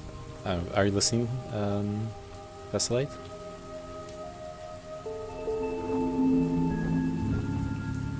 Oh. I can repeat the story if you want me to, or it will be for another time. We got all the time in the world.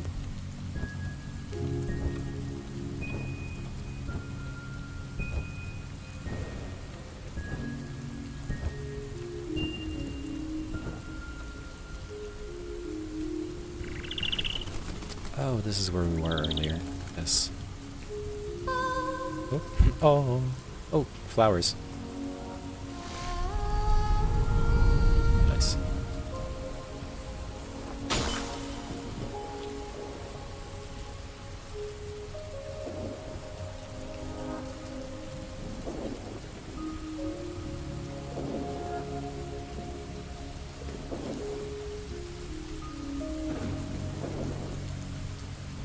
Where is this? Oh, I see, because we made it rain. Right? That's why all of this changed so much.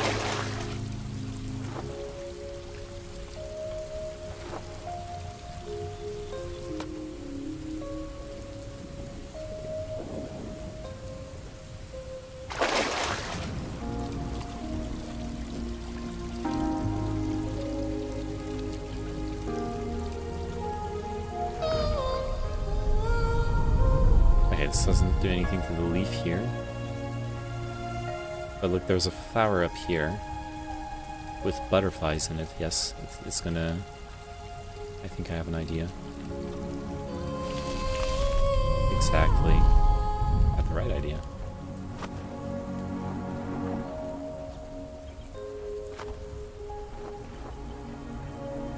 Oh, almost.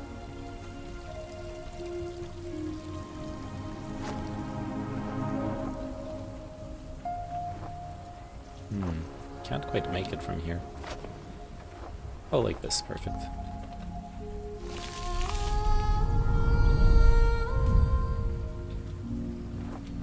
Oops.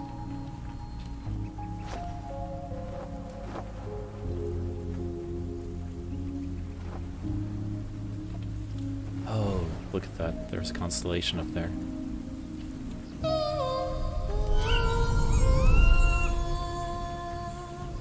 Okay, we got the peacock to react.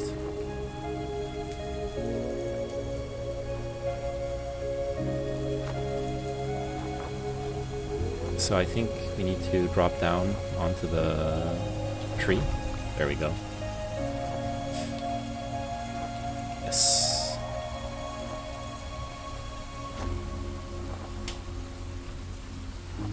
Perfect. Very nice.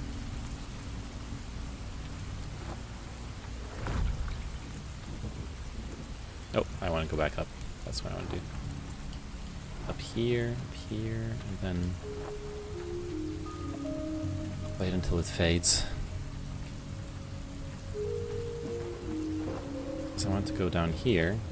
I'm thinking if I can...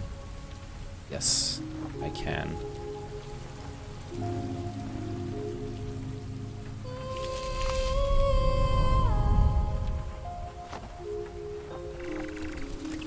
I'm thinking with flowers. What's up here, actually? Oh, it's a tree. It's a cute one. Vines.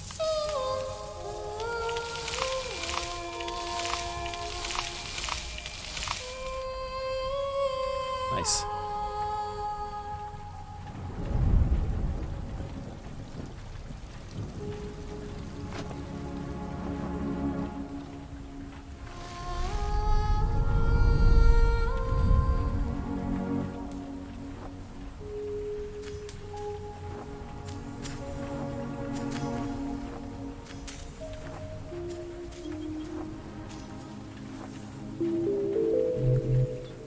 Missing one star. I am missing one star. Then I can come back here. Where will I find it? There will be some puzzle that I've missed yet.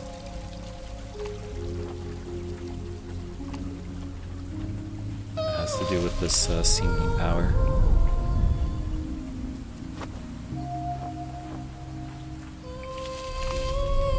So this is, I think, the alternative way of going up there, since it's symmetrical. Oh, but here, yes.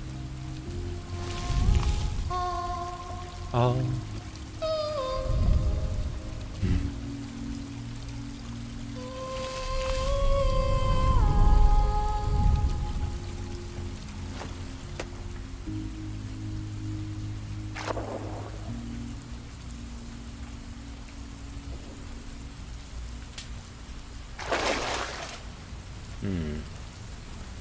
So that's a constellation, right? Oh. Is that how that works?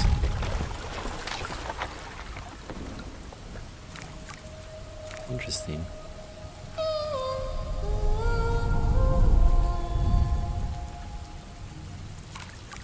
Oh, so I can move around on it. Very interesting.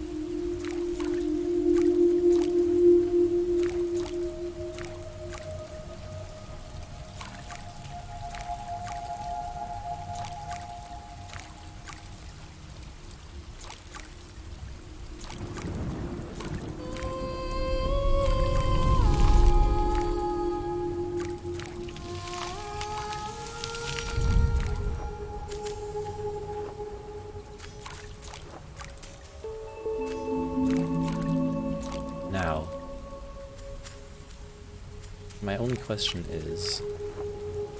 Oh, you cannot go up there.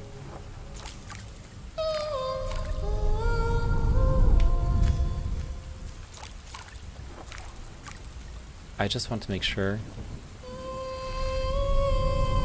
I finish exploring this part real quick. Because now that I have all the stars I need, I'm not going to be coming back here.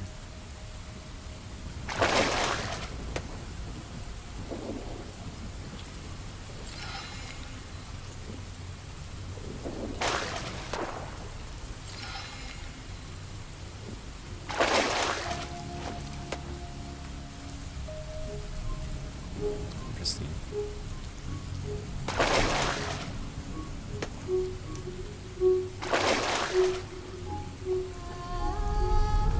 Okay.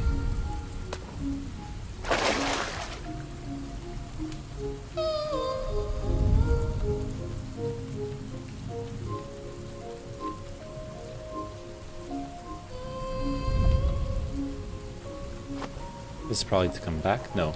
Okay. Wait, actually, I think it is.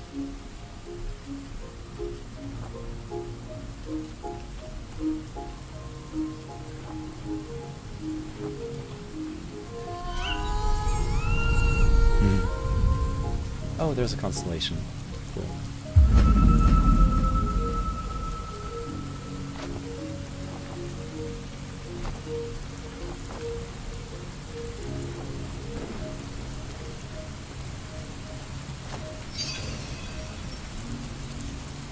Interesting. Maybe I should go back there. I didn't explore everything there.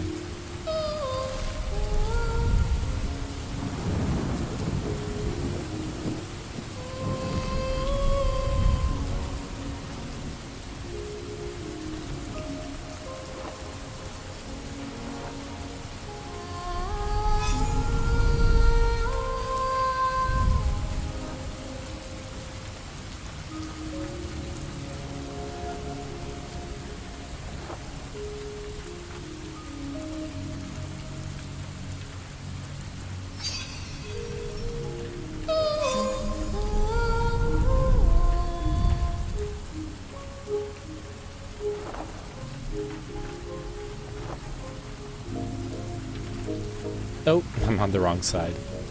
Never mind.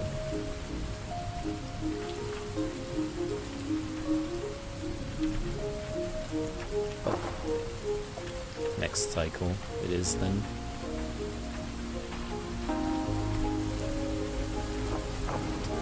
Oh, I can't make it. Oh, I see. I'm misunderstanding the puzzle. Yes, I can only jump up from here. It's not the wrong side. I'm supposed to use the gravity flip. There we go.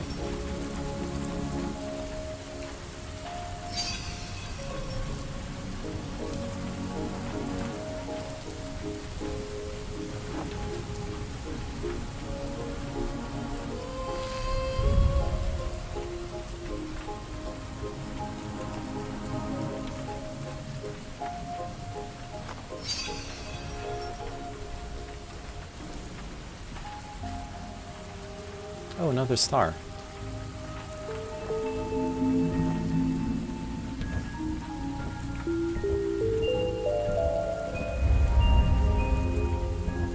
That is a lot of them.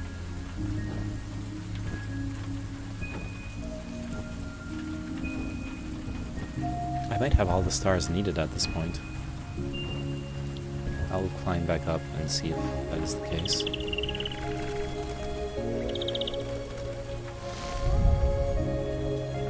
Or just explore this area first.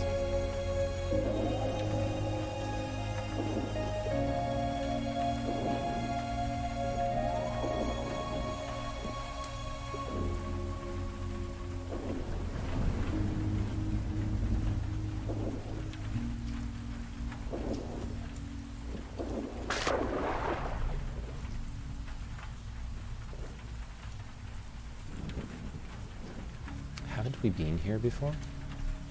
I'm really not sure. Oh. We have not been here. That is certain.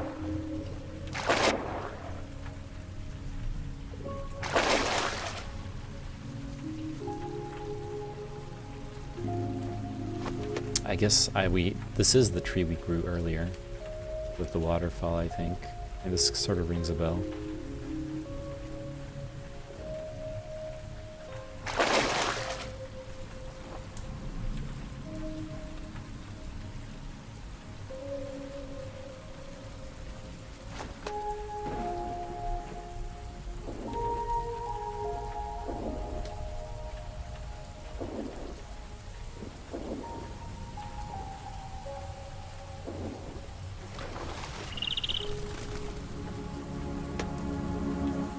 I can't sing underwater here. Doesn't matter. I have a really weird sense of deja vu, but it's hard to tell. I'll just go back up. I think I probably have enough stars to move on.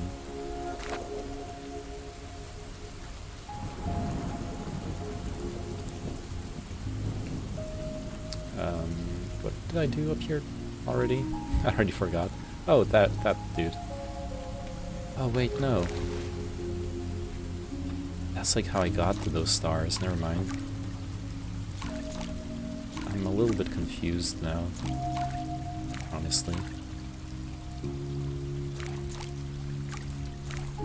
As to what I'm supposed to do.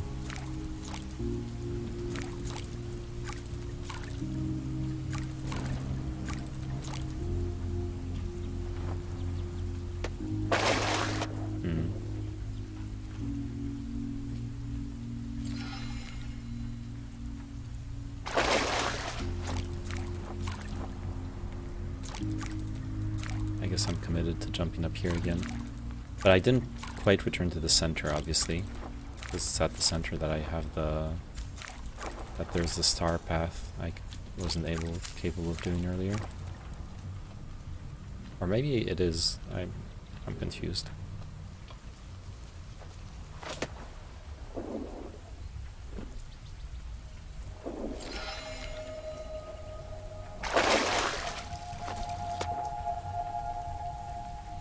Maybe, just maybe it is.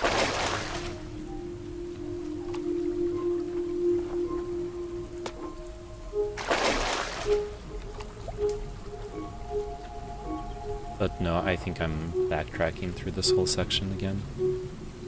Which is okay. Maybe we will find something I missed last time. Probably not though. I did get the constellation, so...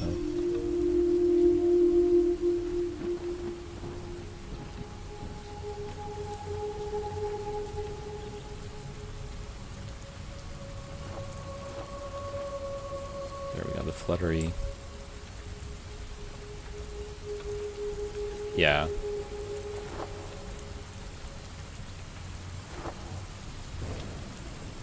It's okay.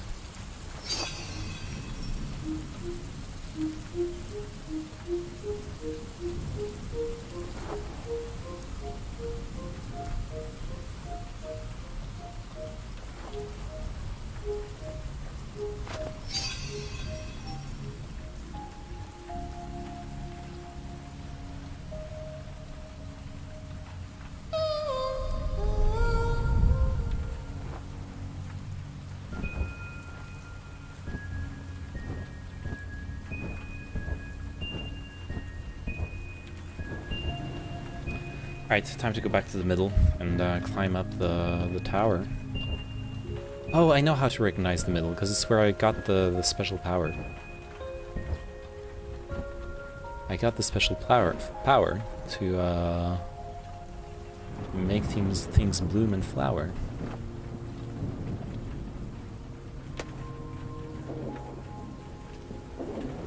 Through singing like a choir. New stars I have acquired.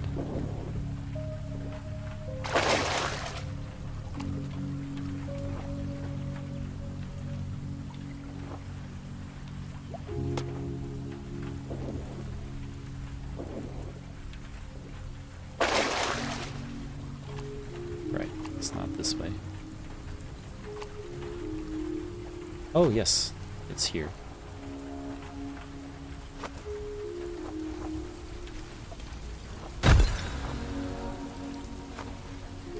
Excellent.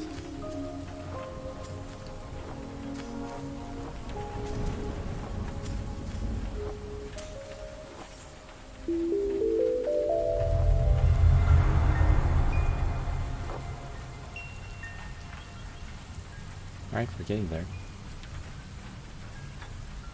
I don't know what to, but we are getting there. Good place to sing.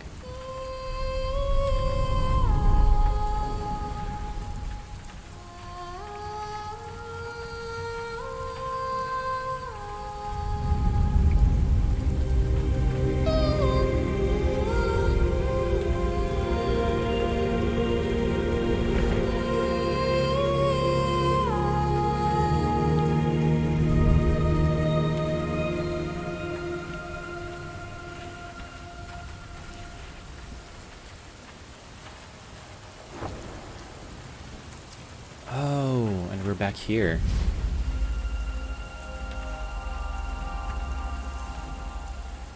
We're back here and the last stars are connected to the path we've been building. We can finally come back to the moon or something. Guess I'm getting close to the end of the game.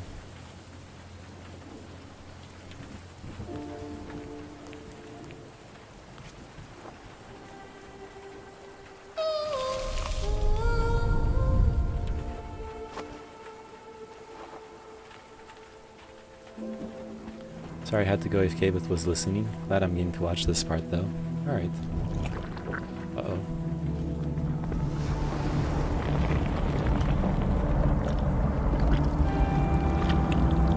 The monster is here.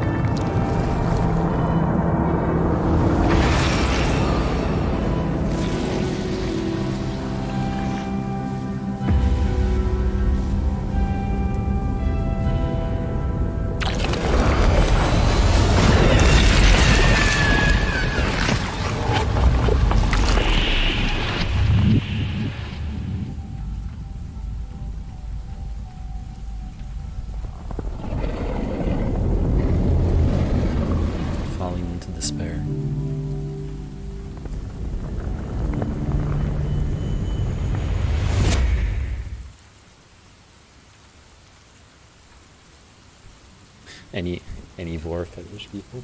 I'm sorry.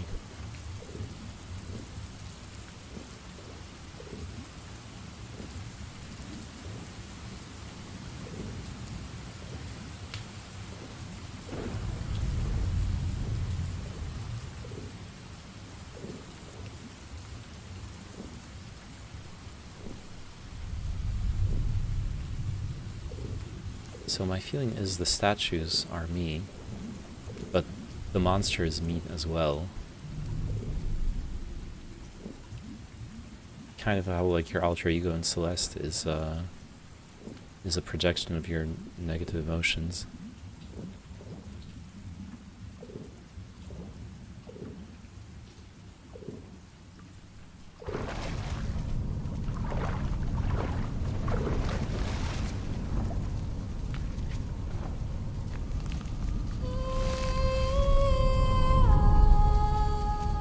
Acceptance. Apparently singing at my tomb gave me an achievement. And the fact that it's called acceptance probably means something. Accepting, well, what happened to me, but I don't know what happened to me yet.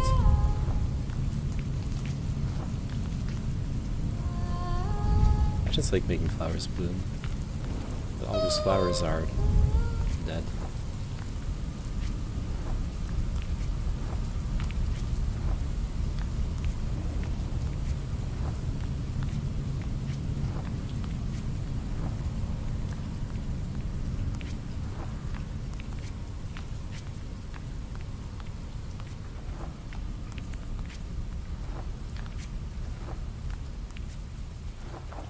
Oh, almost messed that up. Oh, the hand.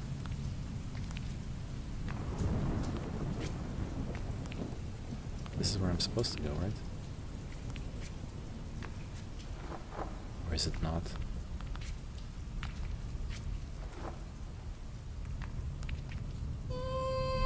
Oh, I see.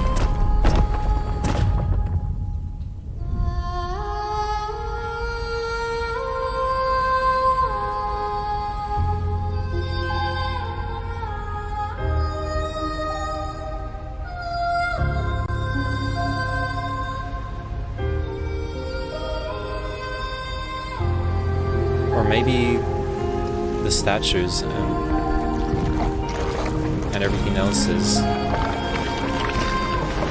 someone she loves. Sings everywhere but the place where it's needed. Yes. No, it was needed at the tomb.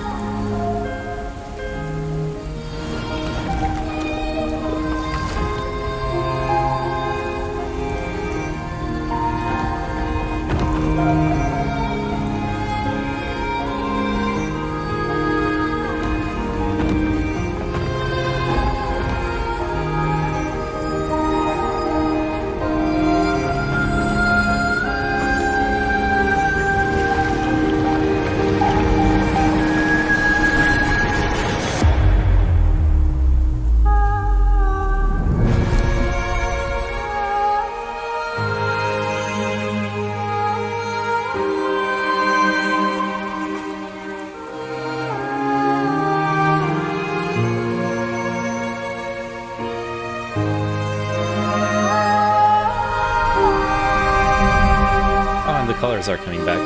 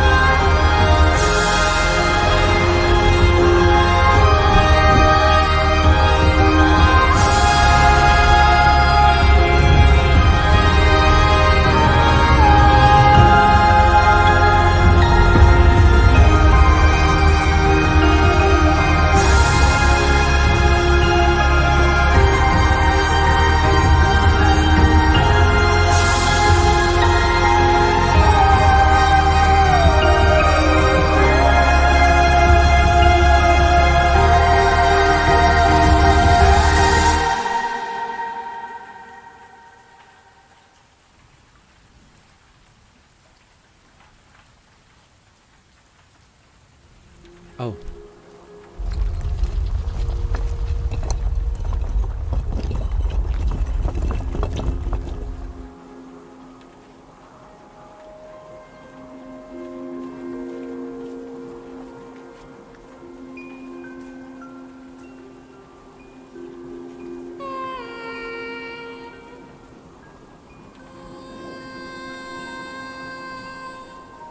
Hoppity hop.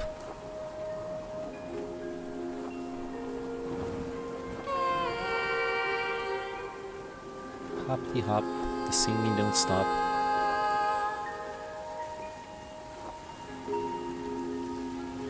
I'm a lady who's gonna bop.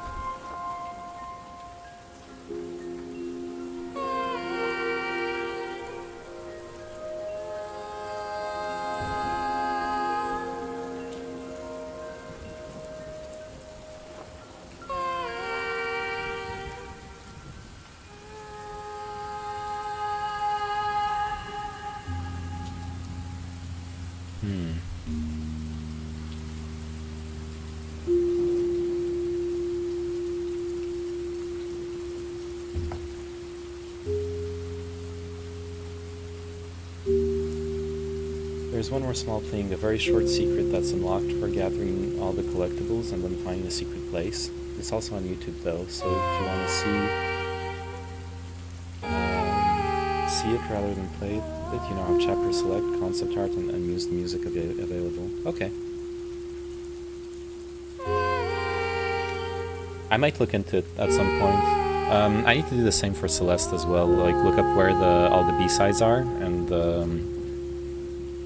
the strawberries and get them to unlock like the special ending.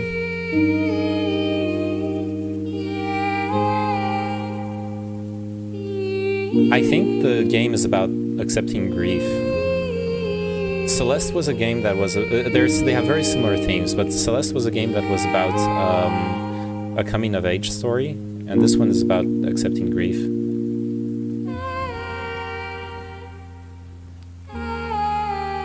She moves on at the end. Because that's what her loved one, the statue, wanted her to do. It's sad though. Doesn't quite leave you hopeful as Celeste does. Leaves you kind of sad. But it's a sad story. Makes sense.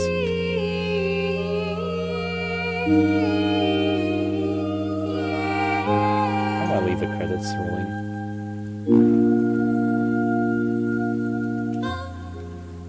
Oh. The music is really nice.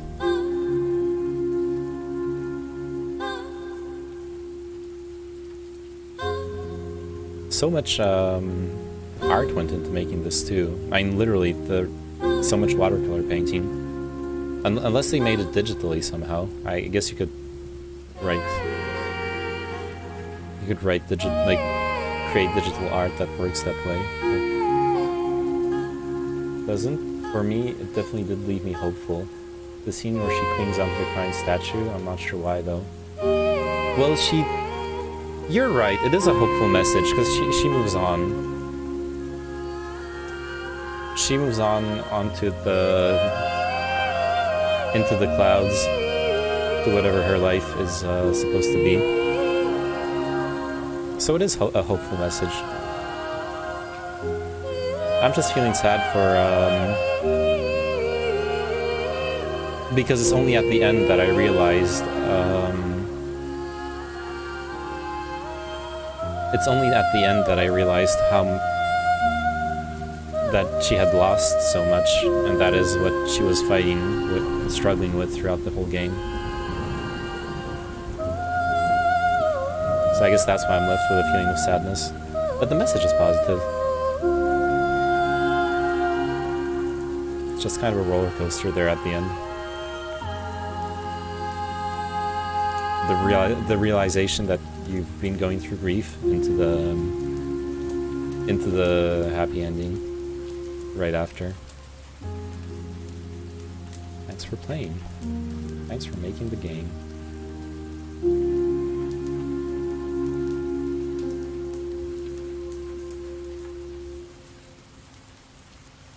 If you're going to try to gather all the collectibles, some of them are hidden very well.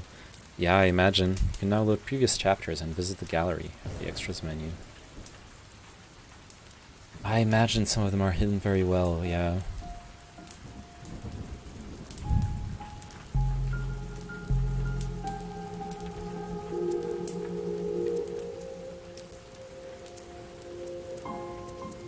We've unlocked a fair few of them.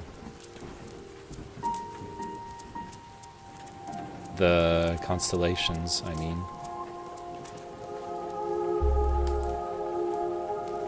It's a shame it doesn't tell me where how many of the constellations I've unlocked in each level here. I would like to see that. With some, you need to do things you wouldn't normally think to do. Yeah, I imagine. And that's what a lot of the constellations were, like going opposite the direction that made sense, or jumping into the having leaps of faith, things like that. Only 28.4% of players. Look at this achievement. The acceptance achievement, the one I got for singing at the grave. Yeah, I know there are collectible counters at the hub area. It's just I wish they were in the chapter select. But I guess if the chapter select starts you at the hub area, then it's fine.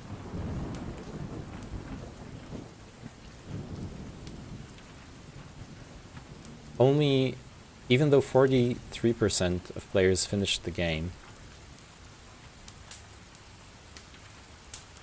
was this 29, 28, 29? So that's like 2/3, 3/4 of players that finished the game sang at the tomb. I wonder what the meaning of the colors is as well. What is the order? Oh, the timestamps don't tell me. I got kind of depressed while playing it. Yeah, I understand that. Like I said, the realization that she's been going through, that you've been struggling with her grief is a sad one. But Blindfolded is right. It's the message is positive at the end. She does move on and accept what happened, whatever it was that happened specifically. But it is a sad story. Black and white into red, into green, into blue, into yellow.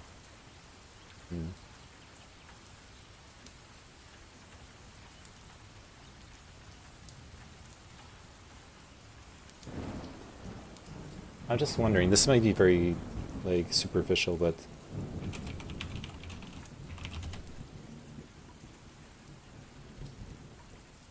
I'm wondering if the colors symbolize the 6 stages of grief. Numbness and denial. I think black and white fits that. Anxiety and panic. I think red fits that. Bargaining and control. Yeah, I could see green with that. Blue, frustration and anger. No, that doesn't work. That would be red, actually. Depression and despair. Yellow. Then acceptance and peace. I don't know. There are 5 other achievements for the rest of the grief stages, but they're pretty hard to find. I see.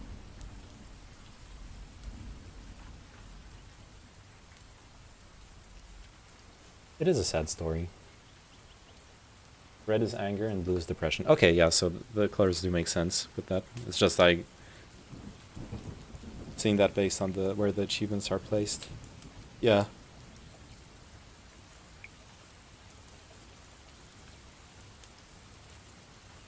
I'm glad I played through the game. This was fun. And sad. But like, it's an emotional journey. That's where, what I'm about to say is so corny, but that's where video games really are art. They make you feel emotions. I think that's kind of what art is about, making you feel things. I personally would color depression with black and white, probably. But then what do you do with denial?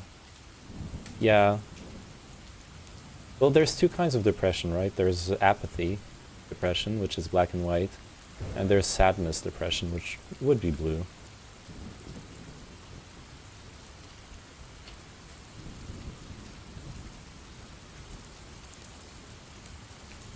Alright. I think I'm going to leave it at that. Thanks for watching. Have a good night, Blindfolded. Have a good night, everyone else, anyone who's watching. yeah, I'll see you all tomorrow. I'm gonna stream some more tomorrow. Probably more of just chatting and discussing different things. We'll try to prepare some subjects for tomorrow. Oh, it worked out today. Let's see. There it is.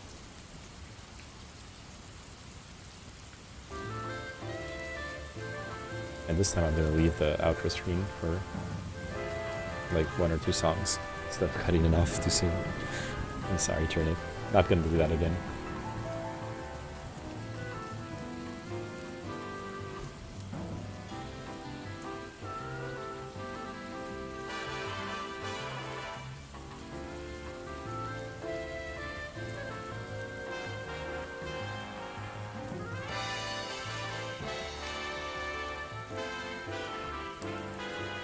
Oh, you know what I'll do?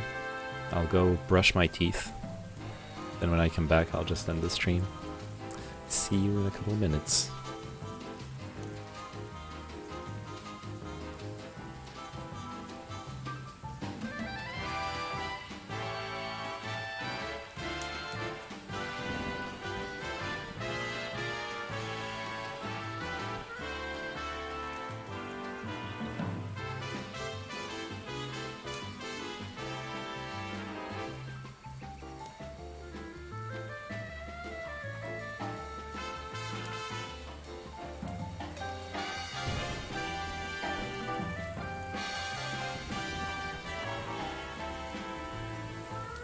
Good night to you too, Blindfolded.